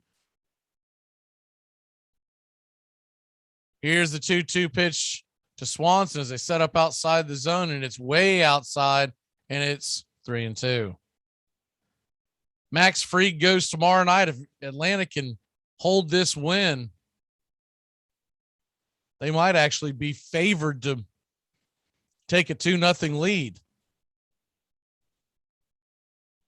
Max Fried has been one of the best lefties in baseball, one of the best pitchers in baseball. Second half, he had a terrible outing against the Dodgers in game number 5. You can't expect he's going to repeat that performance. Here's a 3-2 pitch to Dansby, swung on and roasted into left field for a single. And Dansby's on with 1 away. That'll flip the batting order over to Jorge Soler. I think you're starting to see some more life in the Atlanta dugout. I'm sure that initial news was a gut punch to them, but they got to move on. Hopefully Charlie will be out there soon to help root them on.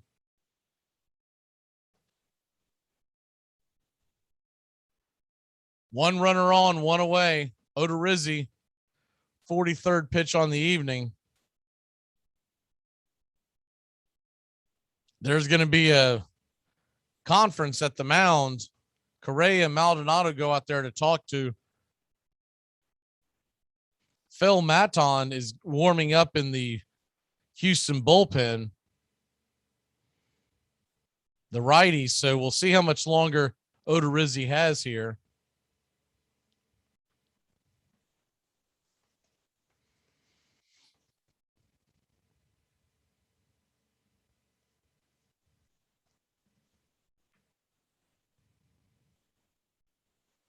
The game 1 winner of the World Series for the last 26 years.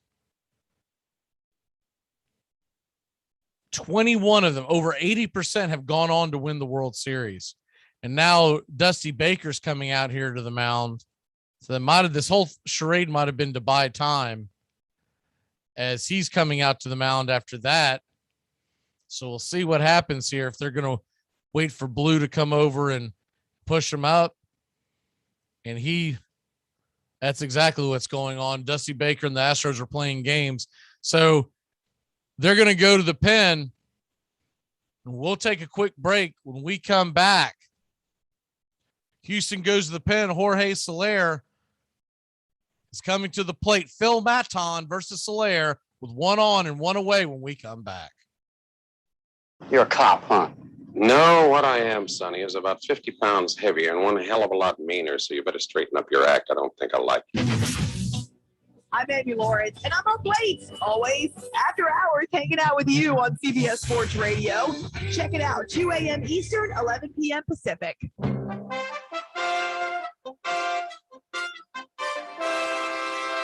Don't miss a moment of heart-stopping NFL coverage on Armchair Quarterback Radio. Riggin. He's going to go all the way unless Blackwood can catch him, and he can't. 3rd and 3. We'll see a pickup sometime on the right side, possibly. Montana looking, throwing in the end zone. Caught it. Dwight Clark. Only 12 seconds left to play third quarter. Here's Marcus Allen cutting back upfield, and Marcus Allen could be gone. 74 yards for Marcus Allen. The quiet man of this football team, Scott Norwood. He can fire the shot heard round the world now. Here we go with 8 seconds to play. High drama here in the Super Bowl. But in the air, it's got the distance.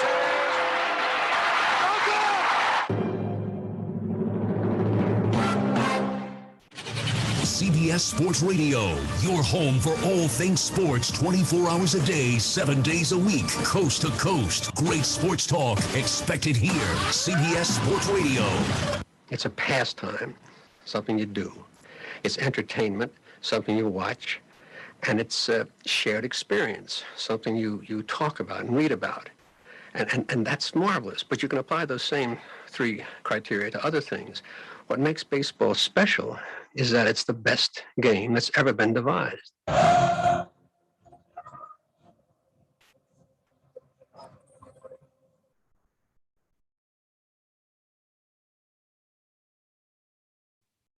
Welcome back here to Braves Baseball. Phil Maton is in the game, 4.97 ERA, a 1.35 ERA in the postseason. And the righty's going to face Jorge Soler.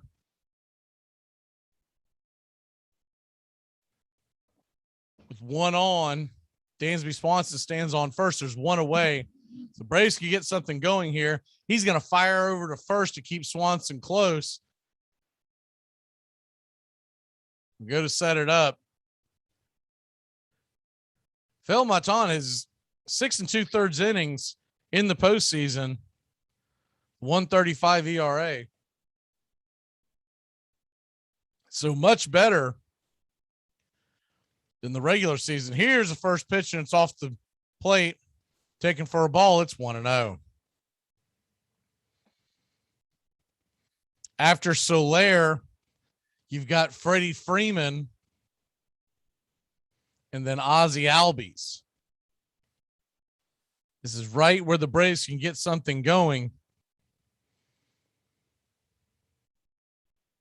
Here's the 1-0 pitch to Soler, and it swung on and missed. Slider just off the plate, and it's 1-1.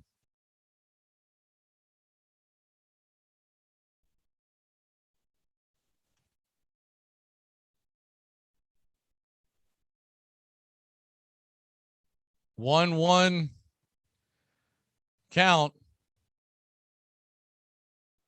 Phil Maton, and he's going to fire it over to first.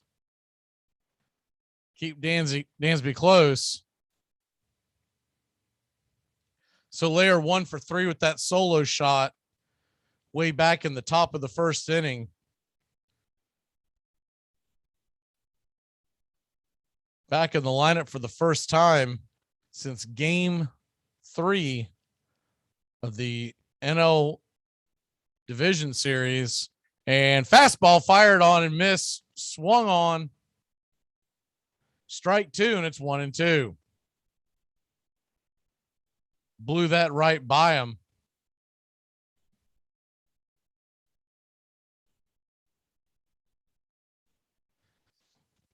Maton pretty much lives on the fastball and slider. Here comes the 1-2 pitch, and it is a slider called right at the knees. Just buckled. Soler couldn't get the bat off his shoulders, and it's 2 away with Freddie Freeman coming to the plate.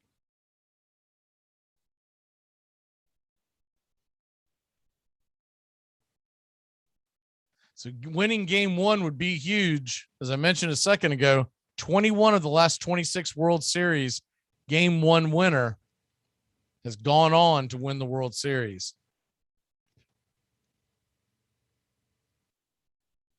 Here's first pitch to Freddie Freeman. It's a curveball outside the zone. It's 1-0.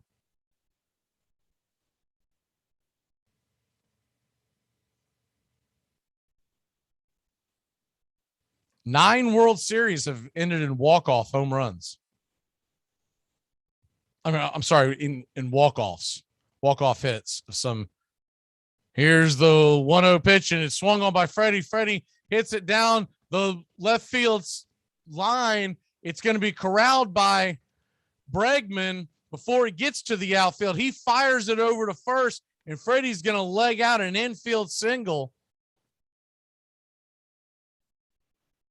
Freddie shot that towards left field, and Bregman, playing on the shift, had to throw off his right foot as a right-handed thrower. Just couldn't get quite enough on it. And Freddie, we all know, is not the fleetest of foot. He does hustle down the line, and he beat it by about, I'll say, a half step. He definitely beat it. There's no question about it. Might have even been a full stride.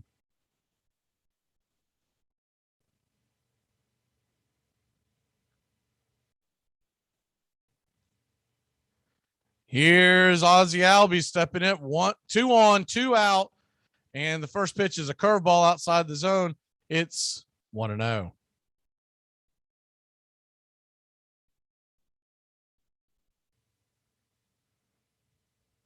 So 2 World Series have ended with walk-off home runs, but 9 have ended with walk-off hits.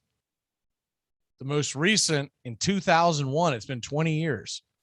Here's the 1-0 pitch, and it's wide and outside the zone. It's 2-0. Austin Riley is on deck.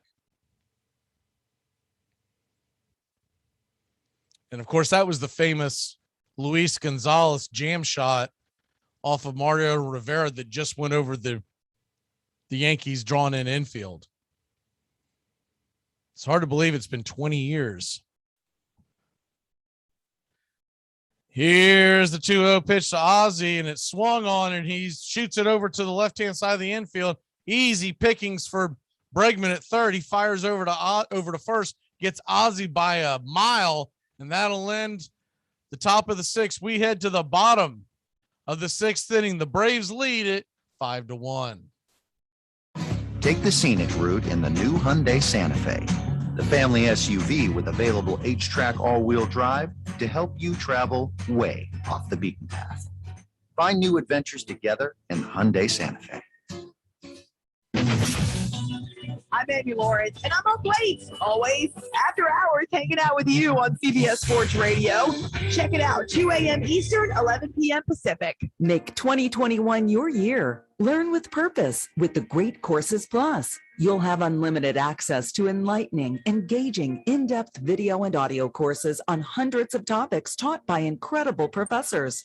And you can learn anywhere, anytime with the Great Courses Plus app. What purpose awaits you? Find out today with a free trial. Sign up at thegreatcoursesplus.com/radio. Remember, thegreatcoursesplus.com/radio.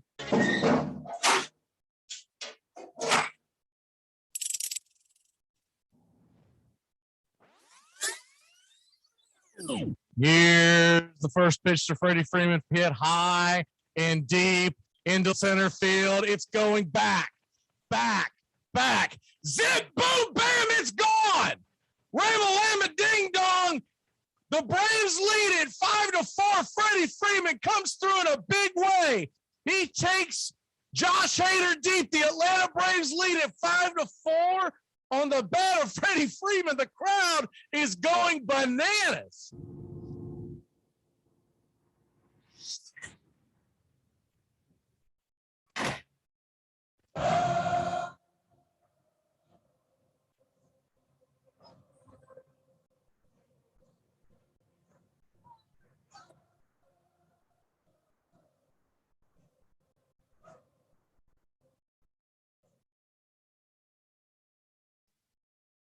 Welcome back here to Atlanta Braves baseball. The Atlanta Braves lead the game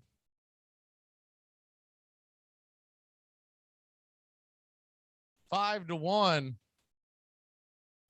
as we head to the bottom of the 6th inning.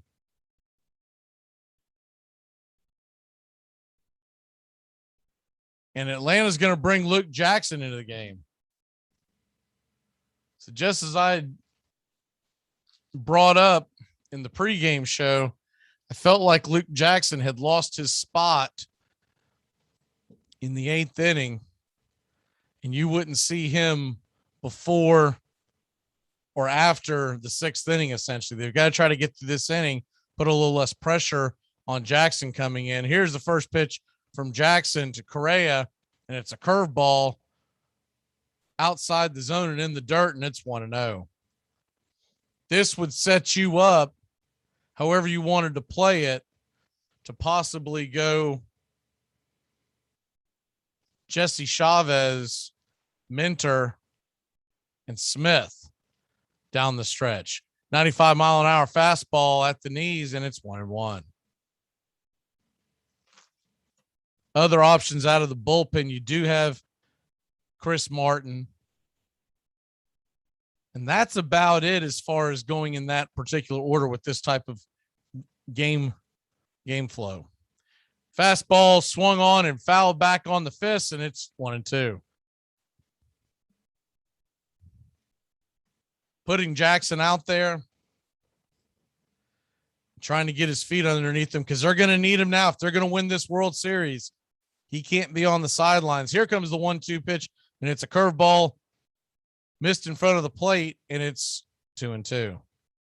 With the injury to Morton, depending on what they decide to do with the roster, you got to figure they're going to bring in one more pitcher. And there's a couple things they could do there. We'll get to that here in a second. Here's the 2-2 pitch, and it is a curveball in the dirt. And did he go around? Yes, he went around. Strike 3, Correa went around. First base umpire Tom Hallion says that he offered. Looking at the replay here, he definitely went around. His wrists did break. That is one of the, it's always funny when you see fans sitting 60 rows back reacting as if someone blew a call. There's only one person that can tell, and that's the guy right down the line. And other than that, until you see the replay, here's the first pitch to Tucker, and it's ripped into center field with a 1-out single by Kyle Tucker. The most interesting thing about the check swing in Major League Baseball, it is not defined. It is the one rule that is not defined in Major League Baseball. It is simply the umpire's call, whether he believes someone should or should not, did or did not go around. That is simply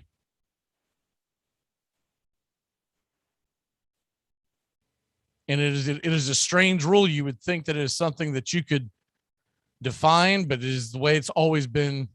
Here's the first pitch to Gurriel. He slant kicks it in the dirt, but Tucker was running on the play. And so Tucker's going to move over to second as he was on the run. If he'd not been on the run, that would have been a tailor-made double play. Ozzie Albies did a good job of backhanding that and firing it over to first. He knew there was no chance of getting Tucker. Tucker had pretty much been ignored by Jackson and was stealing first base with ease.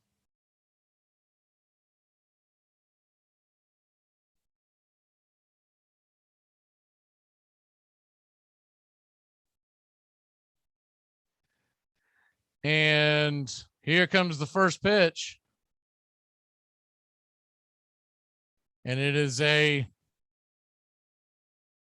Called first strike to Chas McCormick. It's 0-1, right at the knees.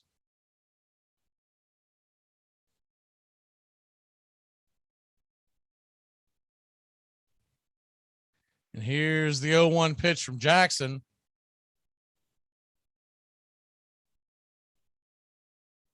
And swung on, hit high and deep down the right field line, but it's going to bend foul. 96 miles an hour, and he gave it a ride, and it's 0-2.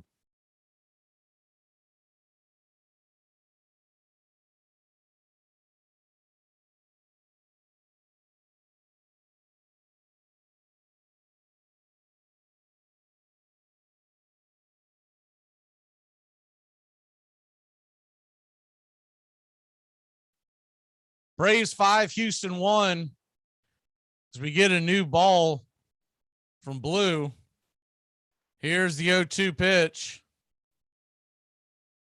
And swung on and missed strike 3. Luke Jackson's out of the inning without giving up a run. Hallelujah, Braves country. We're heading to the top of the 7th inning with a 4-run lead in game 1 of the World Series. Let's get some runs, boys.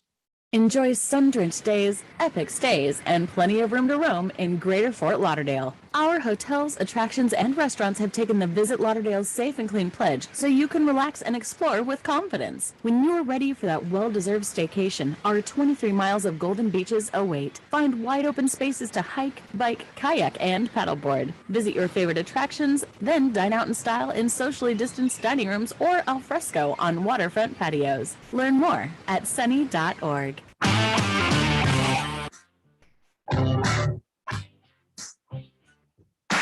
Get your Sunday football morning started off right with the Handicappers on Armchair Quarterbacks YouTube, 10 a.m. Eastern to noon Eastern. Your Sunday morning kickoff show where we tackle your NFL lines out in the desert, a 61.2% win rate over the last 6 years. Against the spread, over, under, money line, you name it. And we dive into the world of fantasy football year long and your DFS payouts. The only true Southern football kickoff show that talks the spreads in Vegas, your DFS and fantasy, in your year-long quest to win that fantasy football championship. Only on the Armchair Quarterbacks YouTube channel. It's the Handicappers on Armchair Quarterbacks YouTube, 10 a.m. Eastern to noon Eastern. Sundays, all NFL season long.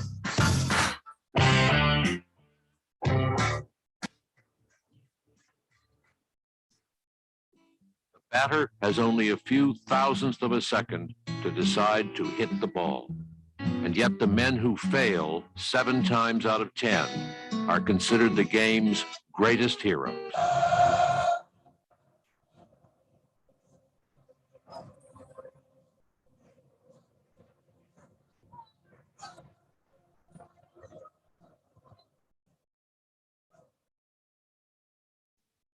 Welcome back here to Atlanta Braves baseball, Braves country here on YouTube. And the Braves have a 5-1 lead, trying to hold on here to get a 1-0 series lead, which would be huge after losing Charlie Morton to a broken fibula. He is done for the season. But even with that being said, you're still set up. If it were to go deep into the season, let's say it goes 7 games, Max Fried and Ian Anderson are still set to go 2 more times.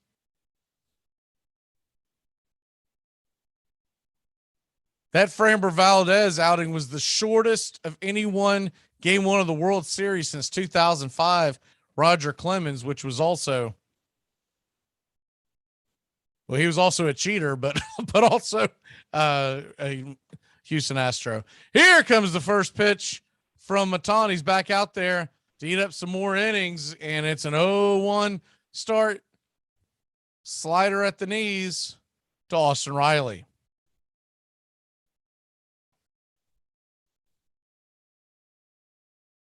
Oh, 1 pitch to Riley, and it's a slider all well off the plate, and it's 1-1.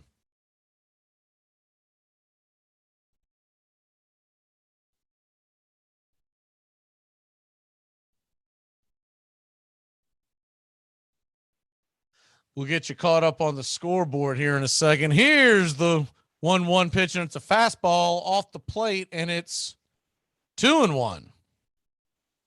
Preds over the Sharks. They held on and won 3-1. Lightning pound the Penguins 5-1, and the Wild are leading the Canucks 1-0. Here's the 2-1 pitch to Riley, and it is at the knees, called for a strike. Fastball just on the outside part of the zone, and it's 2-2. The Kraken are leading the Canadiens 2-1. Flames 5-3. Winners over the Devils, and the Golden Knights beat the Avalanche. Here's the 2-2 pitch, and it is a slider way off the plate, and it's now a full count to Austin Riley. On deck is Eddie Rosario. No outs to start the 7th inning. Braves would love to tack on some more runs, give some more breathing room to that bullpen. Here's the 3-2 pitch, and swung on and missed, slider way off the plate. And Riley went fishing, and that's the first out of the 7th inning. Rosario and Duvall are due up.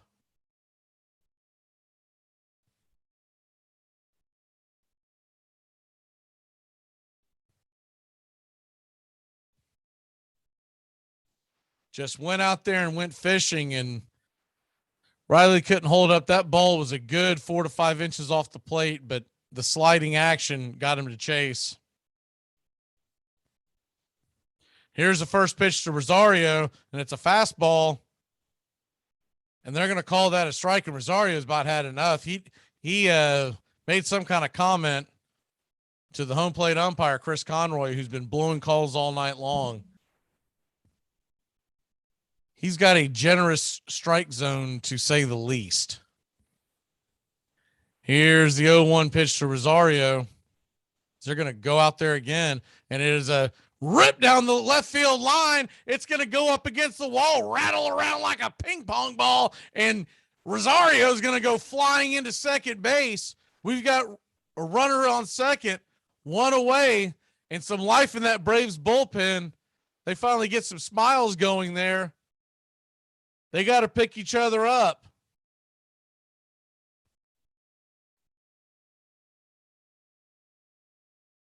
Rosario took that fastball. They set up outside again, and Rosario read their mind and took it right down the line. That thing went flippity flopping around there like a pinball machine. Rosario standing on second. And that'll bring Adam Duvall, who's already hit a home run, to the plate. 1 home run, 1 for 3 with 2 RBI. The first pitch is a slider well off the plate, and it's 1-0. Let's go, Adam. Let's get some runs. A single would easily score Rosario. Stanek, by the way, is warming up in the Houston bullpen.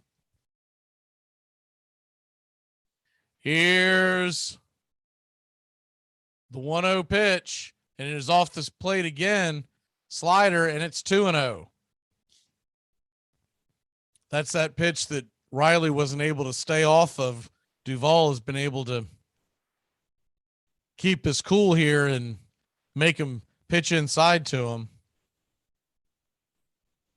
Darnold is on deck with Jock Peterson in the hole. Can the Braves get some more runs, create a little more space, be a big help to that back of the bullpen if they can? Here, it's a 2-0 pitch. He's going to swing around. Almost balked there, but they'll do it again at 2-0. Maton almost looked like he was starting his delivery, but pivoted and swung around. I guess he didn't break the plane heading towards home. So here's the 2-0 pitch to Duvall, and it is a slider off the plate again. It's now 3-0. 3-0 pitch with Travis Darnold on deck.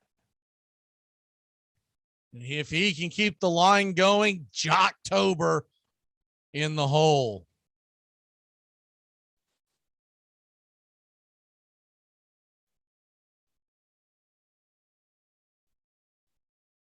Here's a 3-0 pitch to Duvall. And it is slider on the outside part of the plate. He takes it for a strike. It's 3-1.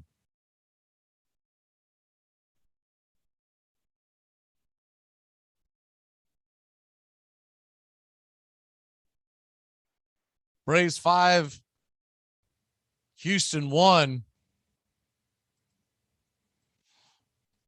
With all these injuries, all these pitchers, this is bound to be a high-scoring World Series. Here's a 3-1 pitch, and it's off the plate.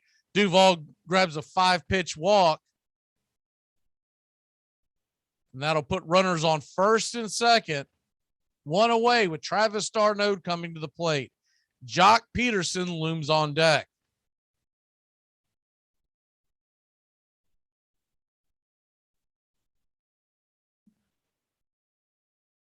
Knicks beat the 76ers 112 to 199 tonight.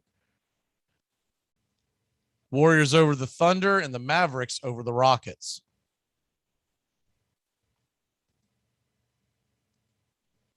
And Dusty Baker's going to come walking out to the mound, stopping and playing with his pant legs. He's buying all kinds of time for his pitcher.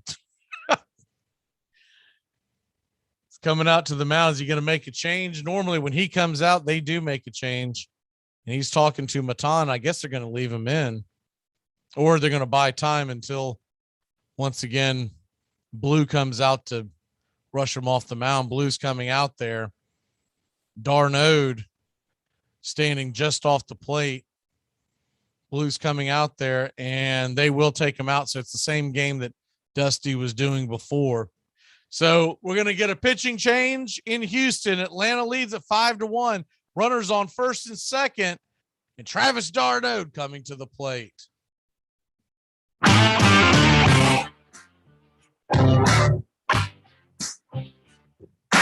Get your Sunday football morning started off right with the Handicappers on Armchair Quarterbacks YouTube, 10 a.m. Eastern to noon Eastern. Your Sunday morning kickoff show where we tackle your NFL lines out in the desert, a 61.2% win rate over the last 6 years. Against the spread, over, under, money line, you name it. And we dive into the world of fantasy football year long and your DFS payouts. Your only true Southern football kickoff show that talks the spreads in Vegas, your DFS and fantasy, and your year-long quest to win that fantasy football championship. Only on the Armchair Quarterbacks YouTube channel. It's the Handicappers on Armchair Quarterbacks YouTube, 10 a.m. Eastern to noon Eastern. Sundays, all NFL season long.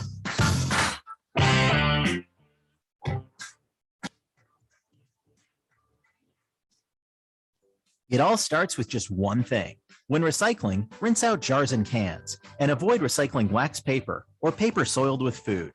This will reduce recycling contamination. Find tips and more at onethingus.com.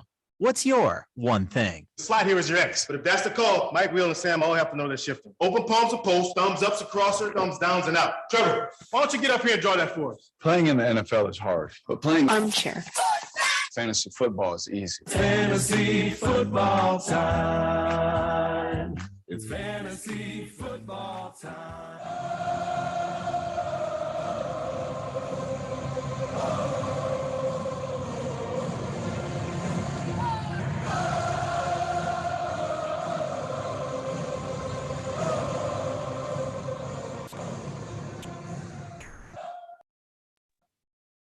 Welcome back here at Atlanta Braves baseball. As the Braves lead at 5-1, we're going to get a pitching change from the Houston Astros, and it's going to be Ryan Stanek with a 3.42 ERA on the year. He'll be coming in. The righty will face d'Arnaud and then Jock Peterson. Runners on first and second, one away. On this date in 1940, Hammer and Hank Greenberg wins his second American League MVP. He became the first player to win the MVP in two different positions. He won it in 1935 at first base and then moved to the outfield by 1940. Here comes Stanek. And first pitch from Stanek to d'Arnaud is high and inside, it's 1-0. Looked like the slider that just missed. Darnode 1 for 3 on the night, batting .206 in the postseason. Though just hitting .206, he's come up with some big hits. Here's the 1-0 pitch, swung on and missed, 97 miles an hour right by him. And it's 1-1.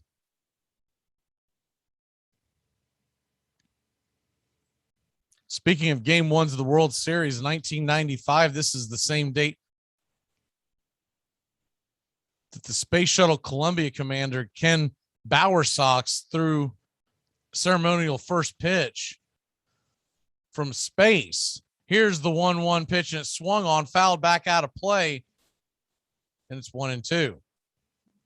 When he threw it from the Space Shuttle Columbia, it appeared to come towards the camera, come in from the scoreboard, and then roll out to the plate for the first pitch. There's a cool little note in baseball history as they were on a space mission. Here's the 1-2 pitch from Stanek, and it's a fastball way outside the zone, 98 miles an hour, and it's 2-2. This is also the infamous Game 6, 1985. Cardinals Royals, where Don Deckinger, speaking of bad umpiring, has the blown call at first. It extends the game for the Royals. Royals come back and win it in walk-off fashion, then win Game 7, stealing a championship from the Cardinals. Here's the 2-2 pitch. It's a 99-mile-an-hour fastball. Barely got a hold of it, fouled it back, and we'll do it again at 2-2.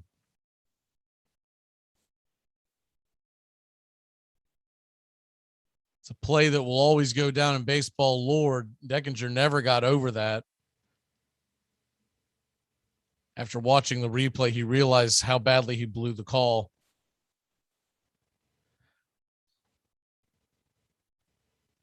Here's the 2-2 pitch, and swung on, slider. They were trying to get it low, and he hung it high, fouled back. Darnode almost got a hold of that one.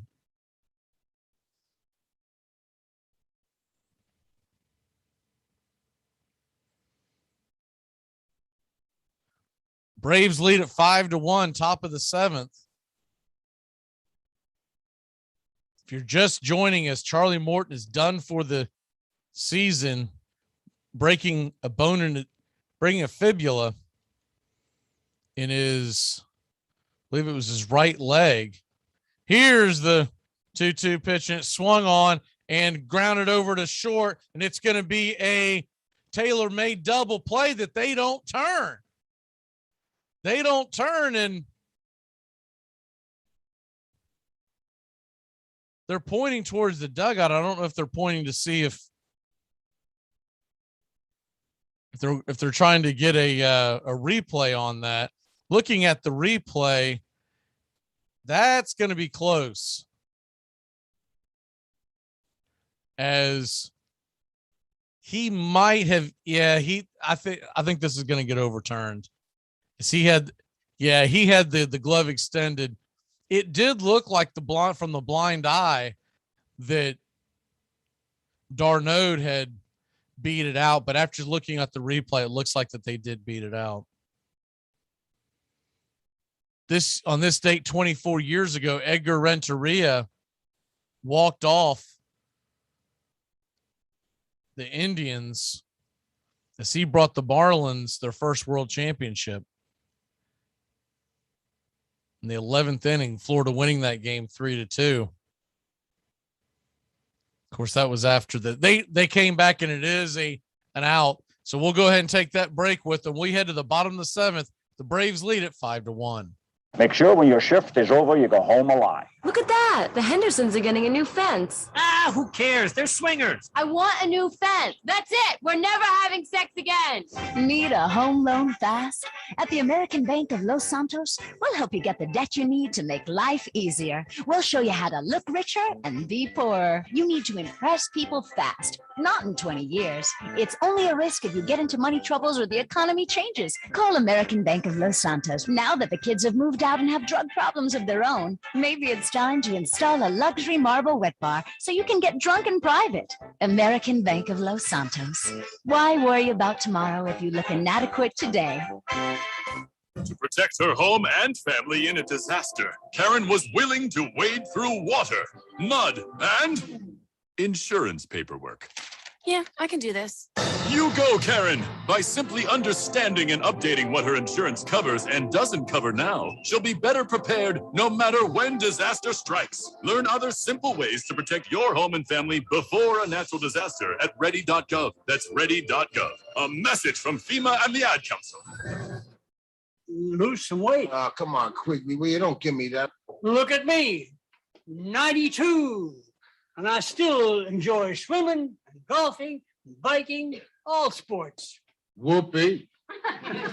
That too. Come on, after all, at your age, must be down to a handshake, huh? Yep, before and after. I'm Amy Lawrence, and I'm up late, always, after hours, hanging out with you on CBS Sports Radio. Check it out, 2 a.m. Eastern, 11 p.m. Pacific.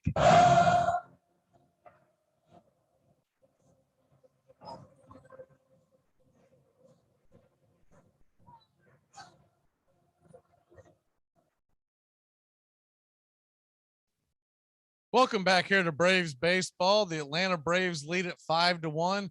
They tried to hold on to the first game of the World Series.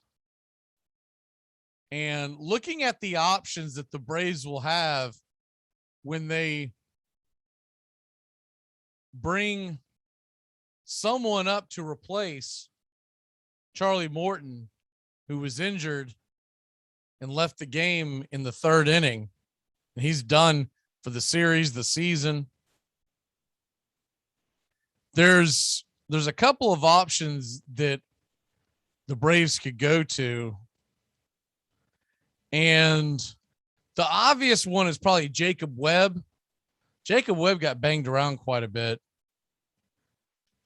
in the previous rounds.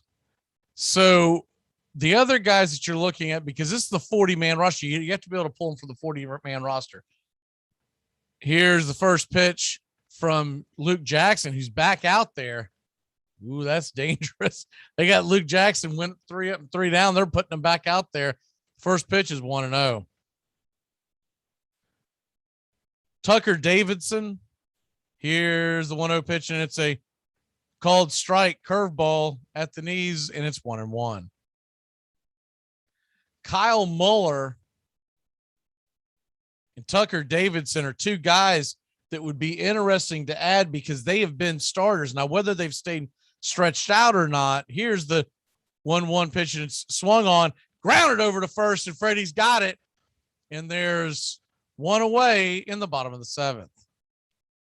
Now, remember, Muller and Davidson were phenomenal in the stints that they had this season. But how stretched out they are, there's a lot of things to try to figure out there. You've got Edgar Santana. Don't know what Rich Rodriguez has been up to, but he's not been on any of these rosters. I'd say it's got a lot to do with who has stayed active. Tuki Toussaint could be another option. I'm sure they're scurrying right now to figure out. Here's the first pitch to Altuve, and it's wide and outside, and it's 1-0.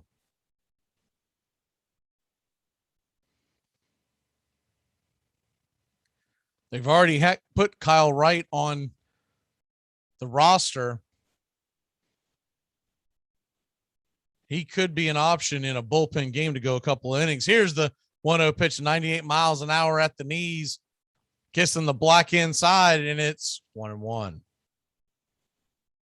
So a lot of options, and we'll just have to see where they go. But a lot of it's got to do with who has stayed loose, who has been battling injury. A lot of that stuff is not revealed. 1-1 pitch is low and in the dirt again. It's 2-1.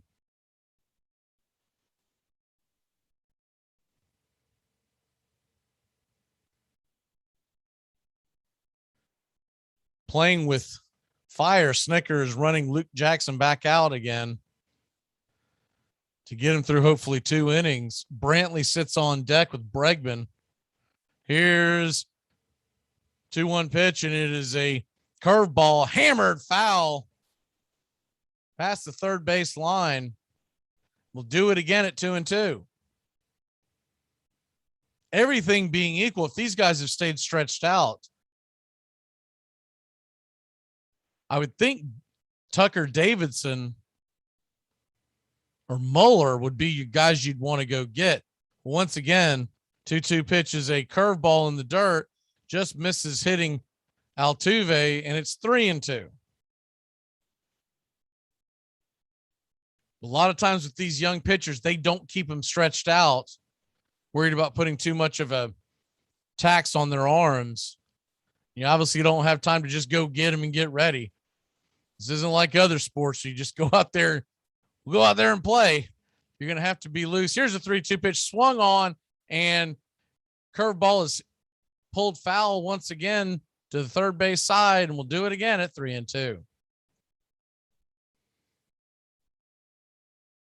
It's a lot of questions Braves country has, but probably would just have to sit back and wait. There will be a post-game press conference, but normally that kind of stuff they're going to sleep on before they announce who they're going to put in there. Here's a 3-2 pitch, swung on and missed, strike 3. That was a beautiful curveball. If Luke Jackson can start doing that, that thing dropped out of the zone, but stayed just below. I mean, just below the strike zone. What a great pitch by Jackson. Snickers heading out to the mound. He might be making a change. You do have the lefty coming in, and yep, that's what's going to happen. Luke Jackson is out. Tyler Matzik is in.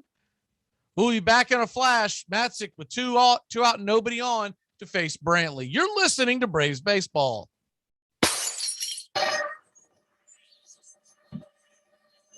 You just robbed a house. You have all this great stuff that now belongs to you, but you got this annoying pang of guilt nagging at you. Well, worry no more, because your friends at Cell Block Greeting Cards have the answer for you. Introducing our new line of petty crime thank you cards. Before you smash and grab one of our cards and leave it behind on your next heist. Choose from any of these fine Hawk Bell cards like, thank you for the plasma TV. Or, thanks for the PlayStation, alcohol, and penny jar. And, don't use your toothbrush. For a limited time, introducing, I'm still in the house.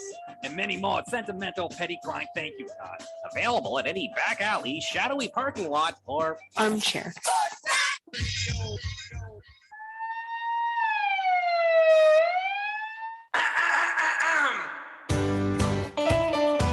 Saturday mornings, 8:30 Eastern. Dixie Football Nation is back and better than ever. We've got Tony Agolini, Matt Carr, Tones Ariola, Bobby and Angelo, along with Mac McGee this fall. Dixie Football Nation heads to the gridiron, talking ACC, SEC, the Big Ten, and all the big games throughout the college football land. That's Dixie Football Nation, 8:30 Eastern, 7:30 Central. Saturday mornings on the Armchair Quarterback Show's YouTube channel, going live, or catch the instant replay.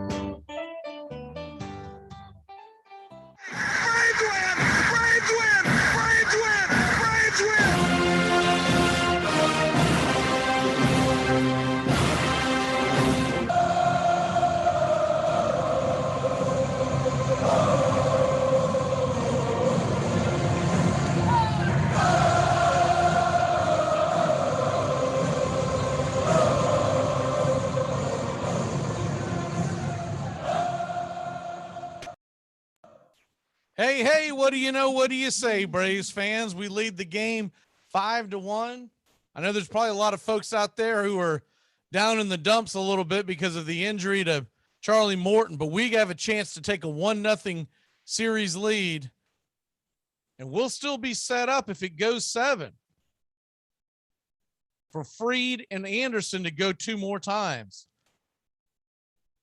And usually it takes an entire village to win a series, and that's what it looks like it'll happen. Is Charlie Morton will head to the IL and they'll replace him. We'll find that out tomorrow. But if we can keep this young man healthy, Tyler Matzik enters the game as the bullpen doors swing open. And here's the pitch. It's a curveball on the outside part of the plate. It's 1-0. Matzik had that big time heroic outing versus the Dodgers. Runners at second and third, nobody out, and struck out the side. Here's the 1-0 pitch to Brantley, and it's off the plate. It's 2-0. Matzik having a hard time finding the plate. Love to get it out of this inning really quick to set up the next inning. Right in the heart of the Astros order, Bregman and Alvarez are due up. Here's the 2-0 pitch, and it is swung on, popped up high and out of play. Brantley was sitting dead red, and it's 2-1.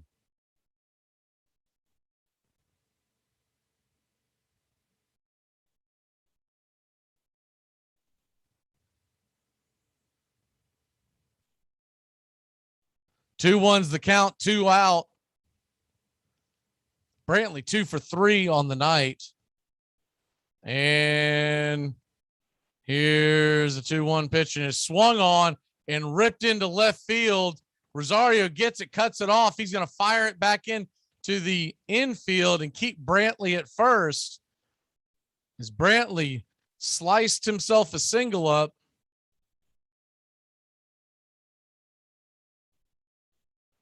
Great play by Rosario, by the way, out there in left field to keep Brantley from moving over to second. It's kind of a self-defense swing to keep it alive, and he happened to slice it and keep it fair. Rosario, when he backhanded, the ball kind of rolled up his glove. He was able to hold on to it. Brantley not with great speed, but decent speed. For him to keep him to a single there was a good piece of defense by Rosario. Here's the first pitch, and it swung on, fouled back. Bregman's coming out of his shoes, and it's 0-1.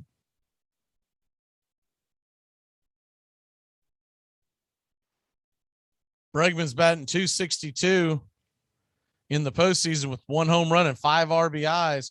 Always a threat to go deep. Here's the 0-1 pitch from Matzik to Bregman. And swung on and missed. Slider out of the zone. And it's 0-2. Atlanta would like to get out of this inning quickly. You don't want a long inning here because they're expecting to bring Matzik back out for the 8th. So 0-2 pitch with 2 away, 1 on. Darno sets up inside, and it's a slider pulled foul. And we'll do it again at 0-2.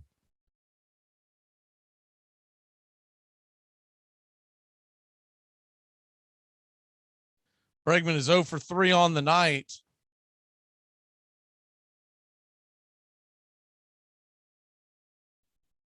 So here's the 0-2 pitch.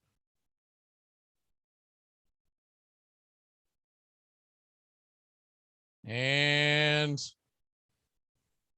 that ball, by the way, went in the camera well, almost took out the police officer. Here's the 0-2 pitch, and it buckles Bregman's knees. Strike 3. We head to the top of the 8th inning. Your Atlanta Braves lead it 5-1. I'm Andy Lawrence, and I'm up late, always after hours, hanging out with you on CBS Sports Radio. Check it out, 2 a.m. Eastern, 11 p.m. Pacific. ACC football covered like no other here on the Armchair Quarterback. Reggie Gillespie dives into the end zone.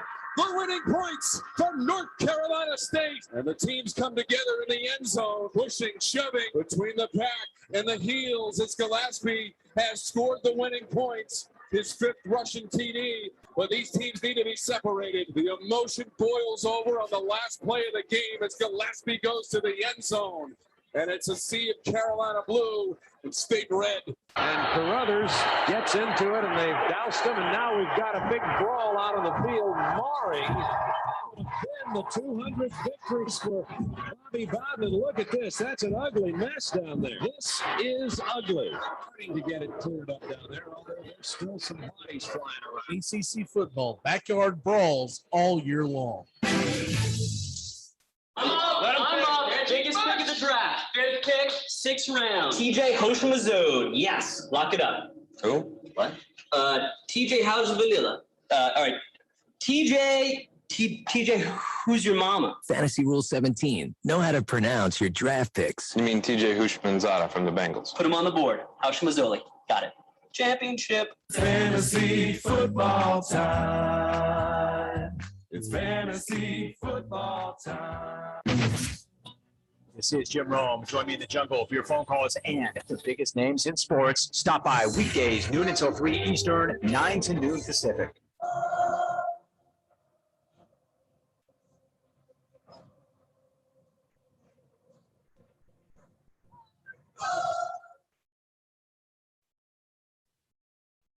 Welcome back here to Braves baseball. Atlanta leads the game 5-1 here in game 1 of the World Series. As we get set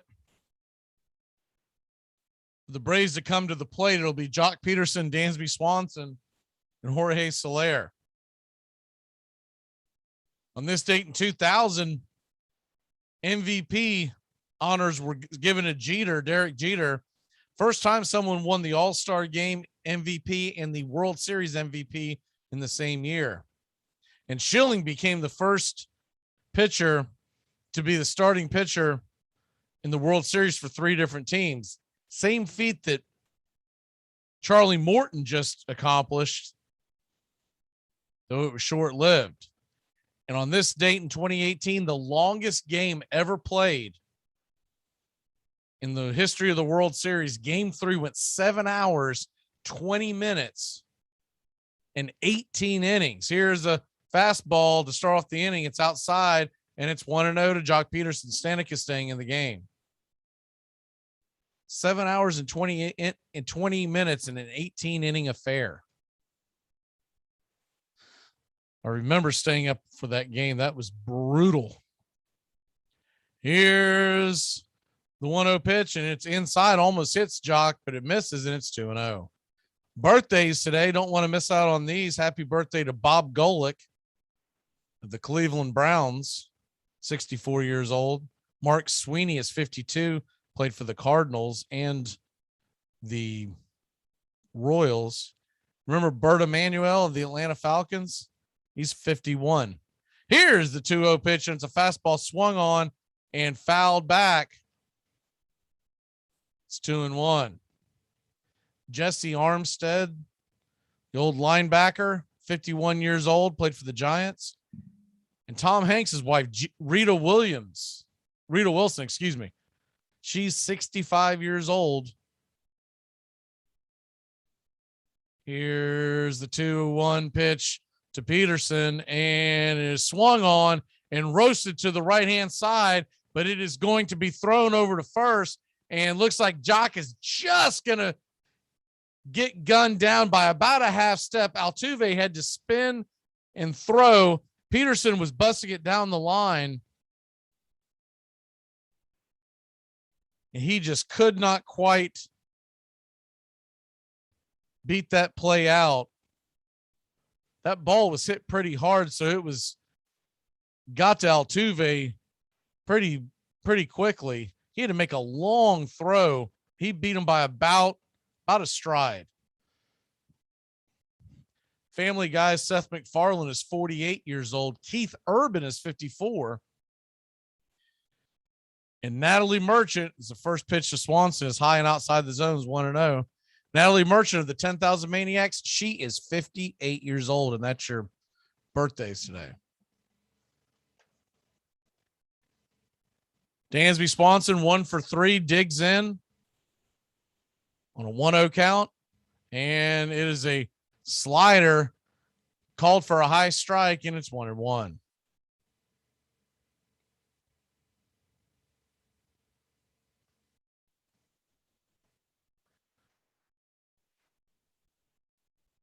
Braves lead at 5-1 after 2 in the first, 1 in the second, 3 in the third. Here's the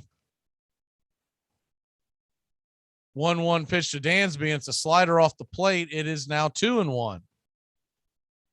Houston scored 1 in the fourth, and since then it's been pretty uneventful. Past the injury to Charlie Morton. And that's the way the Braves fans would like it. Keep it uneventful, and let's go ahead and get out of here and get this win. Here's the 2-1 pitch, swung on and popped up high and out of play. Looked like it was the slider once again. We'll do it again at 2-2.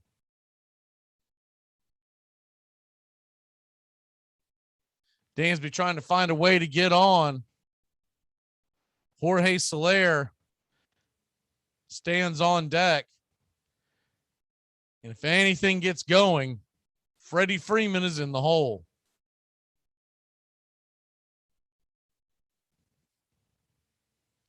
Here's the 2-2 pitch. That is wide and outside the zone.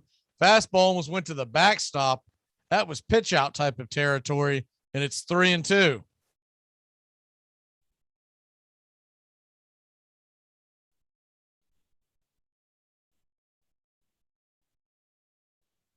Three-two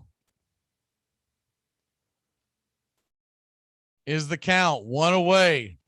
Waiting for the delivery to get a new ball, and swung on and pulled foul. We'll do it again at 3-2. Looked like the slider once again. Been pretty consistent with going that slider high and the fastball outside. Back and forth, back and forth. They keep showing Snicker in the dugout, and I'm sure the only thing that's going through his head is, are you kidding me? I finally get to the World Series, and you take my ace away from me just 3 innings in. No one said this was going to be easy. And it's almost par for the course. If you've been following this Braves team, they have fought against injury and persevered. Here's the 3-2 pitch fastball inside the kitchen, underneath the hands, fouled back, and it's 3-2. But it's been one thing after another, and can the Braves find yet another way to fight their way through this series?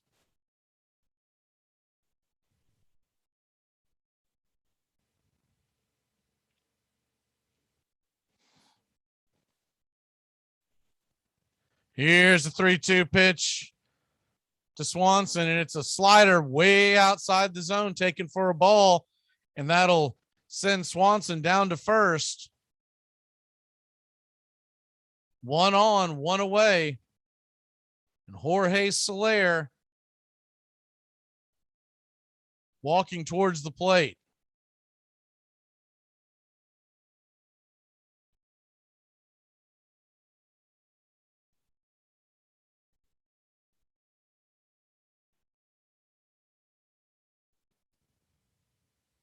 Braves jumped out here to a 5-0 lead and have held on 5-1. Here's the first pitch to Soler, and it's an excuse me swing, and it's actually going to end up turning into a single as it rolled right by the pitcher, Stanek. He couldn't make the play. No one chased it. The first baseman had to cover first. He was trying to cover first in case Stanek was able to shovel it to get the force. But the second baseman, Altuve, didn't back it up. So when the ball rolled by him, it goes all the way. As Stanek was trying to make the play, it rolled all the way. He loses the ball on it, fumbled it around. Looked like he tried to swipe at it and just missed it. So when he did with his bare hand, so he was trying to make a heroic play, which I don't think he would have had any shot in getting Soler the way he was falling. But when he went for that and missed the play, Swanson went all the way from first to third. And we're going to get a pitching change here as the Braves lead at 5-1, runners on the corner, one away. Freddie Freeman coming to the plate. We'll be back in a flash.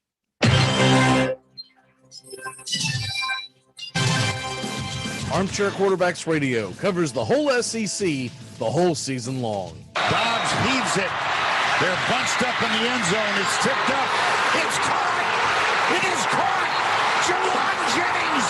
Just the start of things. First quarter at the Gator Bowl in Jacksonville. And Walker digs to the right. Gets outside. The 35. Look out.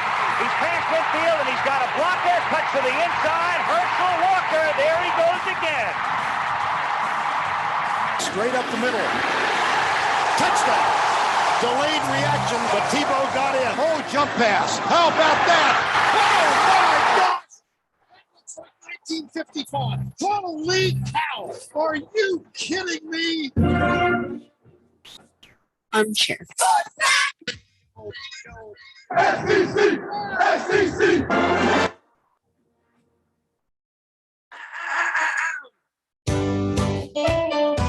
Saturday mornings, 8:30 Eastern. Dixie Football Nation is back and better than ever. We've got Tony Agolini, Matt Carr, Tones Ariola, Bobby and Angelo, along with Mac McGee this fall. Dixie Football Nation heads to the gridiron, talking ACC, SEC, the Big Ten, and all the big games throughout the college football land. That's Dixie Football Nation, 8:30 Eastern, 7:30 Central, Saturday mornings on the Armchair Quarterback Show's YouTube channel, going live, or catch the instant replay. Tell you one thing, that's 3 holding penalties on one football team in a quarter and a half. That ain't funny.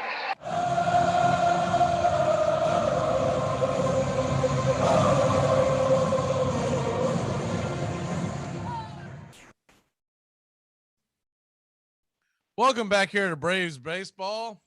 And the Atlanta Braves have runners on first and second, first and third, swung on, hit high and deep into right field, not quite deep enough, and they are going to send Dansby on the play. Dansby goes diving into home, and he's safe.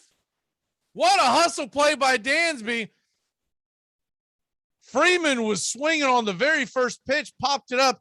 It was a very shallow pop fly, but Dansby, we know, has got good speed, and he went bucket, and he went flying into home, head first, arm extended, crossed the plate as the ball took Maldonado up the line.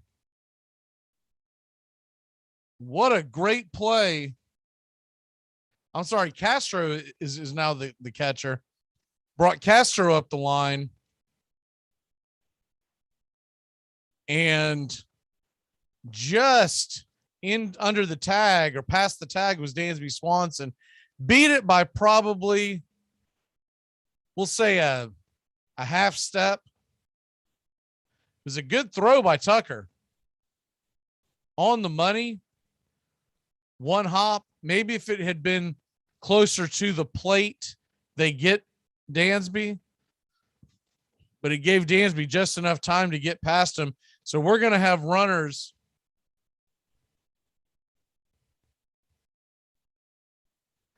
on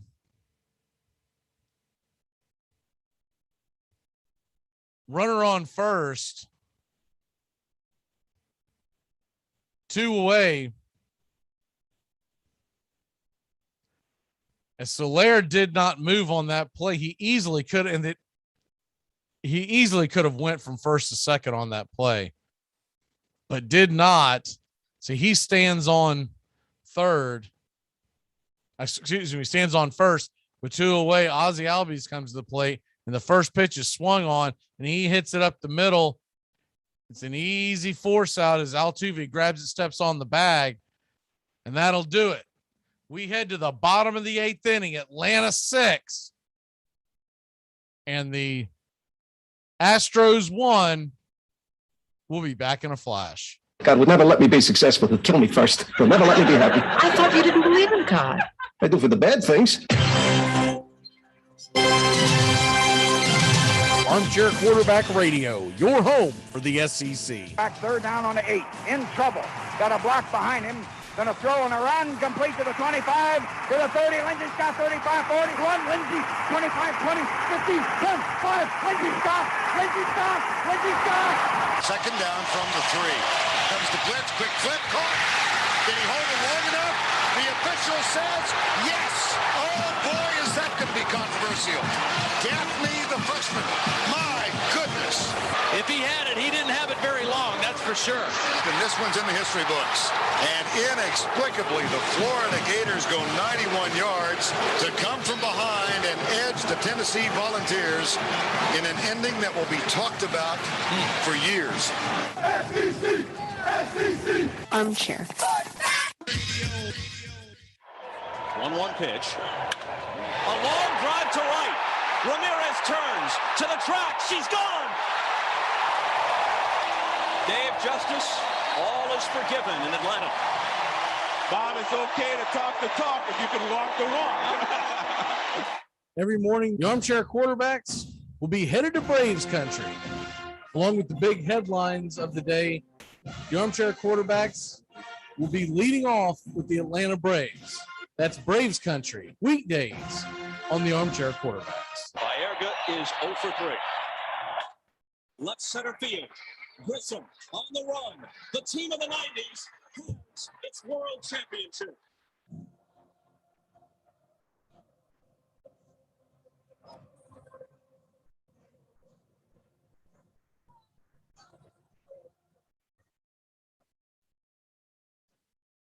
Welcome back here to Braves Baseball. The Atlanta Braves lead the Astros 6-1 in game 1 of the World Series.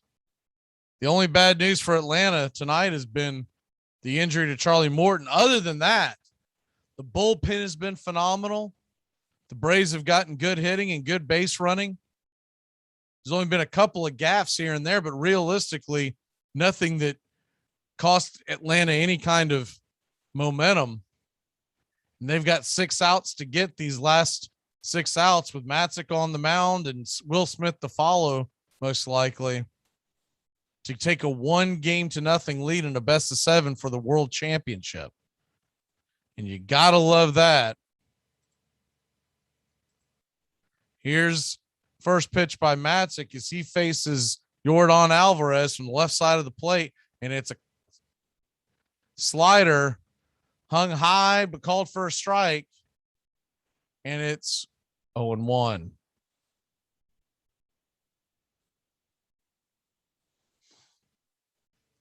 Matzik digs in. Here's the delivery. Darno sets up on the outside and it swung on, popped high and deep. And I don't know if that's going to stay in the park. It's going to bounce off the wall. Alvarez is on his horse. Duvall could not corral it. And it's a leadoff triple for Yordan Alvarez. That is not how you want to start the inning off here.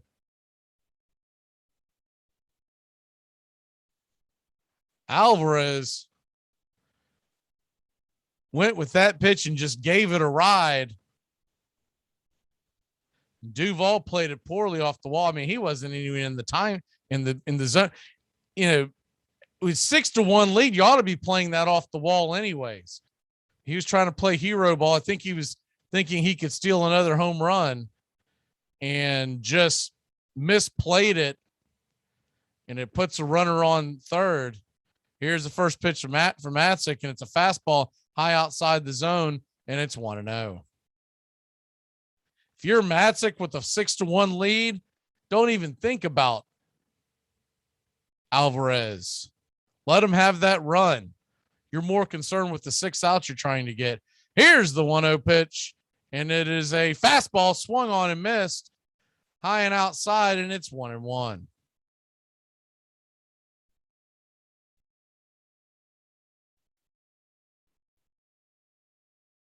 Here's 1-1 pitch. And fastball swung on, fouled out of play, and it's 1-2.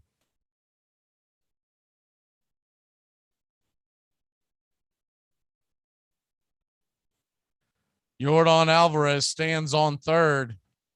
Just an unbelievable hot October for him.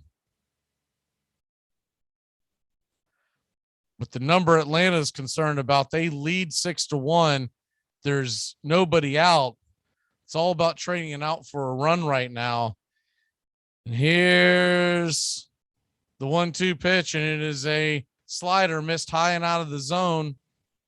It's 2-2.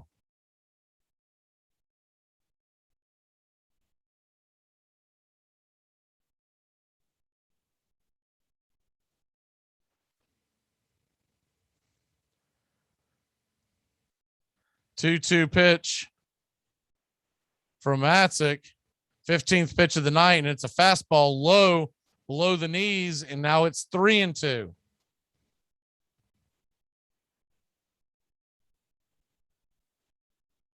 You do have to wonder a bit.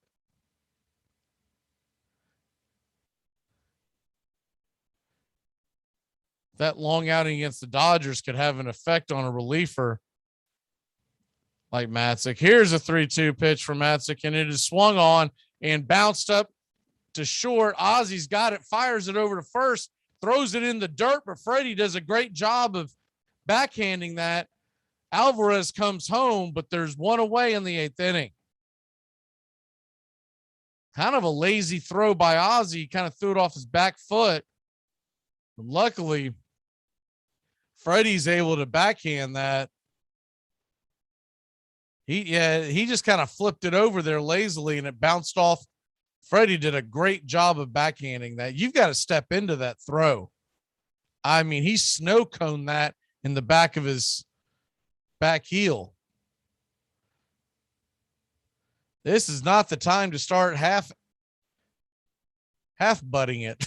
That's the cleanest way I can put that. Here's the first pitch from Tucker, and it is a slider called for a strike outside the zone, on the outside part of the zone, and it's 0-1.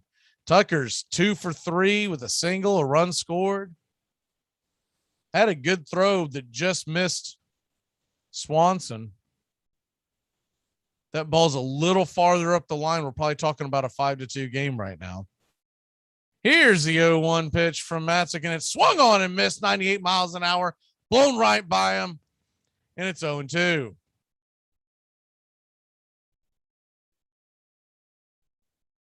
Atlanta leads at 6-2. Trying to get this to the 9th inning.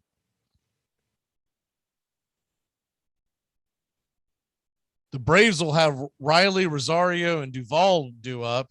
Here's the 0-2 pitch to Tucker, and it swung on and missed strike 3. 99 miles an hour right by him. He could not get the bat going fast enough.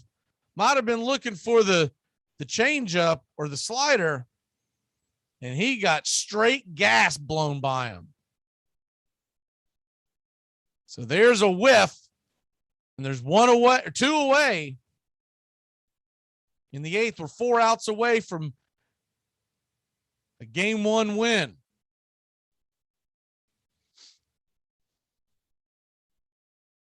Here's the first pitch, and it is swung on and hammered high and deep into left center. It is thrown over, and he is going to gun him down at second. What a great defensive play by Rosario. He got the carom off the wall and gunned down Gurriel, had him out by a country mile, as long as Ozzy actually made the tag in time. And it looked like he did. It looked like he got his finger his Ozzy's glove banged Gurriel's finger, and he's out. Now, whether or not they're going to try to replay this, but he is definitely out. Houston will probably take a look at it because what do you have to lose? But he is definitely out. They call him safe on that. There's conspiracy galore. That ball just missed, by the way, from going out of the stadium, out of the yard. It went off the top of the wall. Gurriel standing out there trying to act like he didn't get tagged. He got tagged. Rosario knows that Rosario's in the dugout. Most of the Braves are heading to the dugout. They're waiting for an official as they're looking at it. But this is an absolute waste of time. But I will say this, New York has gotten it wrong so often this year. Nothing would shock me. That ball, now they might be checking to see if the ball went out, but it didn't. It went, I'd say, a foot or so below the yellow line. The yellow line is a home run in Houston's Park. So it went below. And it's a quick review. You'd think they're calling that a strike. It's an out. And we'll go to the top of the ninth inning. Great play by Rosario. And we will grab the bats. Atlanta leads it 6-2. Riley, Rosario, and Duvall. Oh, my. Here we go. To protect his family from disaster, Steve used his camera phone. Done. By taking pictures of his important documents, Steve can always have them stored online. Learn more simple disaster prep tips at ready.gov. A message from FEMA and the Ad Council. Knicks again with 36 seconds left. Ball at the left hash mark. Two wide out to the right, one to the left. Florida's got the big rush on Knicks. He floats one in the end zone. It is called touchdown Auburn. Sanders caught it. Touchdown Auburn. Touchdown Auburn. Frank Sanders from Knicks. Auburn's ahead. Auburn's ahead. Touchdown of 8 yards. Knicks to Sanders. Can you believe it? Can you believe it? Auburn has done it again. Ball game is over. I have seen it, but I do not believe it. Yes, the streak is alive. Auburn 36, Gators 33. Number 1 has fallen by the wayside. It's not what he said, you ignorant wretch. Spanish is worse than your English. Saturday mornings, 8:30 Eastern. Dixie Football Nation is back and better than ever. We've got Tony Agolini, Matt Carr, Tones Areola, Bobby and Angelo, along with Mac McGee this fall. Dixie Football Nation heads to the gridiron, talking ACC, SEC, the Big Ten, and all the big games throughout the college football land. That's Dixie Football Nation, 8:30 Eastern, 7:30 Central, Saturday mornings on the Armchair Quarterback Show's YouTube channel, going live, or catch the instant replay.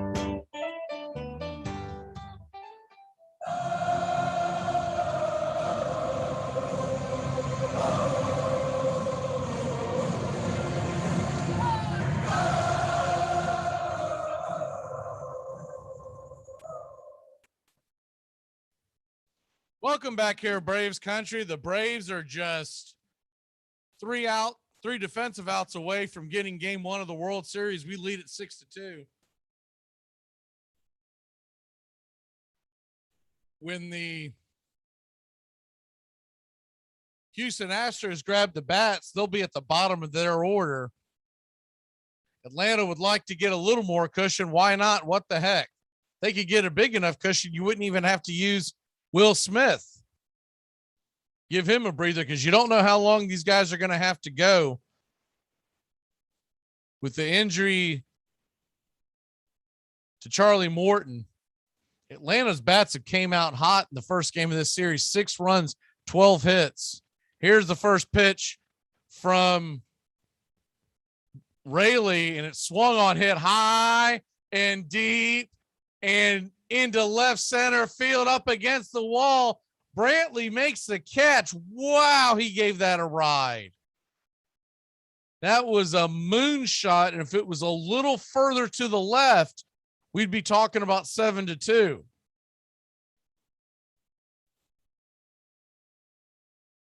Riley gave that an absolute ride.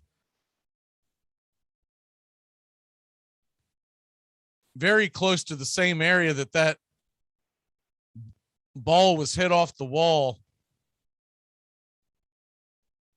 Rosario got that ball back in the bottom of the last inning and gunned down Gurriel at second.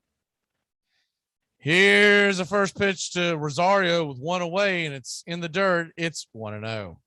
Rosario continues his hot hitting. He's 2 for 4, hitting .476 in the postseason. Correa, Altuve, and Gurriel are all right of the second base bag, so anything to the left side has a good chance of getting through. Here's the 1-0 pitch, and it is swung on. It's looked like the slider from the lefty Raley, and it's fouled out of play. It's 1-1. Adam Duvall stands on deck with Darnode and then Jock Peterson if they get anything going. So here's the 1-1 pitch, and swung on and hit to the left side, but great play by Bregman as he is able to cover that side of the infield by his lonesome, scoops it, fires it over to first, and there's 2 away. The throw pulled Gurriel off the line, but he's able to tag Rosario coming by. So that'll bring Adam Duvall to the plate. A lefty-righty matchup. Will Dusty leave him in, or will this be another? Looks like he's going to leave him in. Dusty's probably looking at his bullpen as well, as far as not wanting to give away too many pitches to too many pitchers, excuse me. Here's the first pitch, and it's a 79-mile-an-hour curveball high in the zone, but called for a strike, and it's 0-1. Just kind of late. It was kind of a get-me-over curveball that Duvall did not take a swing at. Here's the 0-1 pitch to Duvall, 1 for 3 on the night, and it's a fastball hit high and hammered deep. Good Lord. But that thing went foul by about 3 miles. But he hit that thing. Anyone in the San Antonio area might want to duck. That ball might come crashing through your window. He absolutely murdered that ball. Just could not keep it straight. Here's the 0-2 pitch, and it swung on and missed. Strike 3. We'll head to the 9th inning. Will Smith enters as the bullpen doors swing open. The Braves trying to get game 1 of the World Series under their belts. You're listening to Braves Country Baseball. You play to win the game. The Armchair Quarterbacks on YouTube Live, covering the AFC South and NFC South along with the rest of the NFL. Subscribe and like us today. Your first choice for sports talk live from the First Coast.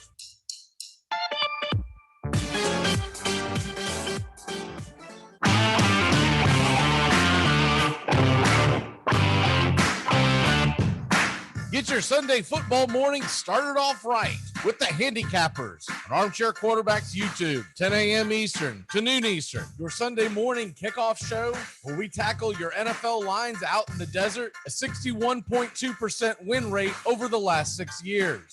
Against the spread, over, under, money line, you name it. And we dive into the world of fantasy football year-long and your DFS payouts.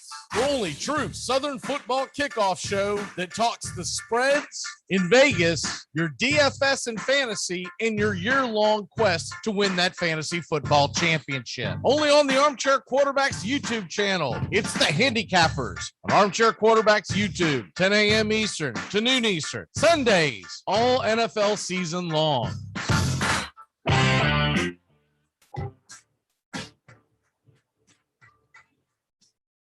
It is played everywhere, in parks and playgrounds and prison yards, in back alleys and farmers' fields, by small boys and old men, raw amateurs and millionaire professionals. It is a leisurely game that demands blinding speed.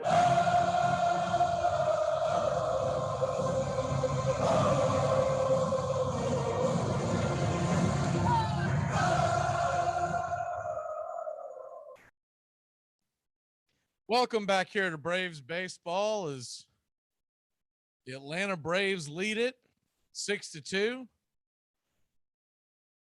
Will Smith is going to enter the game. He'll be facing Chas McCormick to start it off. It'll be McCormick, Castro, and Altuve.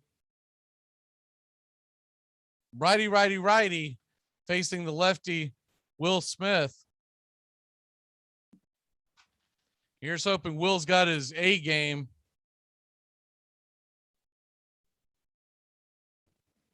Stays aggressive. He's got a 4-run lead. So no need to go out there and nibble. 4-run lead. Hopefully he just trusts his stuff and lets his defense do their job. We get 3 outs and get the heck on out of here.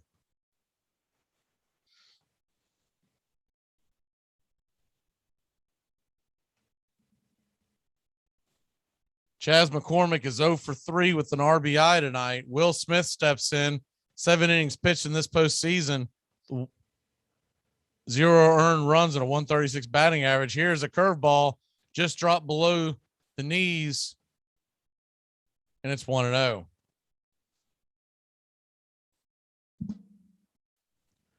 One-0 pitch from Smith. Diaz has come in to pinch hit. Diaz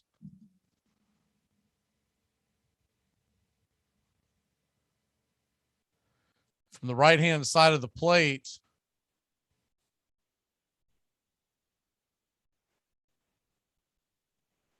And he digs in. Aledmus Diaz swung on and hammered down the left field line. Did that stay fair?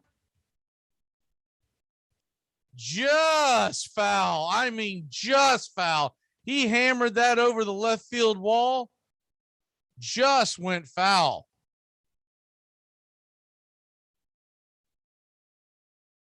He absolutely roasted that ball. Just got over the wall. Missed the foul pole by, I'm going to say, 6 feet. Here we go again.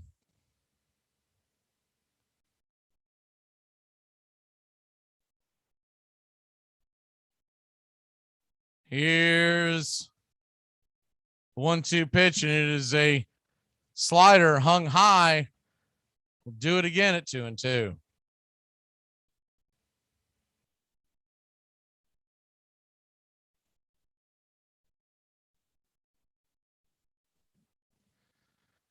Aledmus Diaz digs in on the 2-2 pitch, and it's a fastball fired and fouled back. And it'll do it again at 2-2.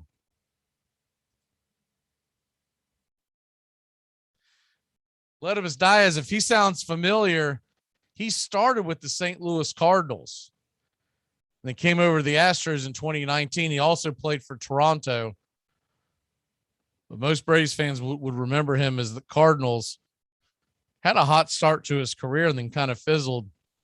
Has been a platoon player since. Here's a fastball inside, almost hits Diaz. Will Smith struggling early on. It's going to be a 3-2 count to Diaz.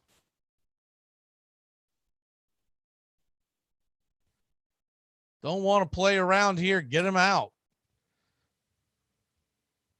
Definitely don't want to walk a guy.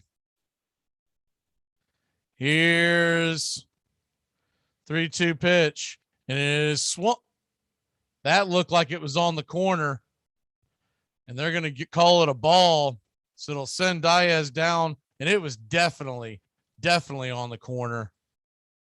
They're going to call it a ball. He'll go down to first, and the leadoff runner is on.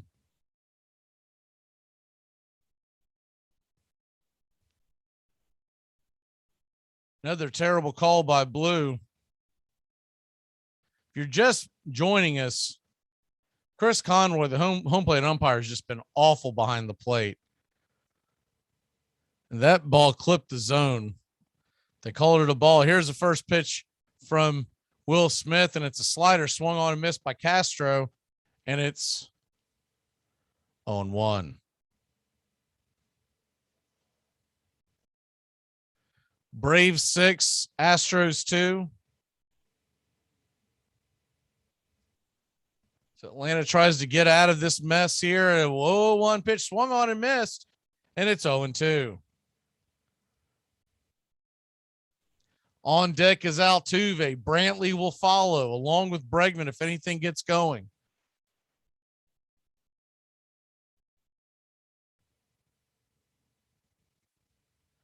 Lefty versus lefty matchup.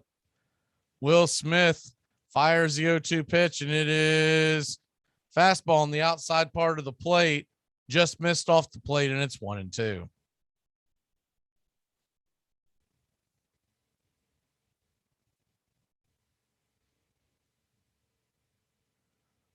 One-two pitch from Smith. And it is fouled back out of play. We'll do it again at 1-2.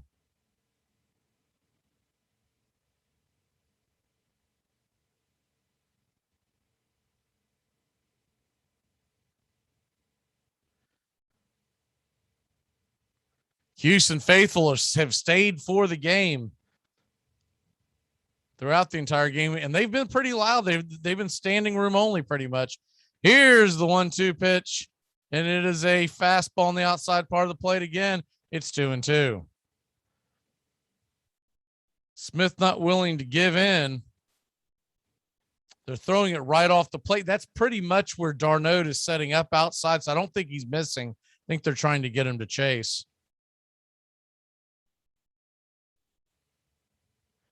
Here's 2-2 pitch, swung on and pulled over to second. Ozzy's got it, throws it first and fires it back to do the double play, but Castro's going to beat out the throw. It was a ground ball over to second. Ozzy pivoted and turned and got the lead runner. So there is one away, but Castro runs pretty well for a catcher. He beat the throw. It was a long relay. He beat the throw by a good 2 or 3 steps. Probably one you realistically should just put in your pocket, but no harm, no foul. Jose Altuve comes in. He's 0 for 4. We all know what that means. We know that him 0 for 4, he's due for something. Let's get out of this game before he does something. First pitch is fouled off. It's 0-1.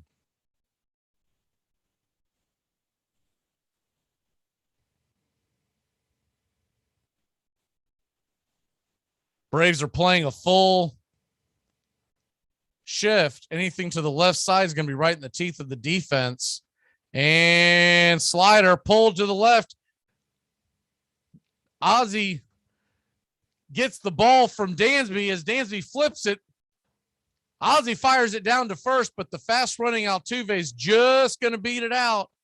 So as opposed to a double play to end the game, there is the force at second. Altuve will be safe at first, but there's 2 away. Looking at the replay, Altuve definitely beat that by about a half step or so. So no reason to challenge that. So it'll be runner on second, 2 away, a 4-run lead. Michael Brantley digs in. The first pitch is a curveball high for a ball, and it's 1-0.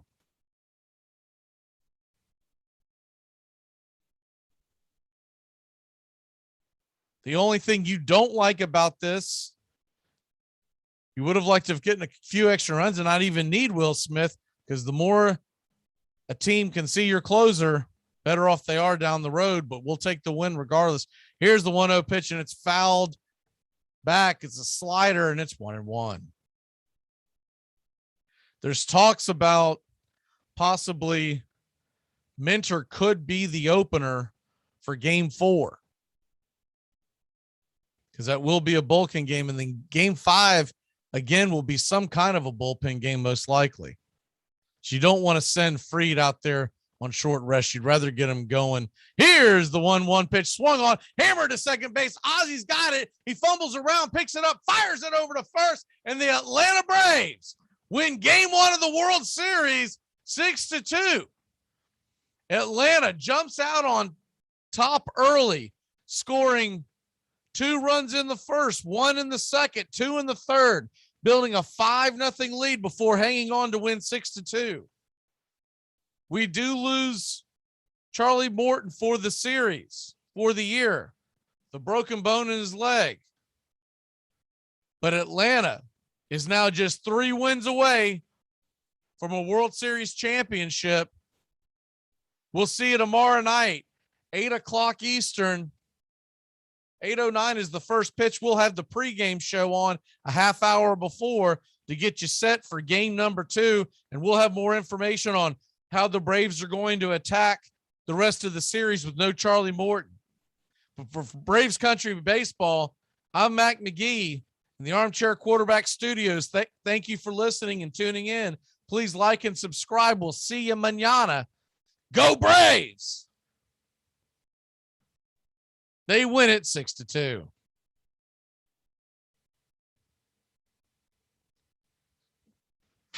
You're listening to CBS Sports Radio.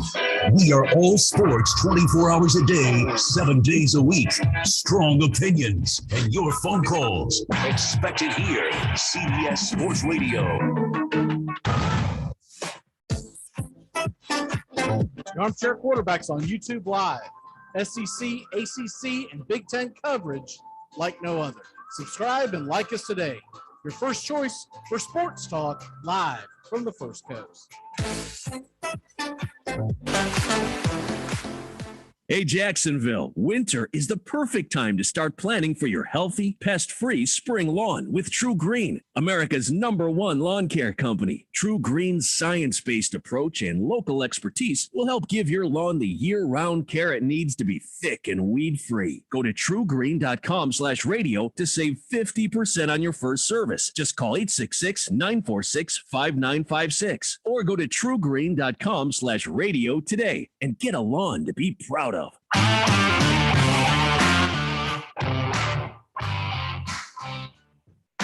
Get your Sunday football morning started off right with the Handicappers on Armchair Quarterbacks YouTube, 10 a.m. Eastern to noon Eastern. Your Sunday morning kickoff show where we tackle your NFL lines out in the desert, a 61.2% win rate over the last 6 years.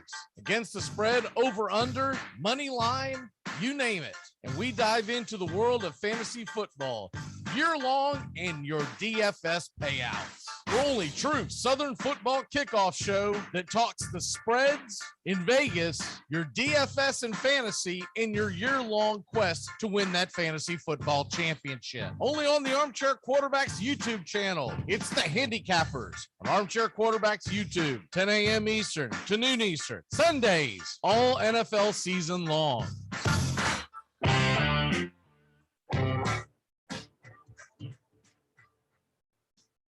At Jewelers Mutual, we're a little obsessed with jewelry. Obsessed like auctioneers with talking fast. 50, we're going to pop stars with auto-tune. Yeah. And dentists with asking questions. So, how did he propose? After they've put their hands in your mouth. Great. Yes, we've made jewelry our obsession for over 100 years. We love it so much, we named our kids Ruby, Amber, and Opal. Venti soy latte for Opal? At Jewelers Mutual, we insure jewelry and only jewelry, which is why people who are also obsessed with jewelry trust us with theirs. Saturday mornings, 8:30 Eastern. Dixie Football Nation is back and better than ever. We've got Tony Agolini, Matt Carr, Tones Ariola, Bobby and Angelo, along with Mac McGee this fall. Dixie Football Nation heads to the gridiron, talking ACC, SEC, the Big Ten, and all the big games throughout the college football land. That's Dixie Football Nation, 8:30 Eastern, 7:30 Central, Saturday mornings on the Armchair Quarterback Show's YouTube channel, going live. Or catch the instant replay. Take the road less traveled in the newly redesigned Hyundai Santa Fe. With available H-Track all-wheel drive to help you get off the beaten path a little further together. And intuitive safety features that can help you see what's waiting around the bend. Plus, with generous room for 5 and comfortable available Napa leather seating, you can go for more drives as a family without driving each other crazy. Find new adventures together in the Hyundai Santa Fe. I'm Amy Lawrence, and I'm up late, always, after hours, hanging out with you on CBS Sports Radio. Check it out, 2 a.m. Eastern, 11 p.m. Pacific. Get caught up with the big stories from around the world in sports in just a few minutes. Take me out to the ball game today, weekdays. Armchair Quarterbacks on YouTube. Baseball, football, basketball, whatever's trending in the world of sports, it's on Take Me Out to the Ball Game today in just a few minutes. It drops weekdays, 9:30 a.m. Eastern, as Wake Up Y'all is ending. Take Me Out to the Ball Game today on the Armchair Quarterbacks YouTube channel. Take me out to the ball game. The Armchair Quarterbacks on YouTube Live, covering the AFC South and NFC South along with the rest of the NFL. Subscribe and like us today. Your first choice for sports talk live from the First Coast.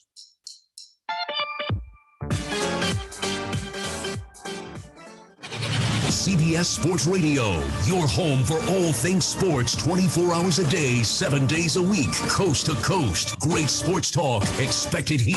CBS Sports Radio.